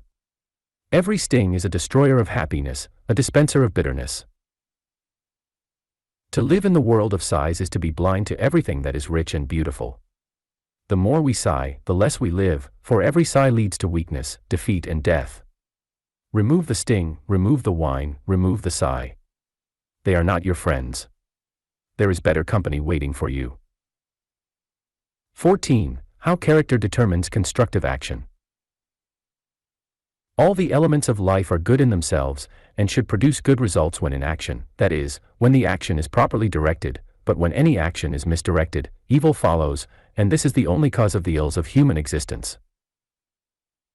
Everything that is wrong in the world has been produced by the perversion and the misuse of the good. Therefore, to eliminate wrong, man must learn to make the proper use of those things that exist in his sphere of action. The misuse of things comes either from ignorance or lack of character, or both. That person who does not understand the elements and the forces of the world in which he lives will make many mistakes, and he will make the wrong use of nearly everything unless he is guided by instructions of those who understand. The leadership of greater minds is therefore necessary to the welfare of the race, but this leadership is not sufficient. Guidance from great minds will help to a limited degree so long as the actions of the individual are simple, but when greater development is sought, with its more complex actions, the individual himself must learn to master the laws of life. He can no longer depend upon others. Therefore, though the leadership of greater minds be necessary to the welfare of the race, it is also necessary for that leadership to be used, not for keeping the multitude in a state of simple-mindedness and dependence, but for promoting the intelligence of each individual until external guidance is needed no more. The true purpose of the strong is to promote greater strength in the weak, and not to keep the weak in that state where they are at the mercy of the strong. Our united purpose should be to develop more great men and women, and to do everything possible to lead the many from dependence to independence. Every state of individual attainment is preceded by a childhood period, but this period should not be unnecessarily prolonged, nor will it be, when every strong mind seeks to develop strength in the weak instead of using the weakness of the weak for his own gain. Those who understand the laws of life may inform the ignorant what to do and what not to do, and may thereby prevent most of the mistakes that the ignorant would otherwise make. But this guidance will not prevent all the mistakes, as experience demonstrates, because it requires a certain amount of understanding to even properly apply the advice of another. Those who do not have the understanding will therefore misuse the elements of life at every turn, no matter how well they are guided by wiser persons, while those who do have this understanding will invariably begin to do things without consulting their so-called superiors. It is therefore evident that more understanding for every body is the remedy, as far as this side of the subject is concerned, but there is also another side. A great many people go wrong because they do not know any better. To them, a better understanding of life is the path to emancipation. They will be made free when they know the truth, but the majority of those who go wrong do know better. Then why do they go wrong? The cause is lack of character. When you fail to do what you want to do, your character is weak. The same is true when you preach one thing and practice another. When you fail to be as perfect, as good or as ideal as you wish to be, or fail to accomplish what you think that you can accomplish, your character is at fault. It is the character that directs the action of the mind. It is the lack of character, or a weak character, that produces misdirections, and when you fail to accomplish what you feel you can accomplish, something is being misdirected. What you feel that you can do, that you have the power to do. Therefore, when you fail to do it, some of the powers of your being are being misdirected. To be influenced to do what you would not do if you were normal, means that your character is weak, and to be affected by surroundings, events, circumstances, and conditions against your will, indicates the same deficiency. A strong character is never influenced against his will. He is never disturbed by anything, never becomes upset, offended or depressed. No one can insult him because he is above small states of mind, and is stronger than those things that may tend to produce small states of mind. All mental tendencies that are antagonistic, critical or resisting indicate a deficiency in character. The desire to criticize becomes less and less as the character is developed. It is the mark of a fine character never to be critical and to mention but rarely the faults of others. A strong character does not resist evil, but uses his strength in building the good. He knows that when the light is made strong, the darkness will disappear of itself. A strong character has no fear, never worries, and never becomes discouraged. If you are in the hands of worry, your character needs development. The same is true if you have a tendency to submit to fate, give in to adversity, give up in the midst of difficulties, or surrender to failure or wrong. It may be stated, without any exceptions or modifications whatever, that the more temper, the less character. Anger is always a misdirection of energy, but it is the function of character to properly direct all energies. Therefore, there can be no anger when the character is thoroughly developed. The mind that changes easily, that is readily carried away by every new attraction that may appear, and that does not retain a well-balanced attitude on any subject lacks character. A strong character changes gradually, orderly, and only as each step is thoroughly analyzed and found to be a real step forward. The more individuality, the more character, and the more one is oneself, the stronger the character. Practice being yourself, your very best self, and your very largest self, and your character will be developed. The more one is conscious of flaws and defects, the weaker the character, and the reason is because nearly everything is being misdirected when the character is weak. The strong character is conscious only of the right because such a character is right, and is causing everything in its sphere of action to do right. To the average person, character is not important as far as this life is concerned, and as most theological systems have declared that it was repentance and not character that would ensure human welfare in the world to come, the development of character has naturally been neglected.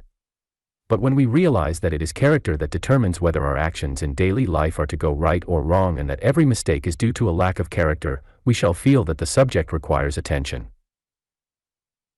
It is the power of character that directs everything that is done in the human system or by the human system. Character is the channel through which all expressions must pass. It is character that gives human life its tone, its color, and its quality, and it is character that determines whether our talents and faculties are to be their best or not. The man who has a well-developed character is not simply good. He is good for something, because he has the power to turn all his energies to good account. A strong character not only turns all the elements and energies of life to good account, but has the power to hold the mind in the right attitude during the most trying moments of life, so that he will not make mistakes nor fall a victim to insidious temptation. A strong character will keep all the faculties and forces of life moving in the right direction, no matter what obstacles we may meet in the way. We shall turn neither to the right nor to the left, but will continue to move directly towards the goal we have in view, and will reach that goal without fail. Thousands of people resolve every year to press on to higher attainments and greater achievements. They begin very well, but ere long they are turned off the track. They are misled or switched off by counter-attractions. They have not the character to keep right on until they have accomplished what they originally set out to do. True, it is sometimes wisdom to change one's plans, but it is only lack of character to change one's plans without reason, simply because there is a change of circumstance. To change with every circumstance is to drift with the stream of circumstance, and he who drifts can only live the life of a log. He will be a victim of every external change that he may meet. He will control little or nothing, and he will accomplish little or nothing. We all can develop the power to control circumstances, or rather to cause all circumstances to work with us and for us in the promotion of the purpose we have in view, and this power is character. Never permit circumstances to change your plans, but give so much character to your plans that they will change circumstances. Give so much character to the current of your work that all things will be drawn into that current, and that which at first was but a tiny rivulet, will thus be swelled into a mighty, majestic stream. When the various forces of the system are properly directed and properly employed, the development of the entire mentality will be promoted, and this means greatness. The power that directs the forces of the system is character, and it is character that causes the mind to use those forces in the best and most constructive manner. There must be character before there can be true greatness, because any deficiency in character causes energy to be wasted and misdirected. It is therefore evident that the almost universal neglect in the development of character is one of the chief reasons why great men and women are not as numerous as we should wish them to be. Many may argue, however, that great minds do not always have good characters, and also that some of our best characters fail to manifest exceptional ability. But we must remember that there is a vast difference between that phase of character that simply tries to follow the moral law, and real character, the character that actually is justice, virtue, and truth. Then we must also remember that character does not mean simply obedience to a certain group of laws, but the power to use properly all the laws of life. That person who uses mental laws properly, but fails to comply with moral laws does not possess a complete character. Nevertheless, the character of this person is just as good as that of the person who follows moral laws while constantly violating mental laws. In the study of character, it is very important to know that the violation of mental laws is just as detrimental as the violation of moral laws, though we have been in the habit of condemning the latter and excusing the former. That person who uses properly the mental laws will to a degree promote the development of the mind even though he may neglect the moral laws, and this accounts for the fact that a number of minds have attained a fair degree of greatness in spite of their moral weakness. But it is a fact of extreme importance that those minds who attain greatness in spite of their moral weakness could become 2 or 3 times as great if they had also developed moral strength. That person who complies with the mental laws but who violates the moral laws wastes fully 1/2 of the energies of his mind, and sometimes more. His attainment and achievement will, therefore, be less than 1/2 of what they might be if he had moral character as well as mental character. The same is true, however, of that person who complies with the moral laws, but who violates the mental laws. Fully 1/2 of his energy is wasted and misdirected. This explains why the so-called good characters are not any more brilliant than the rest, for though they may be morally good, they are not always mentally good, that is, they do not use their minds according to the laws of mind, and therefore cannot rise above the level of the ordinary.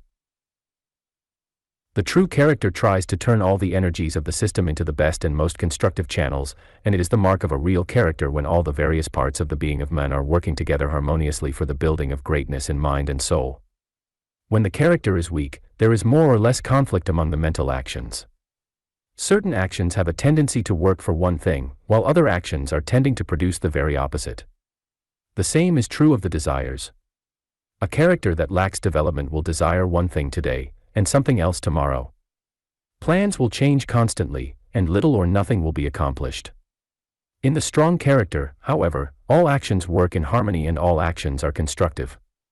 And this is natural because it is the one supreme function of character to make all actions in the human system constructive, to make every force in the human life a building force. Be good and kind to everybody and the world will be kind to you. There may be occasional exceptions to this rule, but when they come pass them by and they will not come again. Ideals need the best of care. Weeds can grow without attention, but not so with the roses. Not all minds are pure that think they are. Many of them are simply dwarfed. It does not pay to lose faith in anybody. It is better to have faith in everybody and be deceived occasionally than to mistrust everybody and be deceived almost constantly. When you meet a person who does not look well, call his attention to the sunny side of things, and aim to say something that will give him new interest and new life. You will thereby nip in the bud many a threatening evil, and carry healing with you wherever you go. 15. The art of building character.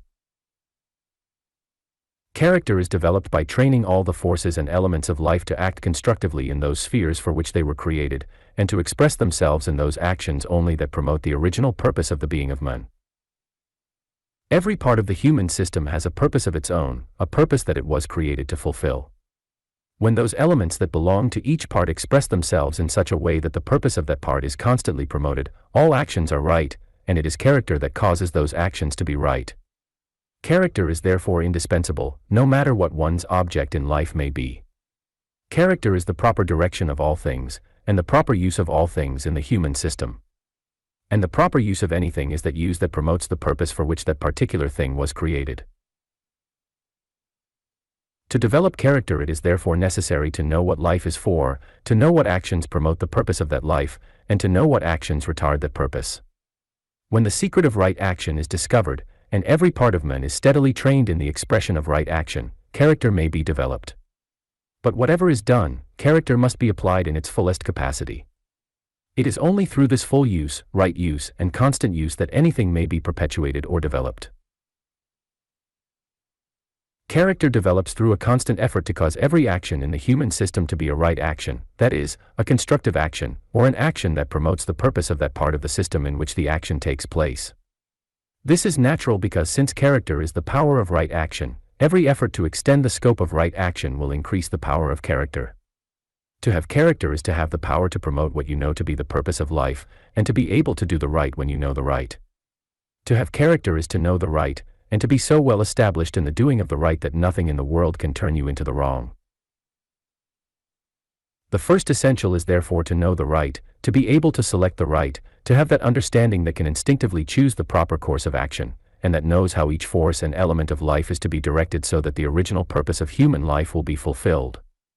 The understanding of the laws of life will give this first essential in an intellectual sense, and this is necessary in the beginning, but when character develops, one inwardly knows what is right without stopping to reason about it.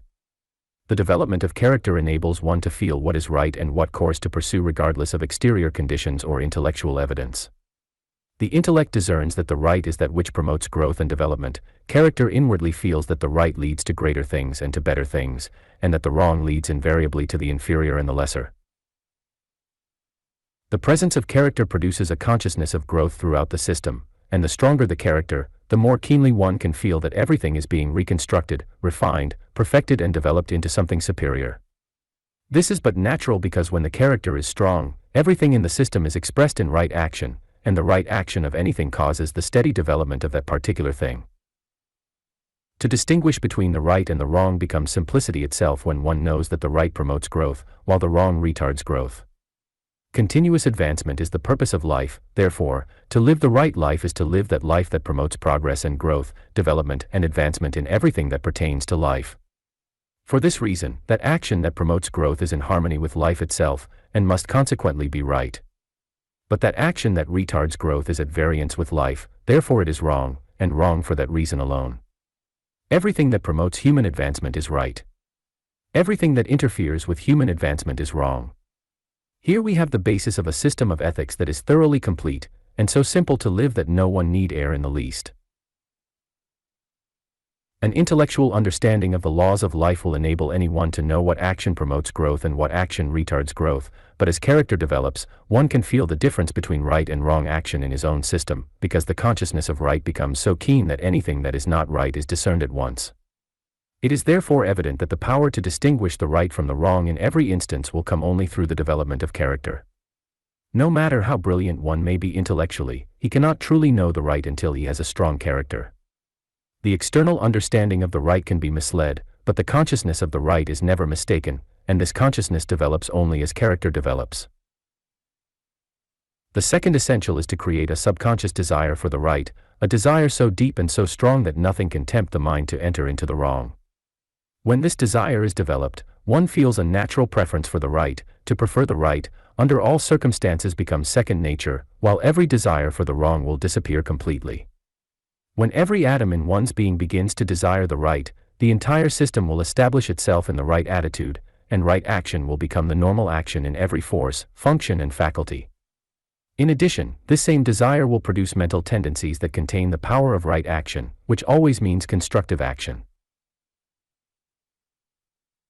It is a well-known fact that all the forces and energies of the system, and all the movements of mind follow mental tendencies. Therefore, when the mental tendencies are right actions, everything that takes place in the system will produce right action, and everything will be properly directed. The desire for the right may be developed by constantly thinking about the right with deep feeling. Every thought that has depth, therefore, will impress itself upon the subconscious, and when that thought is inspired with a strong desire for the right, the conscious impression will convey the right to the subconscious.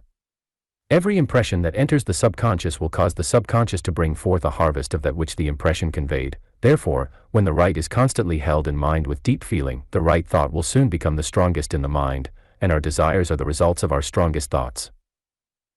You always desire that which is indicated in your strongest thought. You can therefore change those desires completely by thinking with deep feeling about that which you want to desire. No desire should be destroyed. All desire should be transmuted into the desire for the right, and when you subconsciously desire the right, every action in your being will be a right action. The two fundamental essentials, therefore, to the development of character are to know the right and to desire the right, but the term right as employed here must not be confounded with that conception of right which includes only a few of the moral laws. To be right, according to the viewpoint of completeness, is to be in harmony with all the principles of life and all the laws of the present sphere of human existence. To know the right, it is necessary not simply to memorize rules that other minds have formulated, but to inwardly discern what life is for, and what mode of thought and action is conducive to the realization of that which is in life. To desire the right, according to this view of the right, the mind must actually feel the very soul of right action, and must be in such perfect touch with the universal movement of right action, that all lesser and imperfect desires are completely swallowed up in the one desire, the desire that desires all that is in life, and all that is in perfect harmony with that which is in life. It is the truth, that when we come into perfect touch with the greater, we cease to desire the lesser, and the closer we get to the one real desire, the less we care for our mistaken desires. Therefore, to remove an undesirable desire, the course is not to resist that desire, but to cultivate a greater and a better desire along the same line. In this connection, we must remember that the adoption of a greater desire does not compel us to sacrifice those things that we gain from the lesser desires. He who adopts the greater loses nothing, but is on the way to the gaining of everything. To know the right and to desire the right, according to the complete significance of the right, we must interiorly discern the very right itself. We cannot depend upon another's definition of the right, but must know fully the spirit of the right with our own faculties. That faculty that knows and feels the right, and that naturally knows and desires the right is character.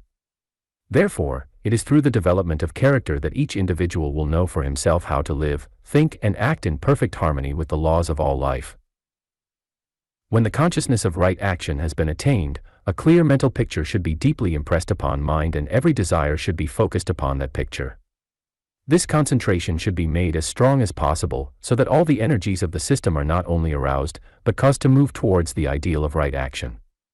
And by right action, we mean that action that is thoroughly constructive, that builds for greater things and greater things only. Everything is right that builds for greater things.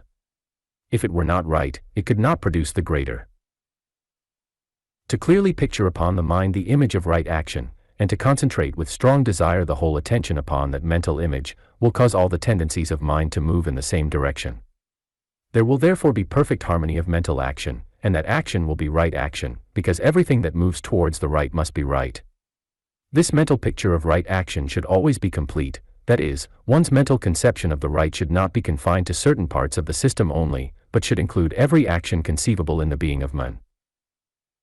That person who pictures himself as virtuous, but forgets to picture himself above anger, fear and worry, is not forming a complete picture or ideal of the right.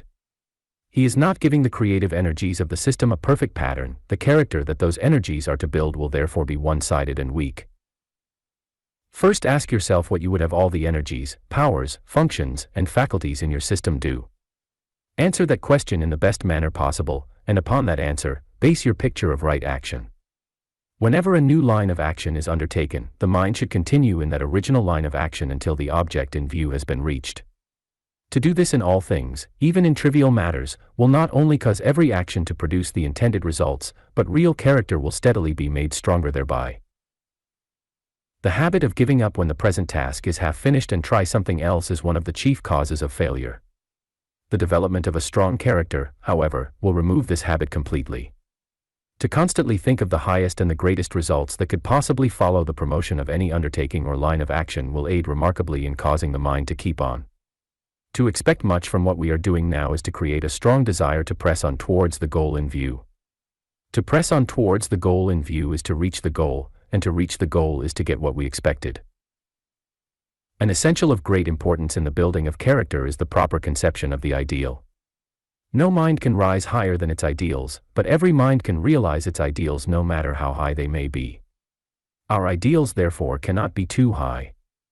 The ideal should not only be a little better than the present real, but should be perfection itself. Have nothing but absolute perfection in all things as the standard and the goal, and never think of your goal as anything less. Do not simply aim to improve yourself in just one more degree. Aim to reach absolute perfection in all your attainments and all your achievements, and make that desire so strong that every atom in your being thrills with its power. To form all one's ideals in accordance with one's mental conception of absolute perfection will cause the mind to live above the world of the ordinary, and this is extremely important in the building of character. A great character cannot be developed so long as the mind continues to dwell on the ordinary, the trivial or the superficial. Neither can true quality and true worth find expression so long as thought continues on the common plane, and the life that does not continue to grow into higher quality and greater worth has not begun to live. When character is highly developed, both the personality and the mentality will feel the stamp of quality and worth. High mental color will be given to every characteristic, and the nature of men will cease to be simply human. It will actually be more. In building character, special attention must be given to hereditary tendencies or those traits of character that are born in us. But as all such traits are subconscious, they can be changed or removed by directing the subconscious to produce the opposite characteristics or tendencies. It matters not in the least what we may have inherited from our ancestors. If we want to change those things, we can do so. The subconscious will not only respond to any direction that we may make, but is fully capable of doing anything in the world of mind or character that we may desire to have done. Examine the tendencies of your mind and character, and fix clearly in consciousness which ones you wish to remove and which ones you wish to retain. Those that you wish to retain should be made strong by daily directing the subconscious to give those tendencies more life, more power, and more stability. To remove those tendencies that you do not wish to retain, forget them. Do not resist them nor try to force them out of the mind. Simply forget them and direct the subconscious to create and establish new tendencies that are directly opposite to the nature of the ones that you wish to remove. Build up those qualities that constitute real character, and every bad trait that you have inherited from your ancestors will disappear. To build up those qualities, picture in your mind the highest conceptions of those qualities that you can possibly form, then impress those conceptions and ideas upon the subconscious. Such impressions should be formed daily, and especially before going to sleep, as the building process in the subconscious is more perfect during sleep. By impressing the idea of spotless virtue upon the subconscious every day for a few months, your moral tendencies will become so strong that nothing can tempt you to do what you know to be wrong. Not that physical desire will disappear, we do not want any natural desire to disappear, but your control of those desires will be so complete that you can follow them or refuse to follow them just as you choose. And your desire to remain absolutely free from all wrong will become so strong that nothing can induce you to do what your finer nature does not wish to have done. There are millions of people who are morally weak in spite of the fact that they do not wish to be, but if these people would employ this simple method, their weakness would soon disappear, because by impressing the idea of spotless virtue upon the subconscious will produce and express in the personality the power of virtue, and if this process is continued for some time, the power of virtue in the person will become so strong that it can overcome and annihilate instantly every temptation that may appear. Impress upon the subconscious the idea of absolute justice, and your consciousness of justice will steadily develop until you can discriminate perfectly between the right and the wrong in every imaginable transaction. Whatever quality you wish to develop in your character, you can increase its worth and its power steadily by applying this subconscious law. That is, what is impressed upon the subconscious will be expressed through the personality, and since the seed can bring forth 10, 30, 60, and 100-fold, one tiny impression, therefore, may have the power to bring forth a great and powerful expression. Everything multiplies in the subconscious, whether it be good or otherwise.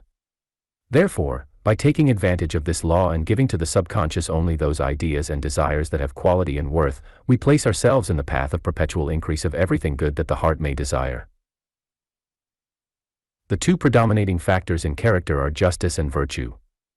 The former gives each element in life its proper place. The latter turns each element to proper use. The consciousness of justice is developed through the realization of the fact that nothing can use what is not its own. To try to use what is not one's own will result in misuse. When the consciousness of justice is thoroughly developed, everything in the human system will be properly placed. That very power of the mind that feels justice, the true placing of things, will cause all things within men to be properly placed. And when justice rules among all things in the interior life of men, that men will naturally be just to all things in the exterior life. It is not possible for any person to deal justly with men and matters in the external world until he has attained the consciousness of justice within himself. He may think he is just, or he may try to be just, but his dealings will not be absolutely just until he can feel justice in his own life. To feel justice within oneself is to keep the entire system in a state of equilibrium. The mentality will be balanced and no force or element will be misplaced. It is therefore something for which we may work with great profit. To be virtuous in the complete sense of the term is to use all things properly, and the proper use of things is that use that works for greater things. Virtue is therefore applicable to every force, function, and faculty in the being of man, but in its application there must be no desire or effort to suppress or destroy. Virtue means use, right use, never suppression. When things cannot be used in their usual channels, the energies in action within those things should be turned in their courses and used elsewhere. When creative energy cannot be properly applied physically, it should be employed metaphysically, and all energy can be drawn into mind for the purpose of building up states, faculties, talents, or powers. Practical methods through which this may be accomplished will be given in the next chapter. When a certain desire cannot be expressed with good results in its present purpose, the power of that desire should be changed and caused to desire something else, something of value that can be carried out now. The power of that desire therefore is not lost, neither is enjoyment sacrificed, because all constructive forces give joy to the mind. And the greatest of joys shall be the joy of going on. The desire for complete virtue is developed through the realization of the fact that the greatest good comes only when each part fulfills, physically and metaphysically, what nature intended. In the application of virtue, the purpose of nature may be fulfilled metaphysically when the physical channel does not permit of true expression at the time, though when physical expression may be secured, the metaphysical action should always be in evidence, because the greatest results always follow when physical and metaphysical actions are perfectly combined. In the building of character, the two principal objects in view should be the strong and the beautiful. The character that is strong but not beautiful may have force, but cannot use that force in the building of the superior. The character that is beautiful but not strong will not have sufficient power to carry out its lofty ideals. It is the strong and the beautiful combined that builds mind and character, and that brings into being the superior man. When the creative energies are daily transmuted and turned into muscle, brain, and mind, a virtuous life can be lived without inconvenience. Besides, the body will be healthier, the personality stronger, and the mind more brilliant. Hold yourself constantly in a positive, masterful attitude, and fill that attitude with kindness. The result will be that remarkable something that people call personal magnetism. Creative energy, when retained in the system, will give vigor to the body, sparkle to the eye, and genius to the brain. There is enough power in any man to enable him to realize all his desires and reach the highest good he has in view. It is only necessary that all of this power be constructively applied. 16. The creative forces in man. The human system may well be termed a living dynamo, as the amount of energy, especially creative energy, generated in the mind and personality of man is simply enormous. If we should try to measure the amount produced in the average healthy person, we should become overwhelmed with surprise, though we should naturally become even more surprised after learning how much power nature gives to man, and then finding that he applies only a fraction of it. We shall soon see the reason for this, however, and learn exactly why all of this vast amount of energy is not turned to practical use. What is called creative energy in its broadest, largest sense, is that power in man that creates, forms, or reproduces anywhere in the human system, and it divides itself into a number of groups, each one having its special function.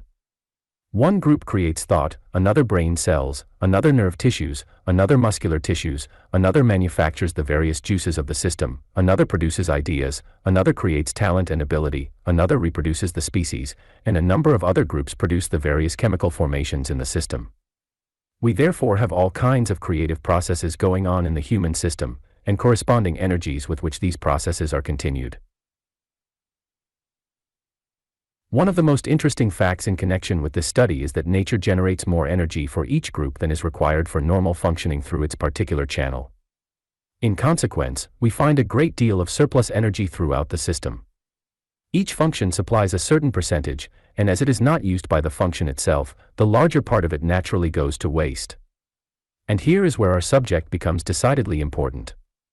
All kinds of creative energy are so closely related that they can be transformed and transmuted into each other. What is wasted in one function can therefore be turned to actual use in another function.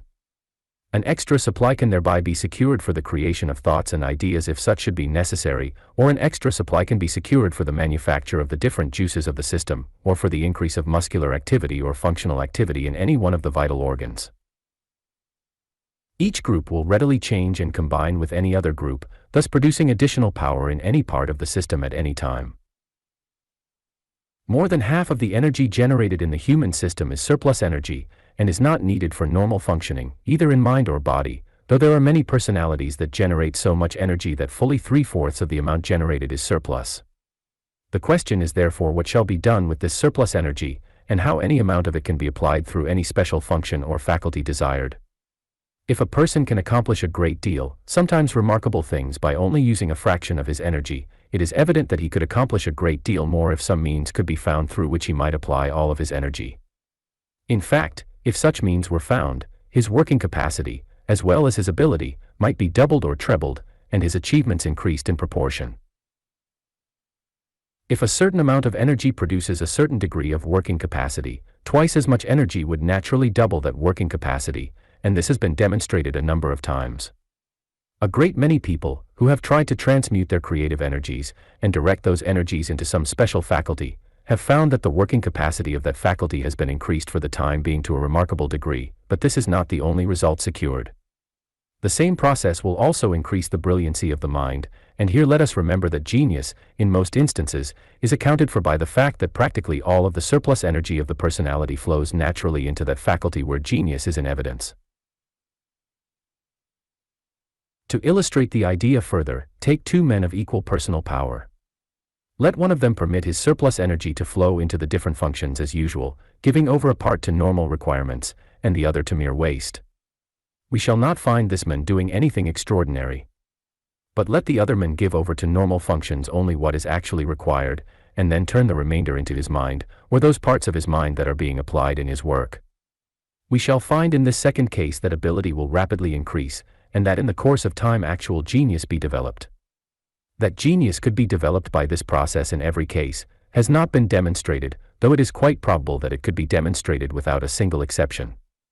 However, no individual can turn surplus energy into any faculty without becoming more able, more efficient, and more competent in that faculty. To learn how this process can be carried out successfully under any circumstances is therefore thoroughly worthwhile. To proceed, we must first learn how these different groups of creative energy naturally act, and we find that each group goes, either naturally or through some habit, into its own part of mind or body. In other words, we find in the human system a number of streams of energy flowing in different directions, performing certain functions on their way, using up a fraction of their power in that manner, the rest flowing off into waste.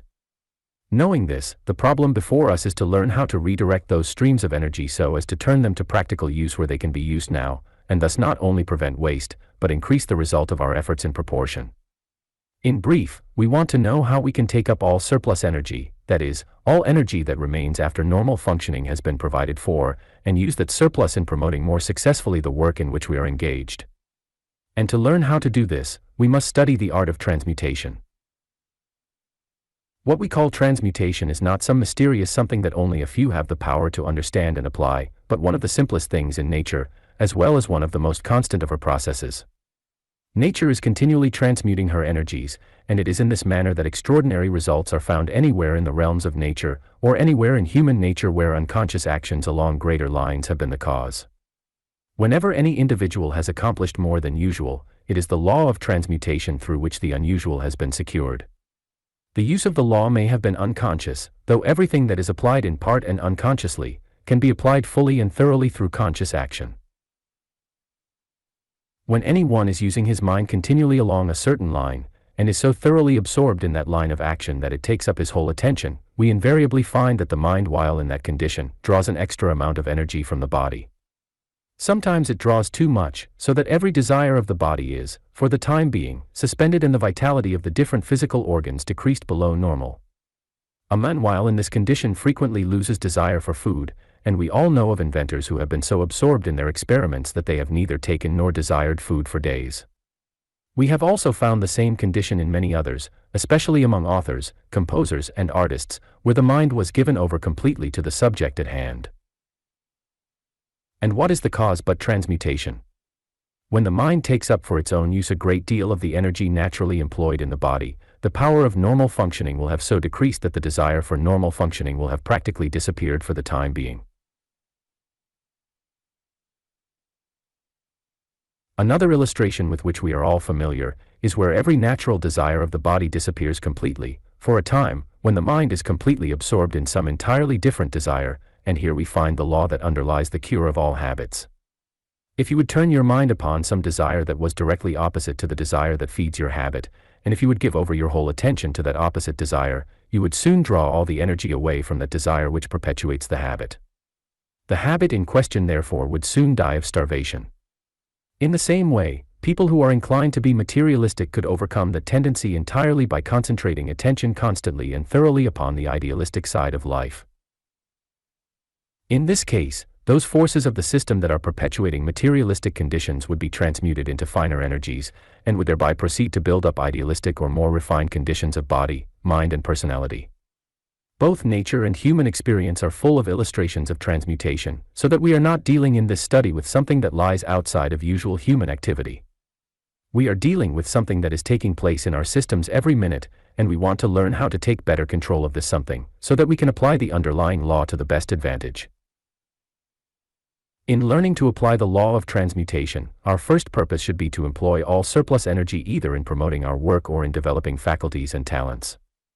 This process alone would practically double the working capacity of any mind, and would steadily increase ability and talent, and also to turn energy to good account that cannot be used in its own channel now. To illustrate, suppose you have a desire for a certain physical or mental action, and you know that it would not be possible to carry out that desire at the time. Instead of permitting the energy that is active in that desire to go to waste, you would turn that energy into some other channel where it could be used to advantage now. Our second purpose should be to direct all surplus energy into the brain and the mind in case we had more energy in our body than we could use, or that was required for physical functioning, and thereby become stronger and more efficient in all mental activities.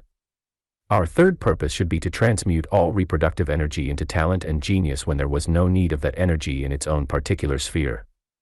And in this connection, it is well to mention the fact that a man who is morally clean, other things being equal, has in every instance greater agility, greater capacity, and greater endurance by far than the man who is not. While the latter is wasting his creative energies in useless pleasures, as well as in disease-producing habits, the former is turning all of his creative energy into ability and genius, and the result is evident. In carrying out these three purposes we can prevent all waste of mental and personal power.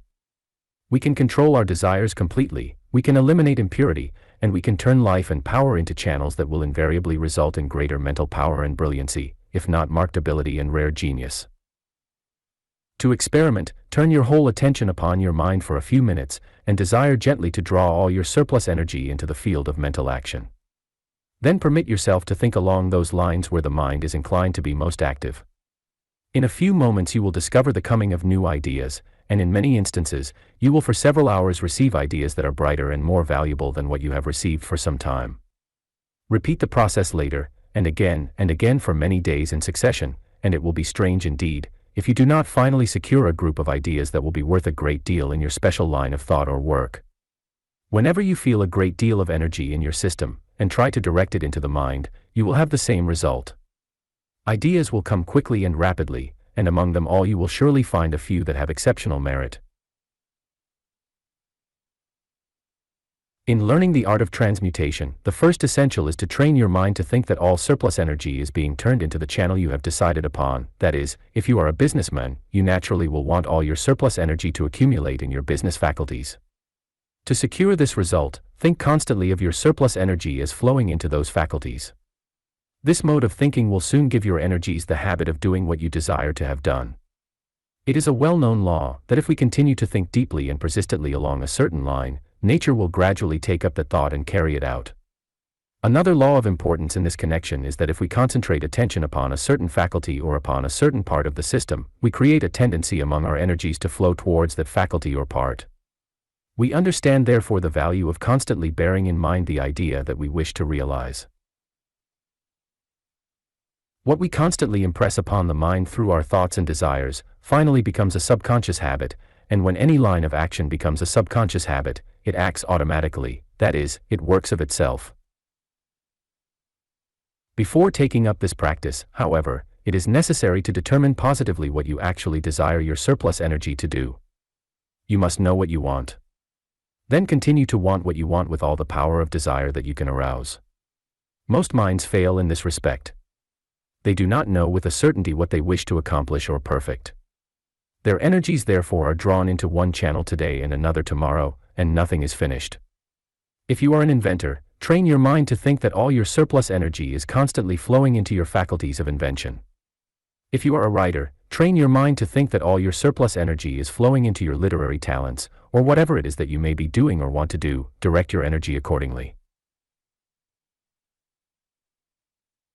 You will soon find that you will increase in power, ability, and capacity along the lines of your choice, and if you continue this process all through life, your ability will continue to increase, no matter how long you may live. The second essential is to desire deeply and persistently that all your surplus energy shall flow into those functions or faculties that you have selected for greater work. Wherever your desire is directed, there the force of your system will also tend to go, and herein we find another reason why persistent desire has such extreme value. The use of desire in this connection, however, must always be deep and calm, and never excited or overwrought. The third essential is to place your mind in what may be termed the psychological field, and while acting in that field, to concentrate upon that part or faculty where you want your surplus energy to accumulate. This essential or process constitutes the real art of transmutation, though it is by no means the easiest to acquire. To master this method, a great deal of practice will be required, but whenever you can place your mind in the psychological field and concentrate subjectively upon any part of your system where you want surplus energy to accumulate, all your surplus energy positively will accumulate in that part within a few moments' time. Through the same process, you can annihilate any desire instantaneously, and change all the energy of that desire into some other force. You can also, in the same way, reach your latent or dormant energies, and draw all of those energies into any channel where a high order of activity is desired. In fact, through this method, you can practically take full possession of all the power, active or latent, in your system, and use it in any way that you may wish.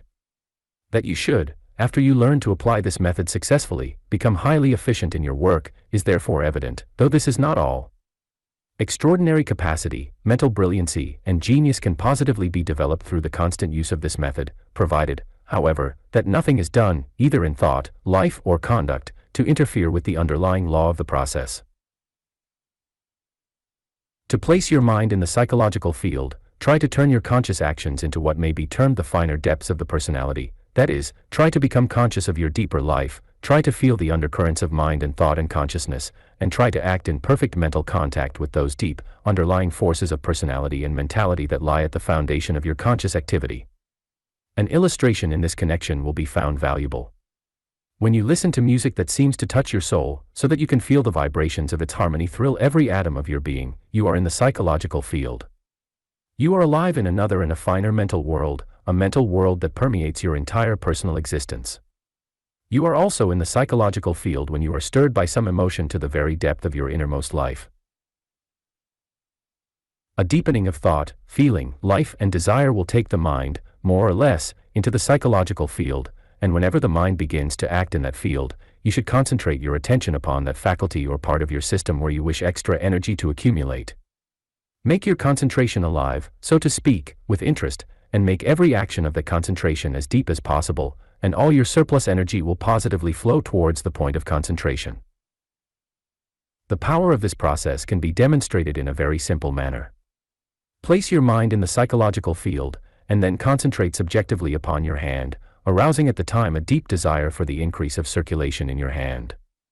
In a few moments, the veins on the back of your hand will be filled to capacity, and your hand, even though it might have been cold in the beginning, will become comfortably warm. Another experiment that is not only interesting in this connection, but may prove very valuable, is to concentrate in this same manner upon your digestive organs, in case the digestive process is retarded. You will soon feel more energy accumulating throughout the abdominal region, and any unpleasant sensation that you might have felt on account of indigestion will disappear entirely. In fact, even chronic indigestion can be cured in this way if the method is applied for a few minutes immediately before and after each meal. The idea is simply this, that when you give extra energy to an organ, it will be able to perform its function properly, and whenever any function is performed properly, any ailment that might have existed in the organ of that function will disappear. A number of similar experiments may be tried, all of which will prove equally interesting, and besides, will train the mind to apply this great law of transmutation. The following effects may be secured through transmutation. Working capacity in any part of the personality or mentality may be constantly increased, all the energy generated in the system may be employed practically and successfully, the mind may be made more brilliant, as it is an extraordinary amount of creative energy going into the mind that invariably causes mental brilliancy. Any faculty selected can be given so much of this surplus energy of the system that it will almost from the beginning manifest an increase in ability, and will, in the course of time, manifest rare talent and even genius. Moral purity may become second nature, as all that energy that was previously squandered in impure thought, impure desire, or impure action can be transmuted readily, and applied in the building of a more vigorous personality and a more brilliant mind. A better control of all the forces of the personality may be obtained, and that mysterious something called personal magnetism may be acquired to a remarkable degree. The attainment or accumulation of personal magnetism is something that we all desire, and the reason why is evident. What is called personal magnetism is the result of an extra amount of creative energy stored up in the personality and caused to circulate harmoniously throughout the personality. And the effect of this power is very marked. People who possess it are invariably more attractive, regardless of shape and form, and they are invariably more successful, no matter what their work may be. Hundreds of illustrations could be mentioned proving conclusively the extreme value of personal magnetism, though we are all so familiar with the fact that we do not require proof in the matter. What we want to know is what this power really is, how it may be produced, and why those who possess it have such a great advantage over those who do not possess it. To illustrate, we may take two women who look alike in every respect, who have the same character and the same mentality, and who are equals in every respect but one, and that is that the one has personal magnetism while the other has not. But we need not be told of the fact. The woman who does not possess this power cannot be compared in any way with the woman who does possess it. The woman who does possess this power is far more attractive, far more brilliant, and seems to possess qualities of far greater worth, and the reason is that personal magnetism tends to heighten the effect of everything that you are, or that you may do. If we should compare two businessmen of equal ability and power, the one having personal magnetism and the other one not, we should find similar results. The one having this power would be far more successful, regardless of the fact that his ability and power in other respects were the same as his associate.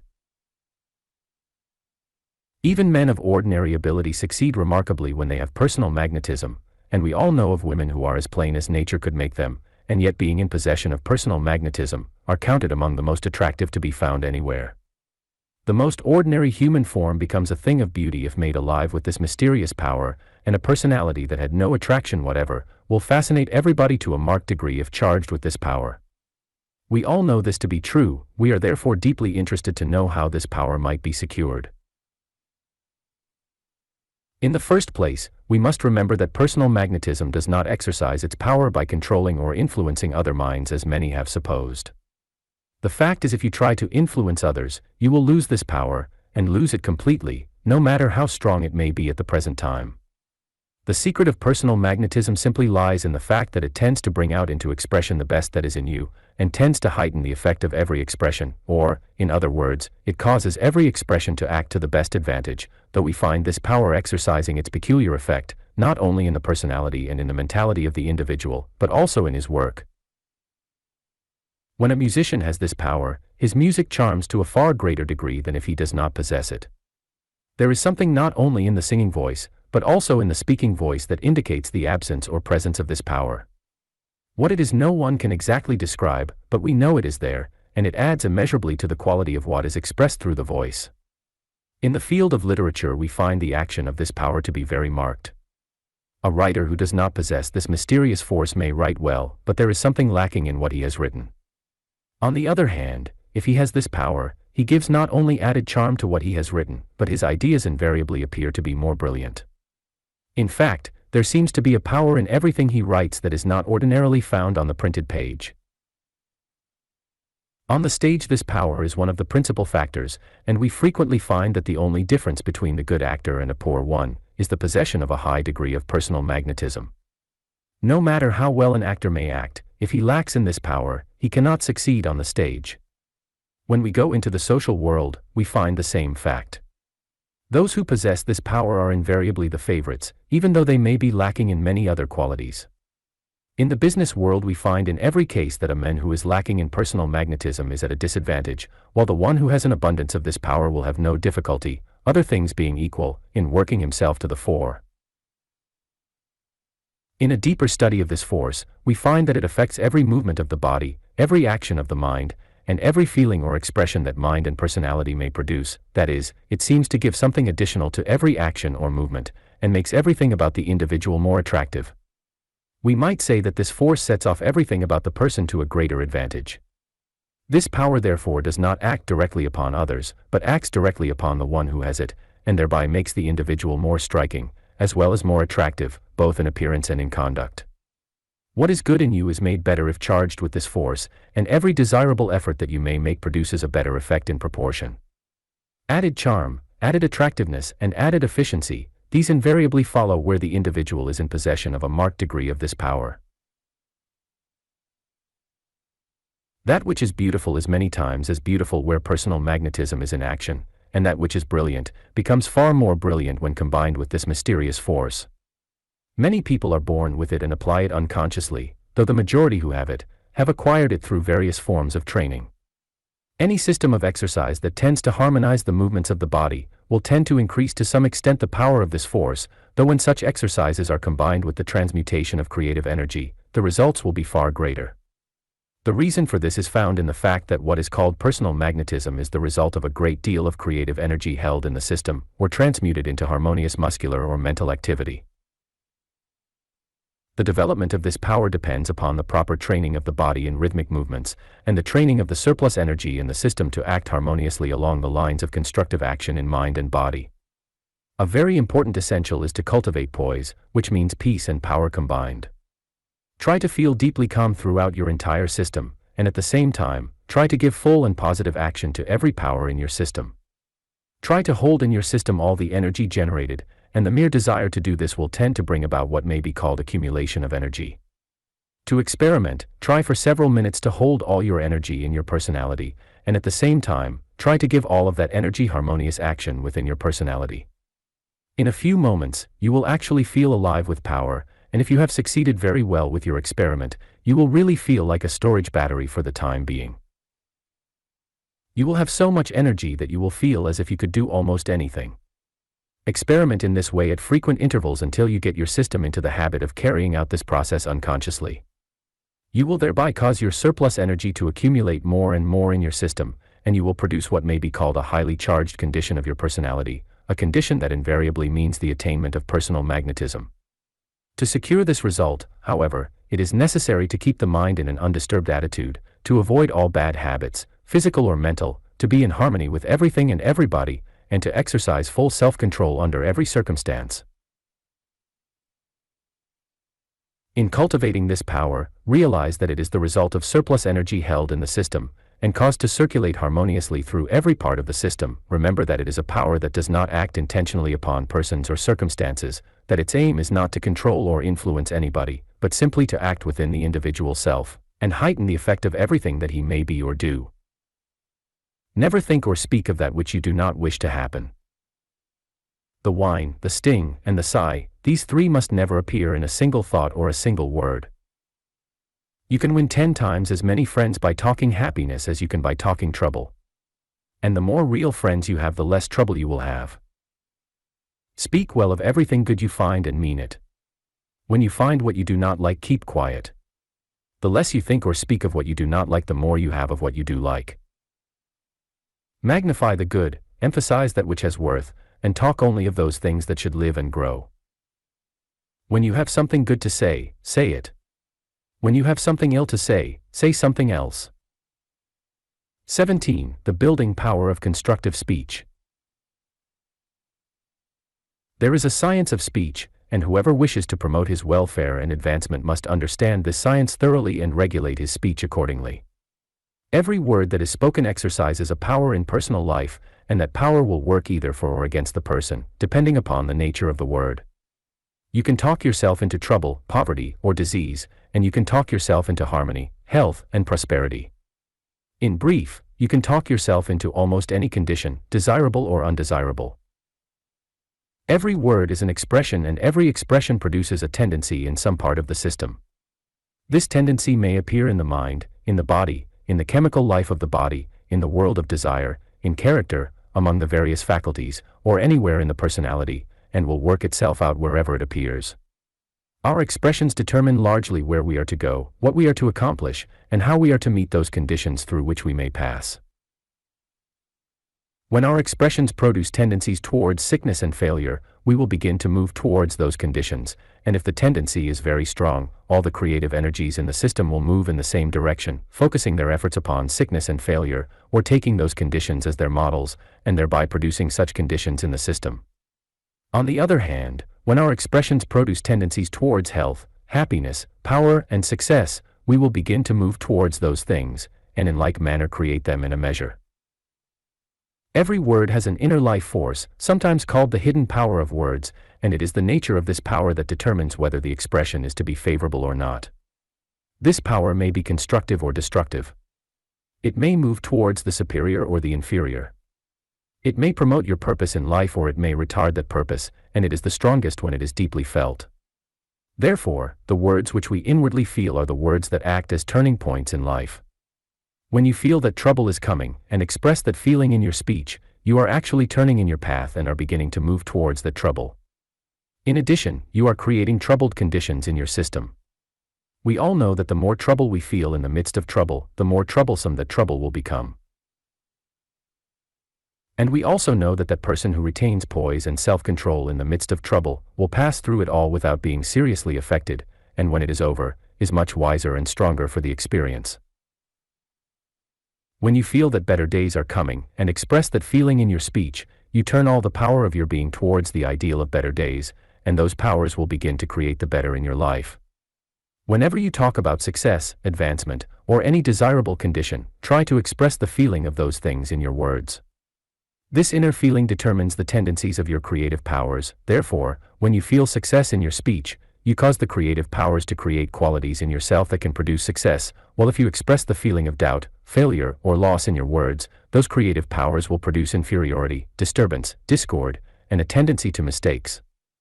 It is in this way that the thing we fear comes upon us. Fear is a feeling that feels the coming of ills or other things we do not want, and as we always express through our words the feelings that we fear, we form tendencies toward those things, and the creative powers within us will produce them. Whether the inner life force of a word will be constructive or destructive depends upon several factors, the most important of which are the tone, the motive, and the idea. The tone of every word should be harmonious, wholesome, pleasing, and should convey a deep and serene expression. Words that express whines, discontent, sarcasm, aggressiveness and the like are destructive, so much so that no one can afford to employ them under any circumstance whatever. Nothing is ever gained by complaints that are complaining, nor by criticisms that criticize. When things are not right, state so in a tone of voice that is firm and strong, but kind. A wronged customer who employs sweetness of tone as well as firmness of expression is one who will receive the first attention and the best attention, and nothing will be left unturned until the matter is set right. The words that wound others do far more injury to the person who gives them expression. No one therefore can afford to give expression to a single word that may tend to wound. Words of constructive power are always deeply felt. They are never loud or confusing, but always quiet and serene, filled with the very spirit of conviction. Never give expression to what you do not wish to encourage. The more you talk about a thing, the more you help it along. The walls have ears, and the world is full of minds that will act upon your suggestion. Never mention the dark side of anything. It will interfere with your welfare. To tell your troubles may give you temporary relief, but it is scattering seed broadcast that will produce another crop of more trouble. If you have troubles, turn your back upon them and proceed to talk about harmony, freedom, attainment, and success, and feel deeply the spirit of these new and better conditions. Thus you will begin to create for yourself a new life, new opportunities, new environment, and a new world. Never speak unless you have something to say that gives cheer, encouragement, information, or wholesome entertainment. To talk for the mere sake of talking is to throw precious energy away, and no human chatterbox will ever acquire greatness.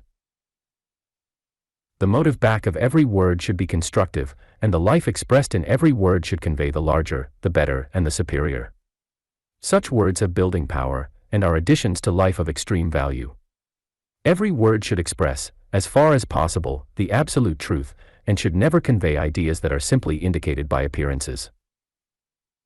What is meant by speaking the absolute truth, however, is a matter that the majority do not understand, and as it is a very large subject, it would require pages to give even a brief scientific definition. But for practical purposes, the subject can be made sufficiently clear through the use of a few illustrations taken from the world's daily speech. People who think they have to say something and have nothing in particular to say, always take refuge in a brief description of the weather. In their descriptions they usually employ such expressions as, "It is terribly hot," "It is an awful day," "This is terrible weather," "This is a miserably cold day," and so on. But such expressions do not change the weather, and there is no use of talking if your words are not to be of value in some way.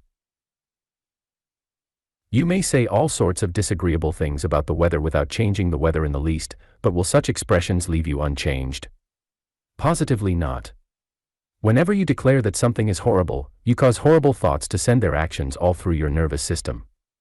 These actions may be weak, but many drops, no matter how small, will finally wear away a rock. When people talk about themselves, they seldom fail to give expression to a score of detrimental statements. Here are a few: "I can't stand this," "I feel so tired," "I cannot bear to think of it," "I am thoroughly disgusted," "I am so susceptible to climatic changes," "I am so sensitive and so easily disturbed," "I am getting weak and nervous," "My memory is failing," "I am getting old," "I cannot work the way I used to," "My strength is gradually leaving me," "There is no chance for me any more," "Everything in life is uphill work," "I have passed a miserable night," "This has been a hard day," "I have nothing but trouble and bad luck," "You know I am human and so very weak," "There is always something wrong no matter how hard you try," "You know I have to be so very careful about what I eat as nearly everything disagrees with me." 1,000 other statements, all of them destructive, might be mentioned, but anyone who understands the power of thought will realize at once that such statements can never be otherwise but injurious and should therefore be avoided absolutely. But these statements are not only injurious, they are also untrue, absolutely untrue in every sense of the term.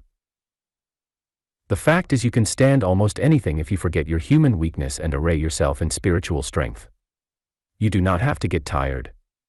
Work does not make anyone tired so long as he gets 8 hours of sleep every night.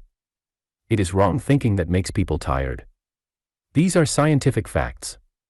That person who permits himself to become disgusted at anything whatever is talking himself down to the plane of inferiority. When you feel disgusted, you think disgusting thoughts, and such thoughts clog the mind. You cannot afford to think disgusting thoughts simply because something else is disgusting, because we daily become like the thoughts we think. We cannot improve disagreeable things by making ourselves disagreeable. 2 wrongs never made a right. The proper course is to forgive the wrongdoer, forget the wrong, and then do something substantial to right the whole matter. When we think kindly of the weather, place ourselves in harmony with nature, think properly and dress properly, we shall not be susceptible to changes in the atmosphere. But so long as we say that we are affected by changing atmospheres, we not only make ourselves negative and susceptible, but we also produce detrimental effects in our systems through our own unwholesome beliefs.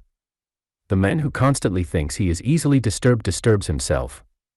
When we are in harmony with everything including ourselves and refuse to be otherwise, nothing will ever disturb us. That person who is nervous can make the matter worse by saying that he is nervous, because such a statement is a nervous statement and is full of discord. When we begin to feel nervous, we can remedy the matter absolutely by resolving to remain calm, and by employing only quiet, wholesome, and constructive speech. Your words will cause you to move in the direction indicated by the nature of those words, and it is just as easy to use words that bring calmness and poise, as those that bring inharmony and confusion. Modern science has demonstrated conclusively that there is nothing about a person that gets old. Therefore, to say that you are getting old is to persist in speaking the untruth, and it is but natural that you should reap as you sow. We must remember that a false appearance comes from the practice of judging from appearances. To state that your strength is failing is likewise to speak the untruth. There is but one strength in the universe, the strength of the Supreme, and that strength can never fail. You may have as much of that strength as you desire. All that is necessary for you to do is to live in perfect touch with the Supreme, and never think, do, or say anything that will interfere with that sublime oneness. The strength of the Supreme is just as able to fill your system with life and power now as it was at any time in the past. Therefore, there is no real reason whatever why your powers should diminish. Be true to the truth and your power will perpetually increase. The belief that there are no opportunities for you is caused by the fact that you have hidden yourself in a cave of inferiority. Go out into the life of worth, ability and competence, and you will find more opportunities than you can use. The world is ever in search of competent minds, and modern knowledge has made it possible for man to develop his ability. No one therefore has any legitimate reason for speaking of hard luck or hard times unless he prefers to live in want. The more you complain about hard times, the harder times will become for you, while if you resolve to forget that there is such a thing as failure and proceed to make your own life as you wish it to be, the turn in the lane will surely come.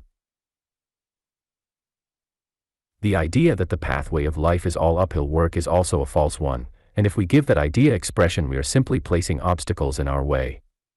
Nothing is uphill work when we approach it properly, and there is nothing that helps more to place us in true relationship with things than true expression. If the night has been unpleasant, never mention the fact for a moment.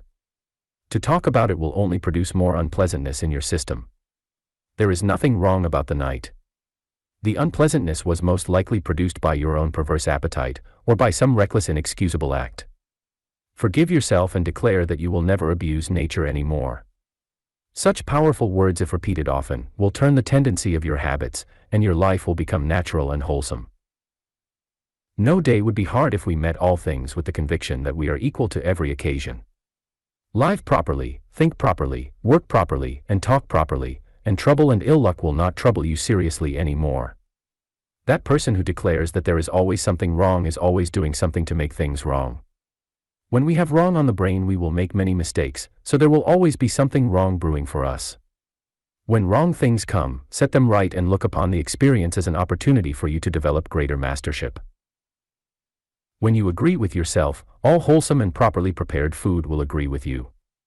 But you cannot expect food to agree with you so long as you are disagreeable, and to declare that this or that always disagrees with you, is to fill your system with disagreeable thoughts, disturbed actions, and conditions of discord. That nature can digest food under such circumstances no one can justly expect. There is nothing that injures digestion more than the habit of finding fault with the food. If you do not think that you can eat this or that, leave it alone, but leave it alone mentally as well as physically. It is not enough to drop a disagreeable thing from your hands, you must also drop it from your mind. Remember, you are mentally living with everything that you talk about, and there is nothing that affects us more than that which we take into our mental life. It is therefore not only necessary to speak the truth about all things, but also to avoid speaking about those things that are unwholesome.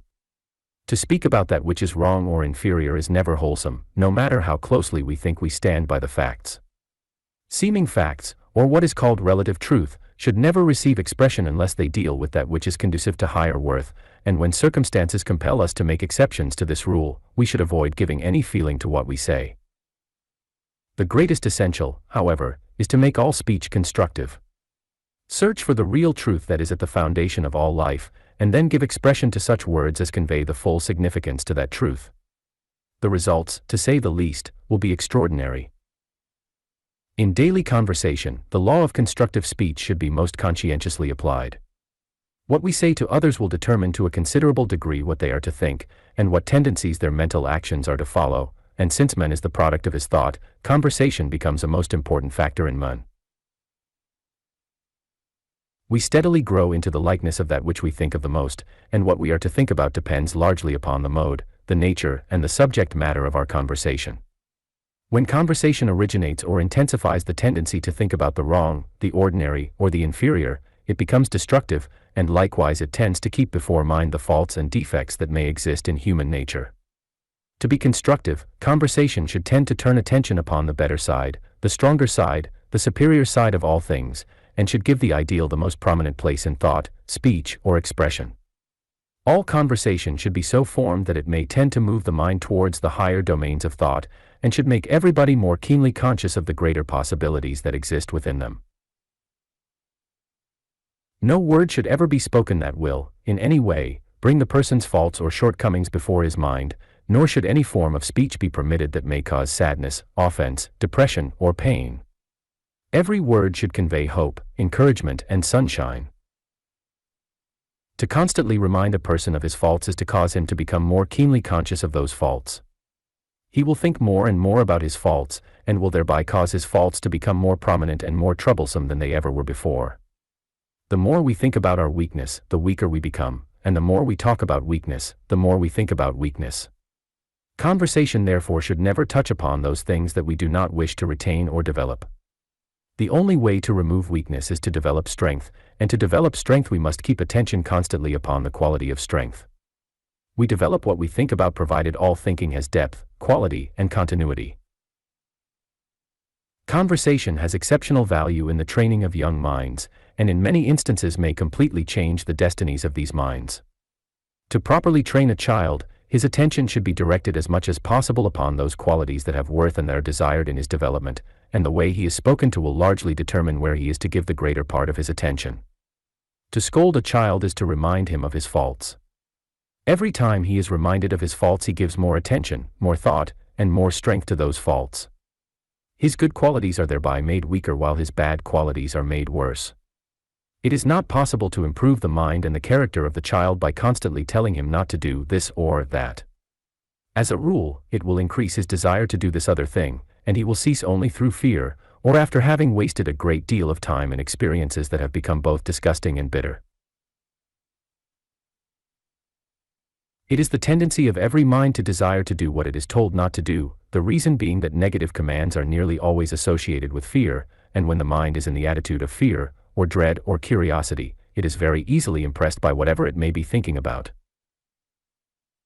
When we are warned we either enter a state of fear or one of curiosity, and while in those states, our minds are so deeply and so easily impressed by that from which we are warned, that we give it our whole attention. The result is we think so much about it that we become almost completely absorbed in it, and we are carried away, so to speak, not away from the danger, but into it.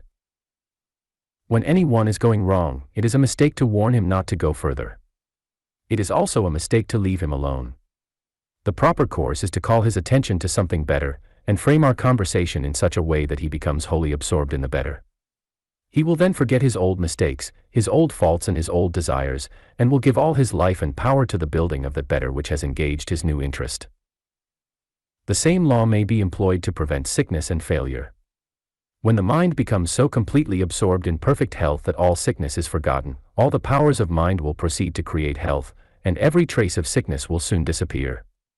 When the mind becomes so completely absorbed in higher attainments and in greater achievements that all thought of failure is forgotten, all the forces of mind will begin to work for the promotion of those attainments and achievements. The person will be gaining ground every day, and greater success will positively follow.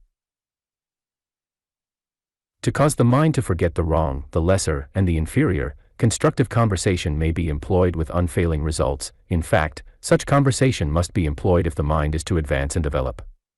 Our conversation must be in perfect accord with our ambitions, our desires, and our ideals, and all our expressions must aim to promote the real purpose we have in view.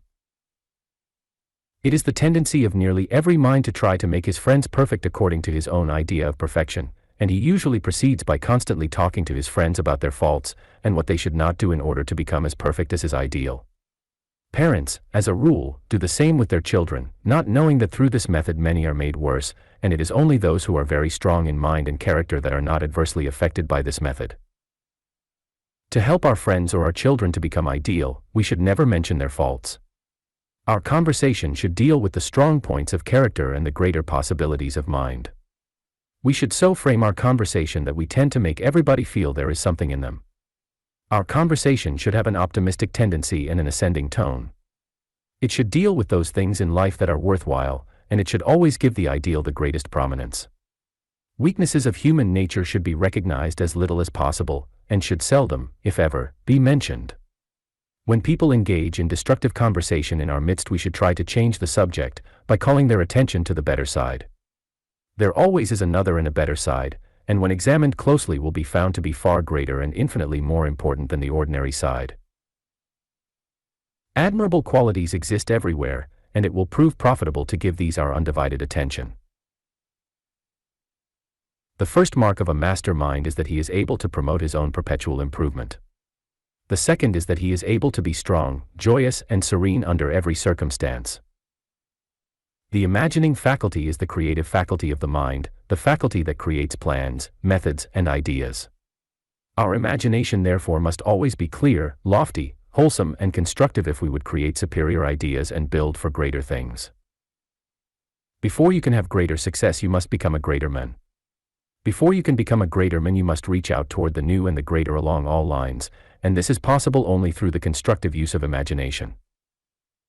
You get your best ideas when your mind acts in the upper story. And in all fields of action, it is the best ideas that win. 18. Imagination and the master mind. The forces of the human system must have something definite to work for, that is, they must have an ideal upon which to concentrate their attention, or some model or pattern to follow as they proceed with their constructive actions. To form this model, it is the power of imagination that must be employed, and that power must, in each case, be applied constructively. What we imagine becomes a pattern for the creative energies of mind and personality, and as the creations of these energies determine what we are to become and attain, we realize that the imaging faculty is one of the most important of all our faculties. We therefore cannot afford to lose a moment in learning how to apply it according to the laws of mental construction and growth. To proceed, imagine yourself becoming and attaining what you wish to become and attain.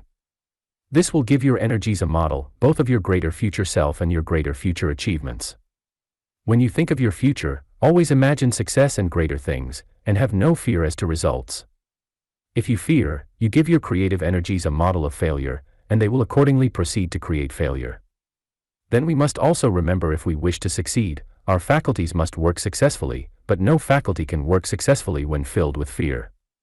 It is only when constantly inspired by the idea of success that any faculty or power in the human system can do its best. To inspire our faculties with this idea, we should always imagine ourselves obtaining success. The picture of success should be placed upon all the walls upon the mind, so that the powers within us will see success, and success only as their goal. Hang up pictures in your mind that will inspire you to do your best. Hang up pictures in your mind that will cause you to think constantly of that which you desire to accomplish, and this you may do by imagining yourself being that greater something that you want to be and doing that greater something that you want to do. An excellent practice is to use your spare moments in creating such pictures in your imagination and placing them in the most conspicuous position of your mind, so that all your faculties and powers can see them at all times. We are always imagining something. It is practically impossible to be awake without imagining something. Then why not imagine something at all times that will inspire the powers within us to do greater and greater things? To aid the imagination in picturing the greater, the higher, and better, we should hitch our wagon to a star. The star may be something quite out of reach as far as present circumstances indicate, but if we hitch our wagon to something in such a lofty position, our mind will begin to take wings. It will no longer be like a worm crawling in the dust. We shall begin to rise and continue to rise. The only thing that can cause the mind to rise is imagination. The only thing that can make the mind larger than it is imagination. The only thing that can make the mind act along new lines is imagination. This being true, it is unwise to use the imagination for any other purpose than for the best that we can think or do.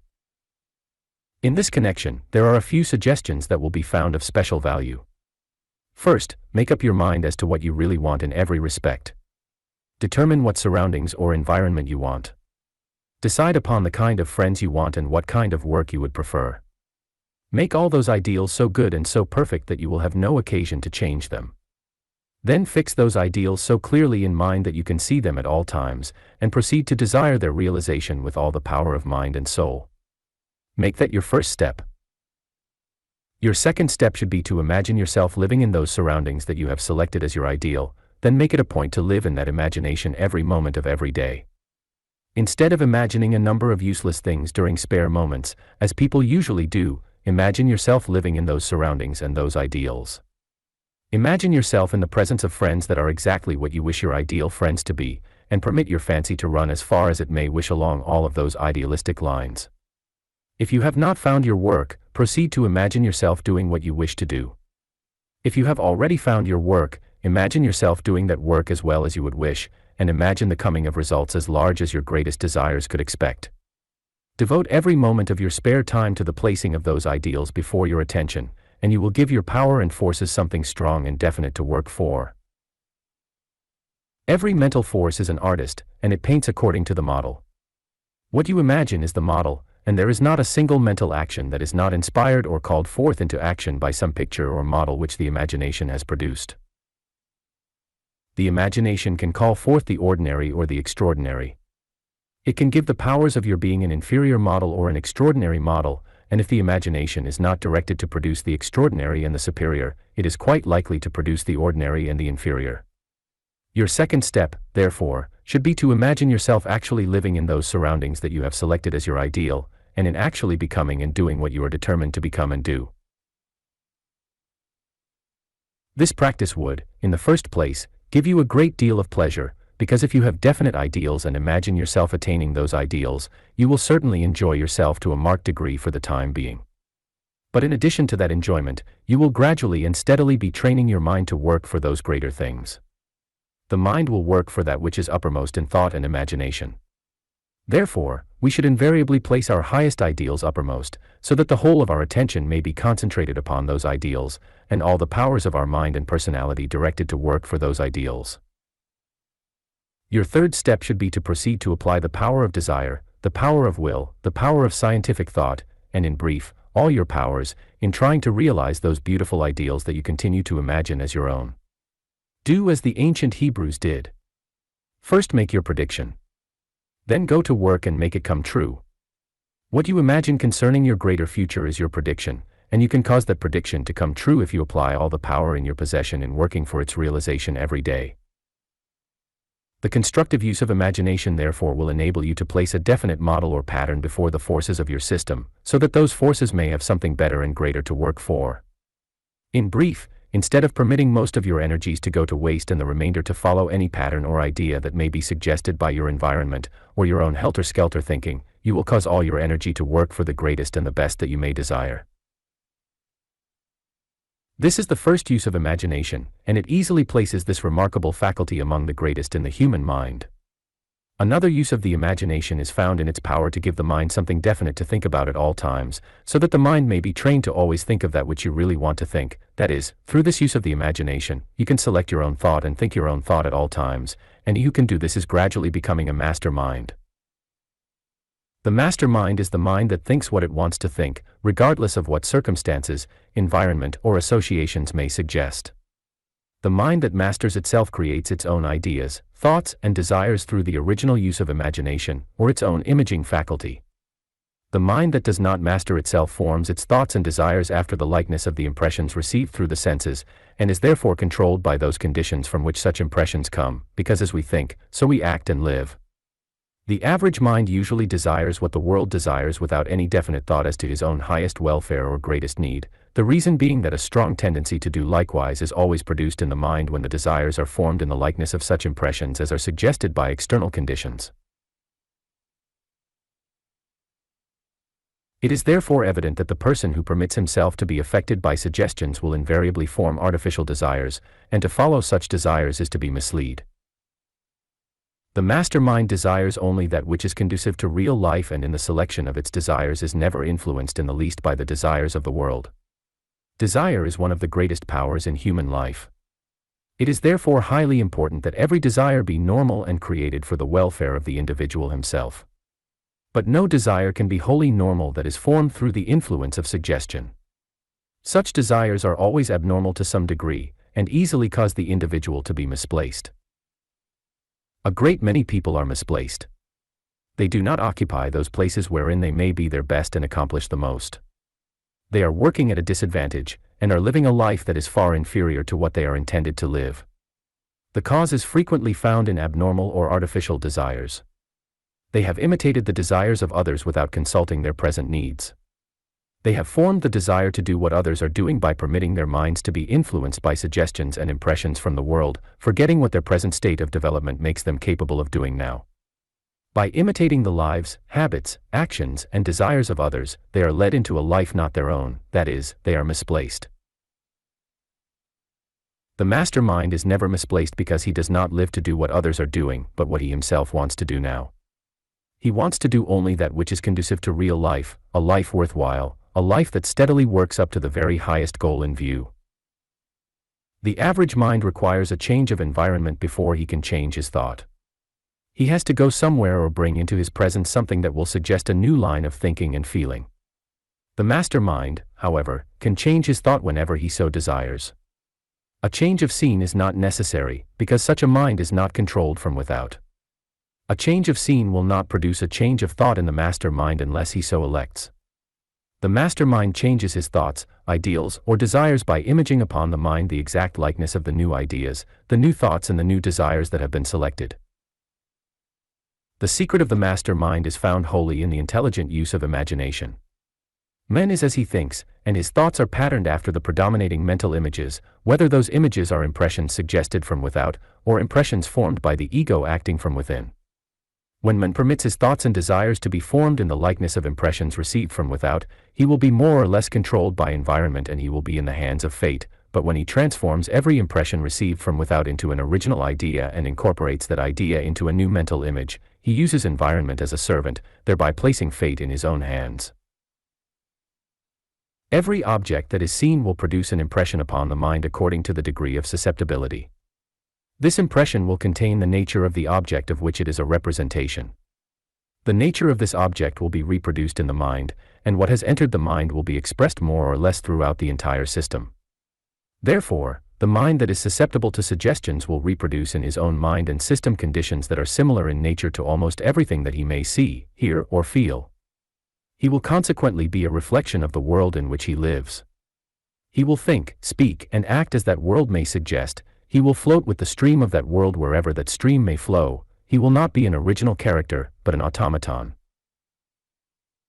Every person that permits himself to be affected by suggestion is more or less an automaton, and is more or less in the hands of fate. To place fate in his own hands, he must use suggestions intelligently instead of blindly following those desires and thoughts that his surroundings may suggest. We are surrounded constantly by suggestions of all kinds, because everything has the power to suggest something to that mind that is susceptible, and we are all more or less susceptible in this respect. But there is a vast difference between permitting oneself to be susceptible to suggestion and training oneself to intelligently use those impressions that suggestions may convey. The average writer on suggestion not only ignores this difference, but encourages susceptibility to suggestion by impressing the reader with the remark that suggestion does control the world.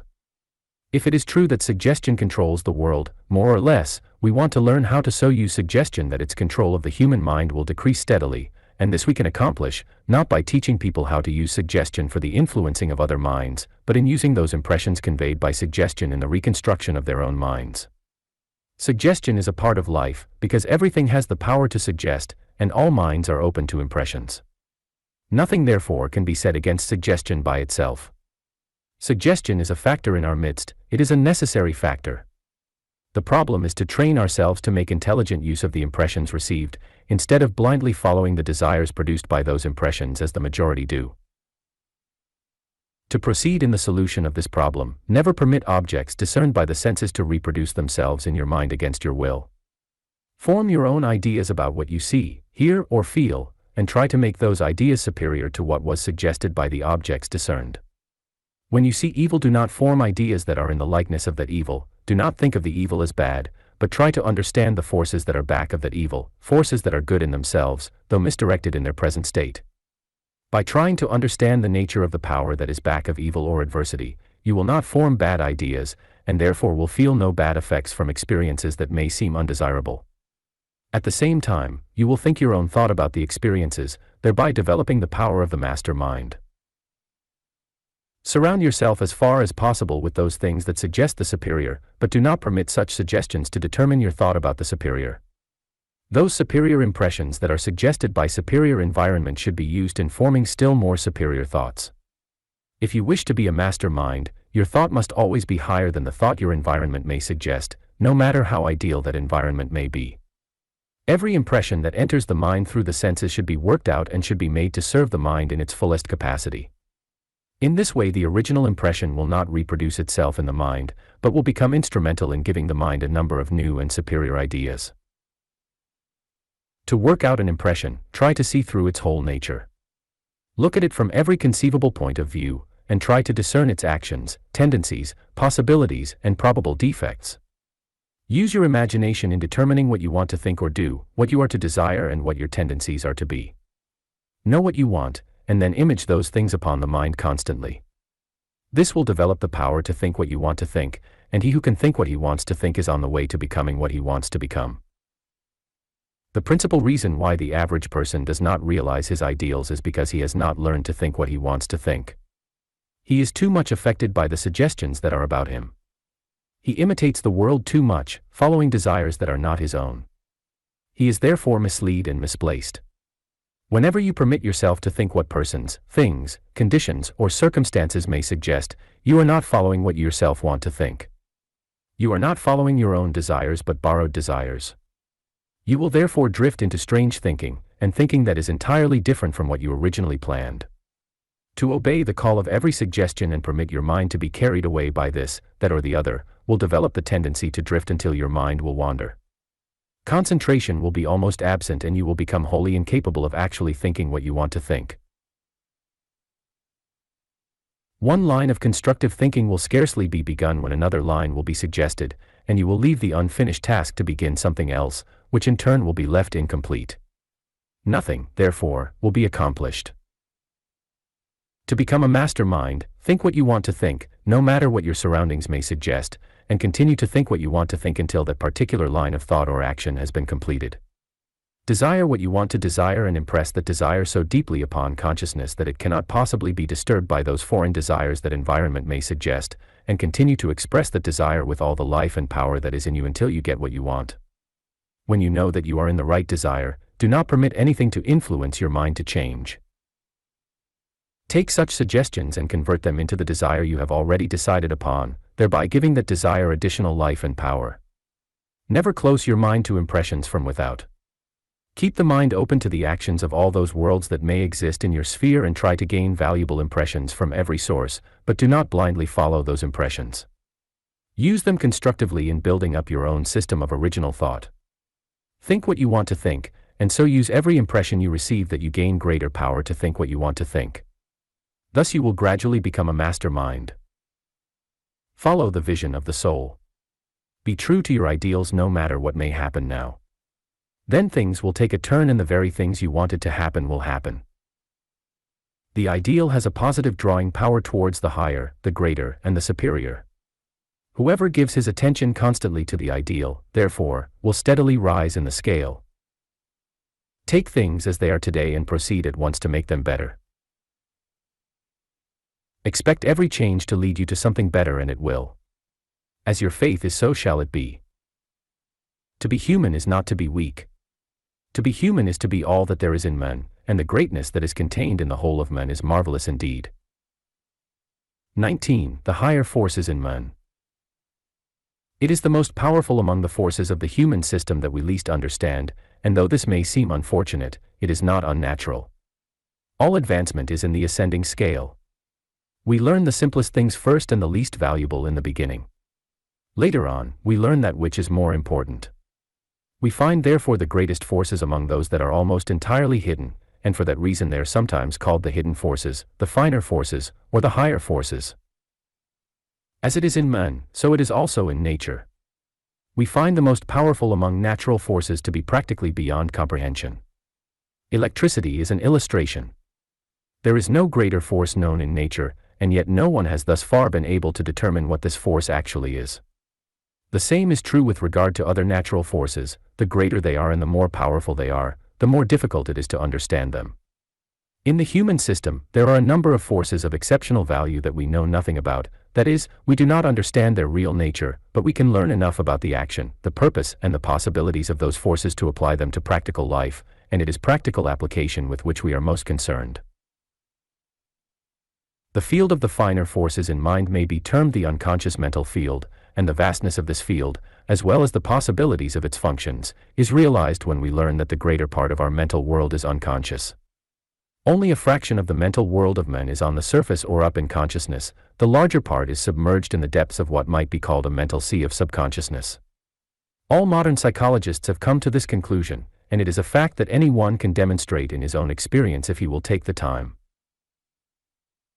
In the conscious field of the human mind, we find those actions of which we are aware during what may be called our wide-awake state, and they are seemingly insignificant in comparison with the actions of the vast unconscious world, though our conscious actions are found to be highly important when we learn that it is the conscious actions that originate unconscious actions. And here let us remember that it is our unconscious actions that determine our own natures, our own capabilities, as well as our own destiny. In our awakened state we continue to think and act in a small mental field, but all of those actions are constantly having their effect upon this vast unconscious field that is found beneath the mental surface. To realize the existence of this unconscious mental world, and to realize our power to determine the actions of that world, is to awaken within us a feeling that we are many times as great and as capable as we thought we were, and the more we think of this important fact, the larger becomes our conscious view of life and its possibilities. To illustrate the importance of the unconscious field and your finer forces, we will take the force of love. No one understands the nature of this force, nor has anyone been able to discover its real origin or its actual possibilities. Nevertheless, it is a force that is tremendously important in human life. Its actions are practically hidden, and we do not know what constitutes the inner nature of those actions, but we do know how to control those actions in a measure for our own good, and we have discovered that when we do control and properly direct the actions of love, its value to everybody concerned is multiplied many times. It is the same with a number of other forces with which we are familiar. They act along higher or finer lines of human consciousness, and they are so far beyond ordinary comprehension that we cannot positively know what they are. But we do know enough about them to control them and direct them for our best and greatest good. In like manner, the unconscious mental field, though beyond scientific analysis, is sufficiently understood as to its modes of action, so that we can control and direct those actions as we may choose. When we analyze what comes forth from the unconscious field at any time, we find that it is invariably the result of something that we caused to be placed in that field during some past time. This leads up to the discovery of unconscious mental processes, and it is not difficult to prove the existence of such processes. Many a time ideas, desires, feelings, or aspirations come to the surface of thought that we are not aware of having created at any time. We come to the conclusion, therefore, that they were produced by some unconscious process, but when we examine those ideas or desires carefully, we find that they are simply effects corresponding exactly with certain causes that we previously placed in action in our conscious world. When we experiment along this line, we find that we can produce a conscious process at any time, and through deep feeling cause it to enter the unconscious mental world. In that deeper world, it goes to work and produces according to its nature, the results coming back to the surface of our conscious mentality days, weeks, or months later. The correspondence between conscious and unconscious mental processes may be illustrated by a simple movement in physical action. If a physical movement began at a certain point, and was caused to act with a circular tendency, it would finally come back to its starting point. It is the same with every conscious action that is deeply felt. It goes out into the vastness of the unconscious mental field, and having a circular tendency, as all mental actions have, it finally comes back to the point where it began, and in coming back, brings with it the result of every unconscious experience through which it passed on its circular journey. To go into this subject deeply, and analyze every phase of it would be extremely interesting. In fact, it would be more interesting than fiction. It would require, however, a large book to do it justice. For this reason, we can simply touch upon the practical side of it, but will aim to make this brief outline sufficiently clear to enable anyone to direct his unconscious process in such a way as to secure the best results. Every mental process, or every mental action, that takes place in our wide-awake consciousness will, if it has depth of feeling or intensity, enter the unconscious field, and after it has developed itself according to the line of its original nature, will return to the conscious side of the mind. Here we find the secret of character building, and also the secret of building faculties and talents. Everything that is done in the conscious field to improve the mind, character, conduct, or thought will, if it has sincerity and depth of feeling, enter the unconscious field, and later will come back with fully developed qualities, which when in expression, constitutes character. Many a man, however, after trying for some time to improve himself and seeing no results, becomes discouraged. He forgets that some time always intervenes between the period of sowing and the period of reaping. What he does in the conscious field to improve himself, constitutes the sowing. When those actions enter the conscious field to be developed, and when they come back, it may be weeks or months later, the reaping time has arrived. Many a time, after an individual has given up self-improvement, he discovers, after a considerable period, that good qualities are beginning to come to the surface in his nature, thereby proving conclusively that what he did months ago along that line was not in vain. The results of past efforts are beginning to appear. We have all had similar experiences, and if we would carefully analyze such experiences, we would find that not a single conscious process that is sufficiently deep or intense to become an unconscious process will fail to come back finally with its natural results. Many a time ideas come into our minds that we wanted weeks ago, and could not get them at that time, but we did place in action certain deep, strong desires for those ideas, at that particular time, and though our minds were not prepared to develop those ideas at once, they finally were developed and came to the surface. The fact that this process never fails indicates the value of giving the mind something to work out for future need. If we have something that we want to do months ahead, we should give the mind definite instruction now and make those instructions so deep that they will become unconscious processes. Those unconscious processes will, according to directions, work out the ideas and plans that we want for that future work, and in the course of time, will bring results to the surface. To go into detail along the line of this part of our study would also be more interesting than fiction, but again, a large book would be required to do it justice. However, if we make it a practice to place in action our best thoughts, our best ideas and our best desires now and every moment of the eternal now, we will be giving the unconscious mental field something good to work for at all times, and as soon as each product is finished, or ready to be delivered from the unconscious world, it will come to the surface, and will enter the conscious mind ready for use. Some of the best books that have been written have been worked out during months of unconscious mental processes. The same is true with regard to inventions, dramas, musical compositions, business plans, and in fact, anything and everything of importance that could be mentioned. Every idea, every thought, every feeling, every desire, every mental action, may, under certain circumstances, produce an unconscious process corresponding with itself, and this process will in every instance bring back to consciousness the result of its work. When we realize this, and realize the vast possibilities of the unconscious field, we will see the advantage of placing in action as many good unconscious processes as possible. Give your unconscious mental world something important to do every hour. Place a new seed in that field every minute. It may take weeks or months before that seed brings forth its fruit, but it will bring forth, after its kind, in due time without fail. We understand, therefore, how we can build character by sowing seeds of character in this field, and how we can, in the same way, build desirable conduct, a different disposition, different mental tendencies, stronger and greater mental faculties, and more perfect talents along any line.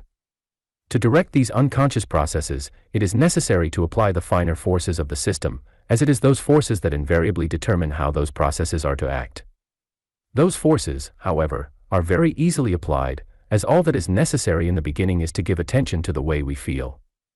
The way we feel determines largely what our finer forces are to be and how they are to act, and there is not an hour when we do not feel certain energies at work in our system. All the finer forces are controlled by feeling. Try to feel what you want done either in the conscious or the unconscious mental fields, and you will place in action forces that correspond to what you want done. Those forces will enter the unconscious mental world and produce processes through which the desired results will be created. Whenever you want to redirect any force that is highly refined, you must feel the way you want that force to act. To illustrate, we will suppose you have certain emotions in your mental world that are not agreeable. To give the energies of those emotions a new and more desirable force of action, change your emotions by giving your whole attention in trying to feel such emotions as you may desire. And here let us remember that every emotion that comes up in the system is teeming with energy, but as most emotions continue to act without any definite control, we realize how much energy is wasted through uncurbed emotions. We know from experience that whenever we give way to our feelings, we become weak. The reason is that every uncontrolled feeling wastes energy. A great many people who are very intense in their feelings actually become sick whenever they give way to strong or deep emotions. On the other hand, emotions that are controlled and properly directed not only prevent waste, but will actually increase the strength of mind and body. Here is a good practice. Whenever you feel the way you do not wish to feel, begin to think deeply and in the most interesting manner possible of those things that you wish to accomplish.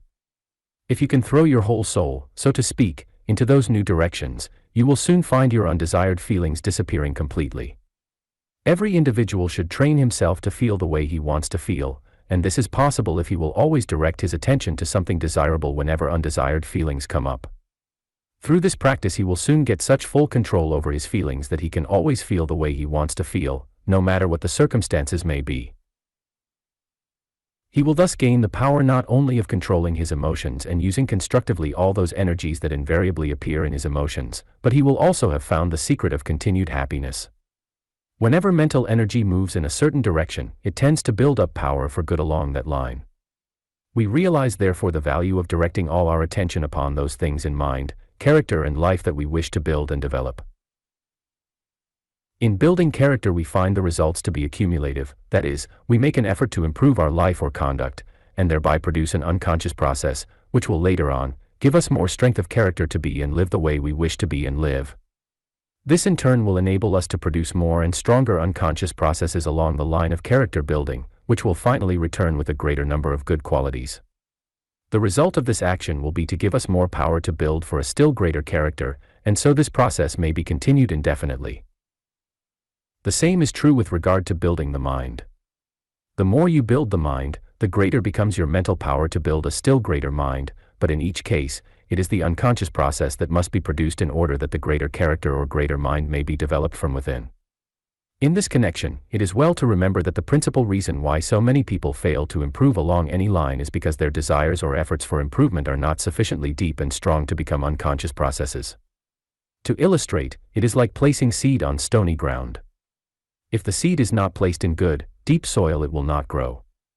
You may desire self-improvement for days, but if those desires are weak or superficial, they will not enter the unconscious field, and no action, however good it may be, if it fails to enter the unconscious field, will also fail to produce results along the line of self-improvement.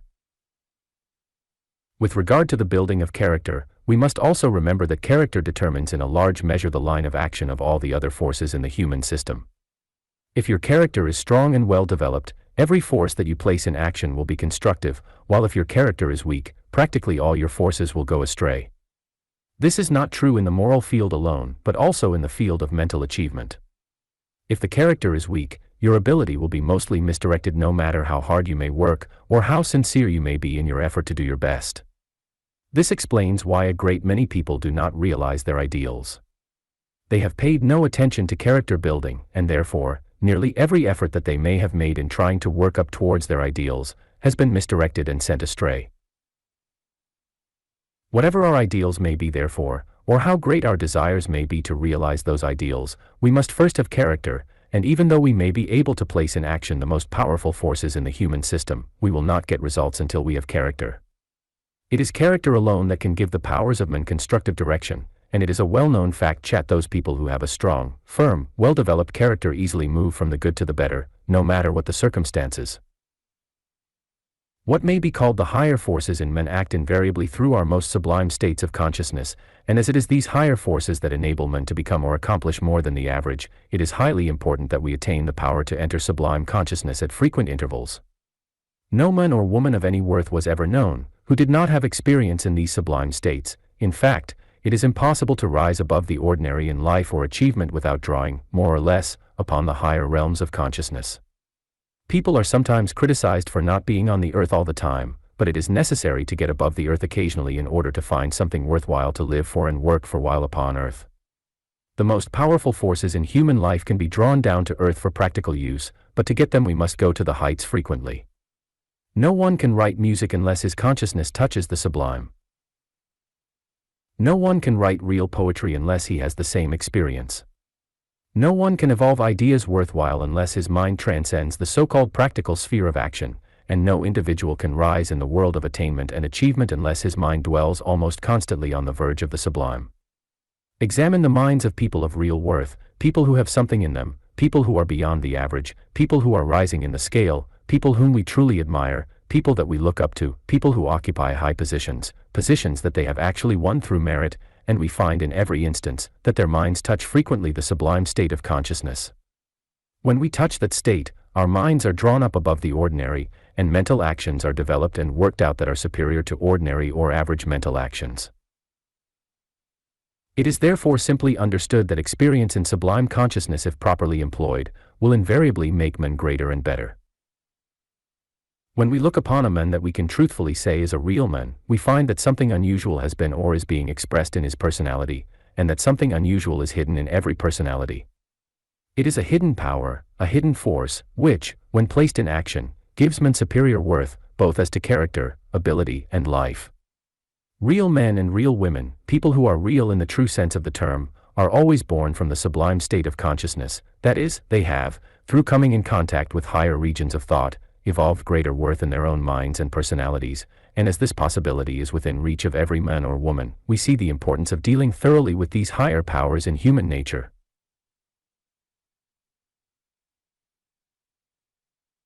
Whenever we touch those finer states in the upper regions of the mind, we invariably feel that we have gained something superior, something that we did not possess before, and the gaining of that something invariably makes life stronger as well as finer.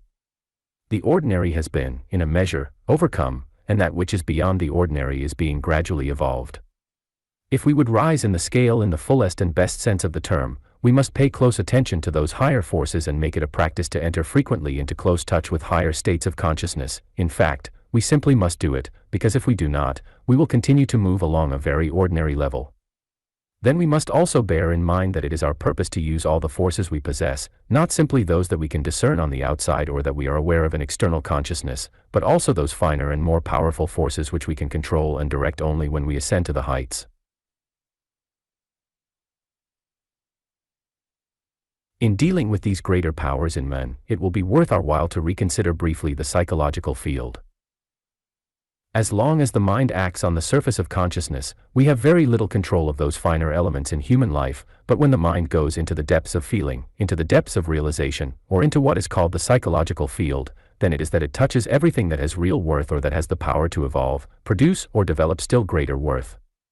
It is the active forces of the psychological field that determine everything that is to take place in the life of man, both within himself and in his external destiny. We must therefore learn to act through the psychological field if we would master ourselves and create our own future.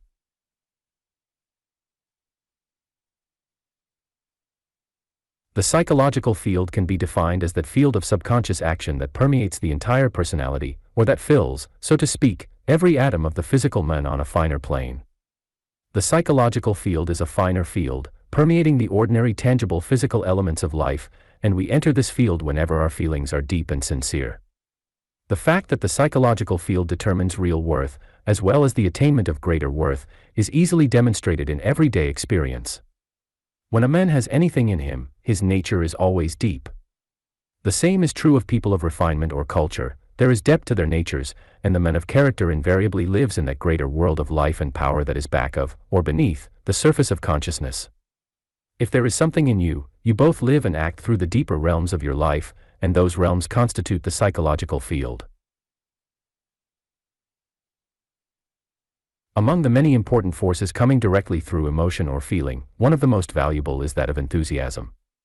In the average mind, enthusiasm runs wild, but we have found that when this force is properly directed, it becomes a great constructive power.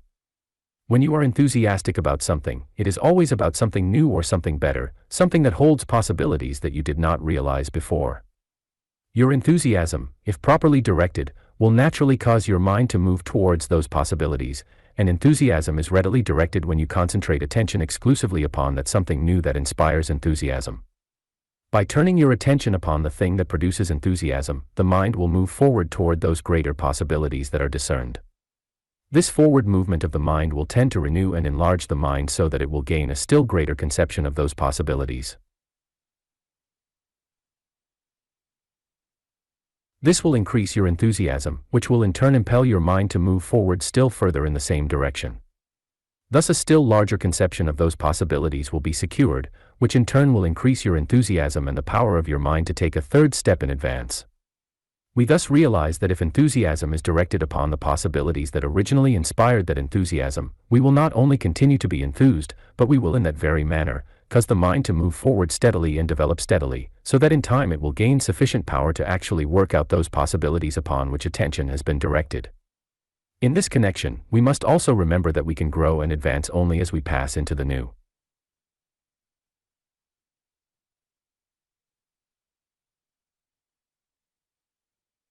It is new life, new thought, new states of consciousness that are demanded if we are to take any steps at all in advance, and as enthusiasm tends directly to inspire the mind to move towards the new, we see how important it is to continue, not only to live in the spirit of enthusiasm, but to direct that spirit upon the goal in view.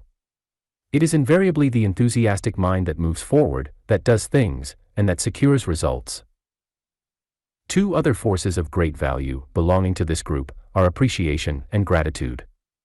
Whenever you appreciate a certain thing, you become conscious of its real quality, and whenever you become conscious of the quality of anything, you begin to develop that quality in yourself. When we appreciate the worth of a person, we tend to impress the idea of that worth in our own minds, and thereby cause the same effect to be produced, in a measure, in ourselves. The same is true if we appreciate our own worth, in a sensible and constructive manner. If we appreciate what we already are, and are ambitious to become still more, we focus our minds upon the greater, and employ what we already possess as stepping stones towards the greater attainment. But when we do not appreciate ourselves, there are no stepping stones that we can use in attaining greater things.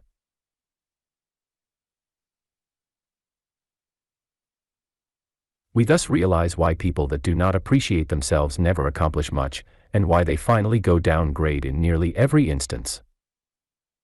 When we appreciate the beautiful in anything, we awaken our minds to a higher and better understanding of the beautiful. Our minds thus become, in a measure, more beautiful. The same is true with regard to any quality. Whatever we appreciate, we tend to develop in ourselves, and here we find a remarkable aid to the power of concentration, because we always concentrate attention perfectly, naturally, and thoroughly upon those things that we fully appreciate. Thus we understand why it is that we tend to develop in ourselves the things that we admire in others. Whenever you feel grateful for anything, you always feel nearer to the real quality of that particular thing. A person who is ungrateful, however, always feels that there is a wall between himself and the good things in life. Usually there is such a wall, though he has produced it himself through his ingratitude. But the man who is grateful for everything, places himself in that attitude where he may come in closer contact with the best things everywhere, and we know very well that the most grateful people always receive the best attention everywhere.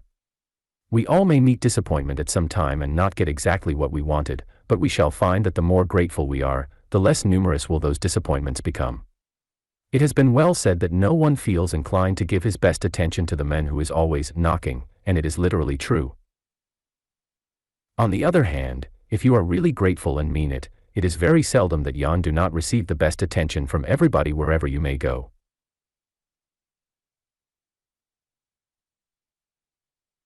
The most important side of this law, however, is found in the fact that the more grateful you are for everything good that comes into your life, the more closely you place your mind in contact with that power in life that can produce greater good. Another among the finer forces is that of aspiration. No person should fail to aspire constantly and aspire to the very highest that he can possibly awaken in his life. Aspiration always tends to elevate the mind and tends to lift the mind into larger and greater fields of action. And when the mind finds itself in this larger field of action, it will naturally gain power to do greater things. We all realize that so long as we live down in the lower story, we cannot accomplish very much. It is when we lift our minds to the higher stories of the human structure that we begin to gain possession of ideas and powers through which greater things may be achieved. The same is true of ambition.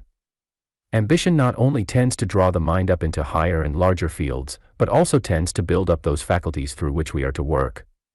If you are tremendously ambitious to do a certain thing, the force of that ambition will tend to increase the power and ability of that faculty through which your ambition may be realized. To illustrate, if you are ambitious to succeed in the business world, the force of that ambition is very strong, will constantly make your business faculties stronger and more able, so that finally your business ability will have become sufficiently great to carry your ambition through. You cannot be too ambitious, provided you are ambitious for something definite and continue to give your whole life and soul to that which you expect or desire to accomplish through that ambition. When we know the power of ambition, and know that anybody can be ambitious, we realize that anyone can move forward.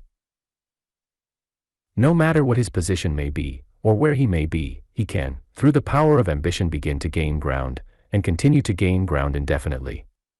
The average mind, however, has very little ambition, and makes no effort to arouse this tremendous force, but we may depend upon the fact that when this force is fully aroused in any mind, a change for the better must positively come before long.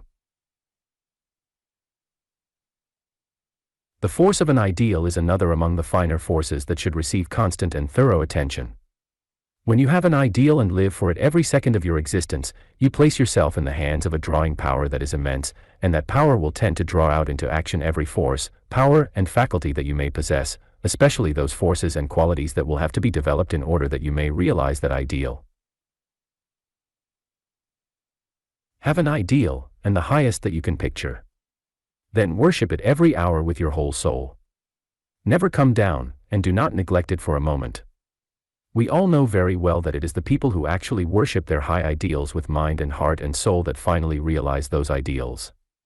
It is such people who reach the high places, and the reason why is easily explained. Give your attention, or rather, your whole life to some lofty ideal, and you will tend to draw into action all the finer and higher forces of your system, those forces that can create greater ability, greater talent, greater genius, those forces that can increase your capacity, bring into action all your finer elements and give you superior power and superior worth in every sense of the term, those forces which, when aroused, cannot positively fail to do the work you wish to have done. A fact well known in this connection is that when the mind is turned persistently upon a certain ideal, every power that is in you begins to flow in that direction, and this is the very thing you want. When we can get all that is in us to work for our ideals and to work towards our ideals, then we shall positively reach whatever goal we have in view. Closely connected with our ideals, we find our visions and dreams. The men without a vision will never be anything but an ordinary man, and the people who never dream of greater things will never get beyond ordinary things. It is our visions and dreams that lift our minds to lofty realms, that make us feel that there is something greater and better to work for, and when we become inspired with a desire to work for greater and better things, we will not only proceed to carry out those desires, but will finally secure sufficient power to fulfill those desires. The nation that has no vision shall perish. This is a great truth that we have heard 1,000 times, and we know the reason why, but the same truth is applicable to men. If he has no vision, he will go down, but if he has visions, the highest and most perfect visions he can possibly imagine, and lives constantly for their realization, he will positively ascend in the scale. He will become a greater and a greater man, and those things that were at one time simply dreams, will, in the course of time, become actual realities. The power of love is another force in this higher group that is extremely valuable, and the reason is that it is the tendency of love to turn attention upon the ideal, the beautiful and the more perfect. When you love somebody, you do not look for their faults, in fact, you do not see their faults. Your whole attention is turned upon their good qualities, and here let us remember that whatever we continue to see in others, we develop in ourselves. The power of real love always tends to draw out into expression the finer elements of mind, character, and life. For that reason, we should always love much, and love the most ideal and the most perfect that we can discover in everybody and in everything that we may meet in life. We have all discovered that when a man really loves an ideal woman, or the woman that constitutes his ideal, he invariably becomes stronger in character, more powerful in personality, and more able in mind. When a woman loves an ideal man, or her ideal, she invariably becomes more attractive. The beautiful in her nature comes forth into full expression, and many times the change is so great that we can hardly believe that she is the same woman. The power of love, if genuine, constant and strong, tends to improve everything in human life, and as this power is one of the higher forces in human nature, we readily understand the reason why. We can therefore, without further comment, draw our own conclusions as to how we will use this power in the future. The last of these finer forces that we shall mention, and possibly the strongest, is that of faith, but we must remember, if we wish to use this force, that faith does not constitute a belief or any system of beliefs. It is a mental action, an action that goes into the very spirit of those things which we may think of or apply at the time we exercise faith. When you have faith in yourself, you place in action a force that goes into the very depth of your being and tends to arouse all the greater powers and finer elements that you may possess. The same is true when you have faith in a certain faculty or in a certain line of action. The power of faith goes into the spirit of things and makes alive, so to speak, the all that is in you. The power of faith also produces perfect concentration. Whenever you have faith along a certain line, you concentrate perfectly along that line, and you cause all the power that is in your mind or system to work for the one thing you are trying to do.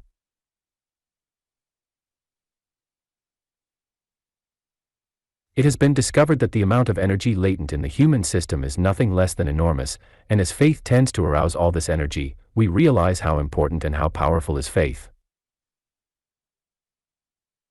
The effect of faith upon yourself therefore is beneficial in the highest and largest sense, but this is not its only effect. The more faith you have in yourself, the more faith people will have in you. If you have no confidence in yourself, you will never inspire confidence in anybody, but if you thoroughly believe in yourself, people will believe in you and in your work. And when people believe in you, you can accomplish 10 times as much as when they have no confidence in you whatever. When a man has tremendous faith in himself, he becomes a live wire, so to speak. It is such a man that becomes a real and vital power wherever he may live or go. It is such a man who leads the race on and on. It is such a man who really does things, and it is people of such a type that we love the best. They invariably inspire others to love the nobler life and to attempt greater things in life, and for this reason their presence is of exceptional value to the progress of the race. To go into details, however, is not necessary. We all know and appreciate the value of faith. We all know that it is one of the highest and one of the greatest forces that men can exercise. We therefore realize how important it becomes to train ourselves to have unbounded faith in everything and in everybody at all times, and under all circumstances. With all thy faults I love thee still. Thus sings the poet, and we call him sentimental, that is, at first thought we do. But upon second thought we change our minds. We then find that faults and defects are always in the minority, and that the larger part of human nature is so wonderful and so beautiful that it needs must inspire admiration and love in everybody. With all their defects there is nothing more interesting than human beings, and the reason is that for every shortcoming in men there are 1,000 admirable qualities. The poet, being inspired by the sublime vision of truth, can see this, therefore, what can he do but love? Whenever his eyes are lifted and whenever his thoughts take wings, his soul declares with greater eloquence than ever before, what a piece of work is man. Thus every moment renews his admiration, and every thought rekindles the fire of his love. XX, the greatest power in man. It is the conclusion of modern psychology that the powers and the possibilities inherent in men are practically unbounded. And this conclusion is based upon two great facts. First, that no limit has been found to anything in human nature, and second, that everything in human nature contains a latent capacity for perpetual development.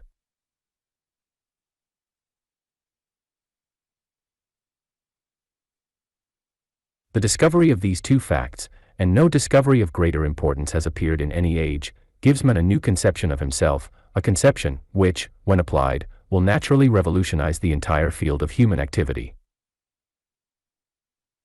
To be able to discern the real significance of this new conception becomes, therefore, the greatest power in men, and should, in consequence, be given the first thought in all efforts that have advancement, attainment, or achievement in view.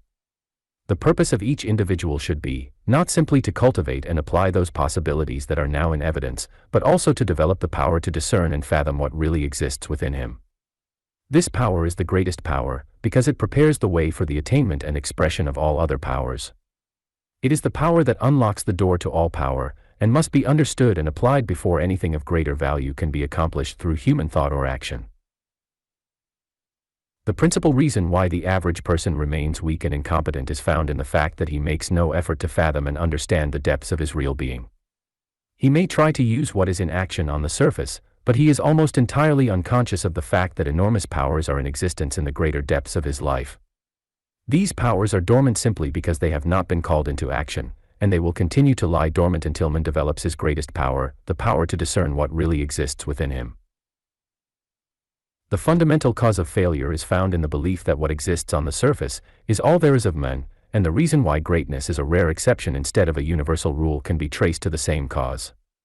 When the mind discovers that its powers are inexhaustible and that its faculties and talents can be developed to any degree imaginable, the fear of failure will entirely disappear. In its stead will come the conviction that men may attain anything or achieve anything. Whatever circumstances may be today, such a mind will know that all can be changed, that the limitations of the person can be made to pass away, and that the greater desires of the heart can be realized. That mind that can discern what exists in the depths of the real life of men does not simply change its views as to what men may attain and achieve, but actually begins to draw, in a measure, upon those inexhaustible powers within, and begins accordingly to develop and apply those greater possibilities that this deeper discernment has revealed. When men can see through and understand what exists beneath the surface of his life, the expression of his deeper life will begin, because whatever we become conscious of, that we tend to bring forth into tangible expressions, and since the deeper life contains innumerable possibilities as well as enormous power, it is evident that when this deeper life is clearly discerned and completely taken possession of in the consciousness, practically anything may be attained or achieved.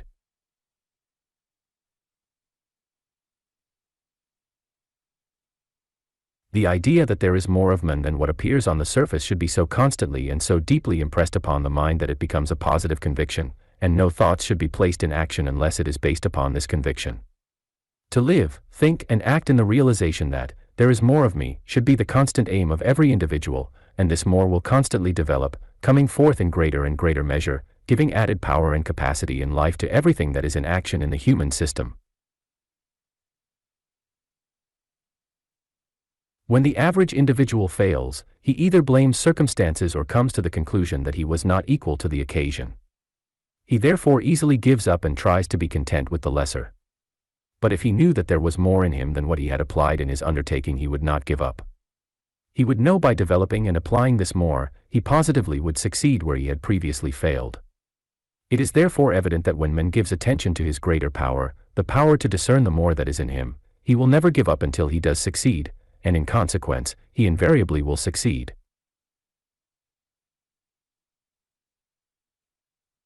That individual who knows his power does not judge according to appearances. He never permits himself to believe that this or that cannot be done. He knows that those things can be done because he has discovered what really exists within him. He works in the conviction that he must, can, and will succeed because he has the power, and it is the truth, he does have the power, we all have the power. To live, think, and work in the conviction that there is more of you within the real depths of your being, and to know that this more is so immense that no limit to its power can be found, will cause the mind to come into closer and closer touch with this greater power within, and you will consequently get possession of more and more of this power.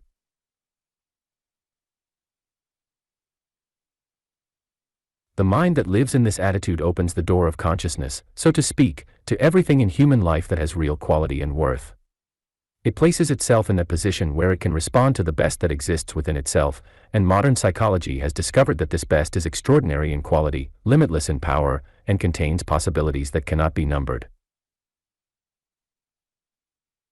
It is the truth that man is a marvelous being, nothing less than marvelous, and the greatest power in men is the power to discern the marvelousness that really does exist within him. It is the law that we steadily develop and bring forth whatever we think of the most. It is therefore profitable to think constantly of our deeper nature and to try to fathom the limitlessness and the inexhaustibleness of these great and marvelous depths. In practical life, this mode of thinking will have the same effect upon the personal mind as that which is secured in a wire that is not charged when it touches a wire that is charged. The great within is a live wire. When the mind touches the great within, it becomes charged more and more with those same immense powers, and the mind will constantly be in touch with the great within when it lives, thinks, and works in the firm conviction that there is more of me, so much more that it cannot be measured. We can receive from this deeper life only that which we constantly recognize and constantly realize, because consciousness is the door between the outer life and the great within, and we open the door to those things only of which we become conscious.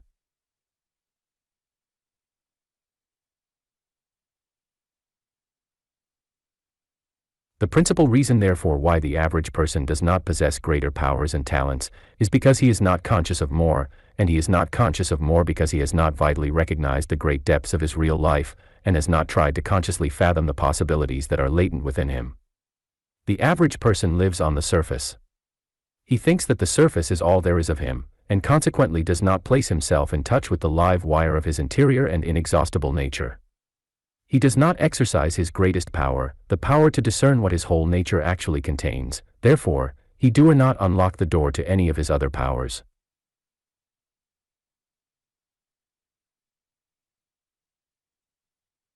This being true, we can readily understand why mortals are weak. They are weak simply because they have chosen weakness, but when they begin to choose power and greatness, they will positively become what they have chosen to become. We all must admit that there is more in men than what is usually expressed in the average person. We may differ as to how much more, but we must agree that the more should be developed, expressed, and applied in everybody. It is wrong, both to the individual and to the race, for any one to remain in the lesser when it is possible to attain the greater. It is right that we all should ascend to the higher, the greater, and the better now. And we all can. The end.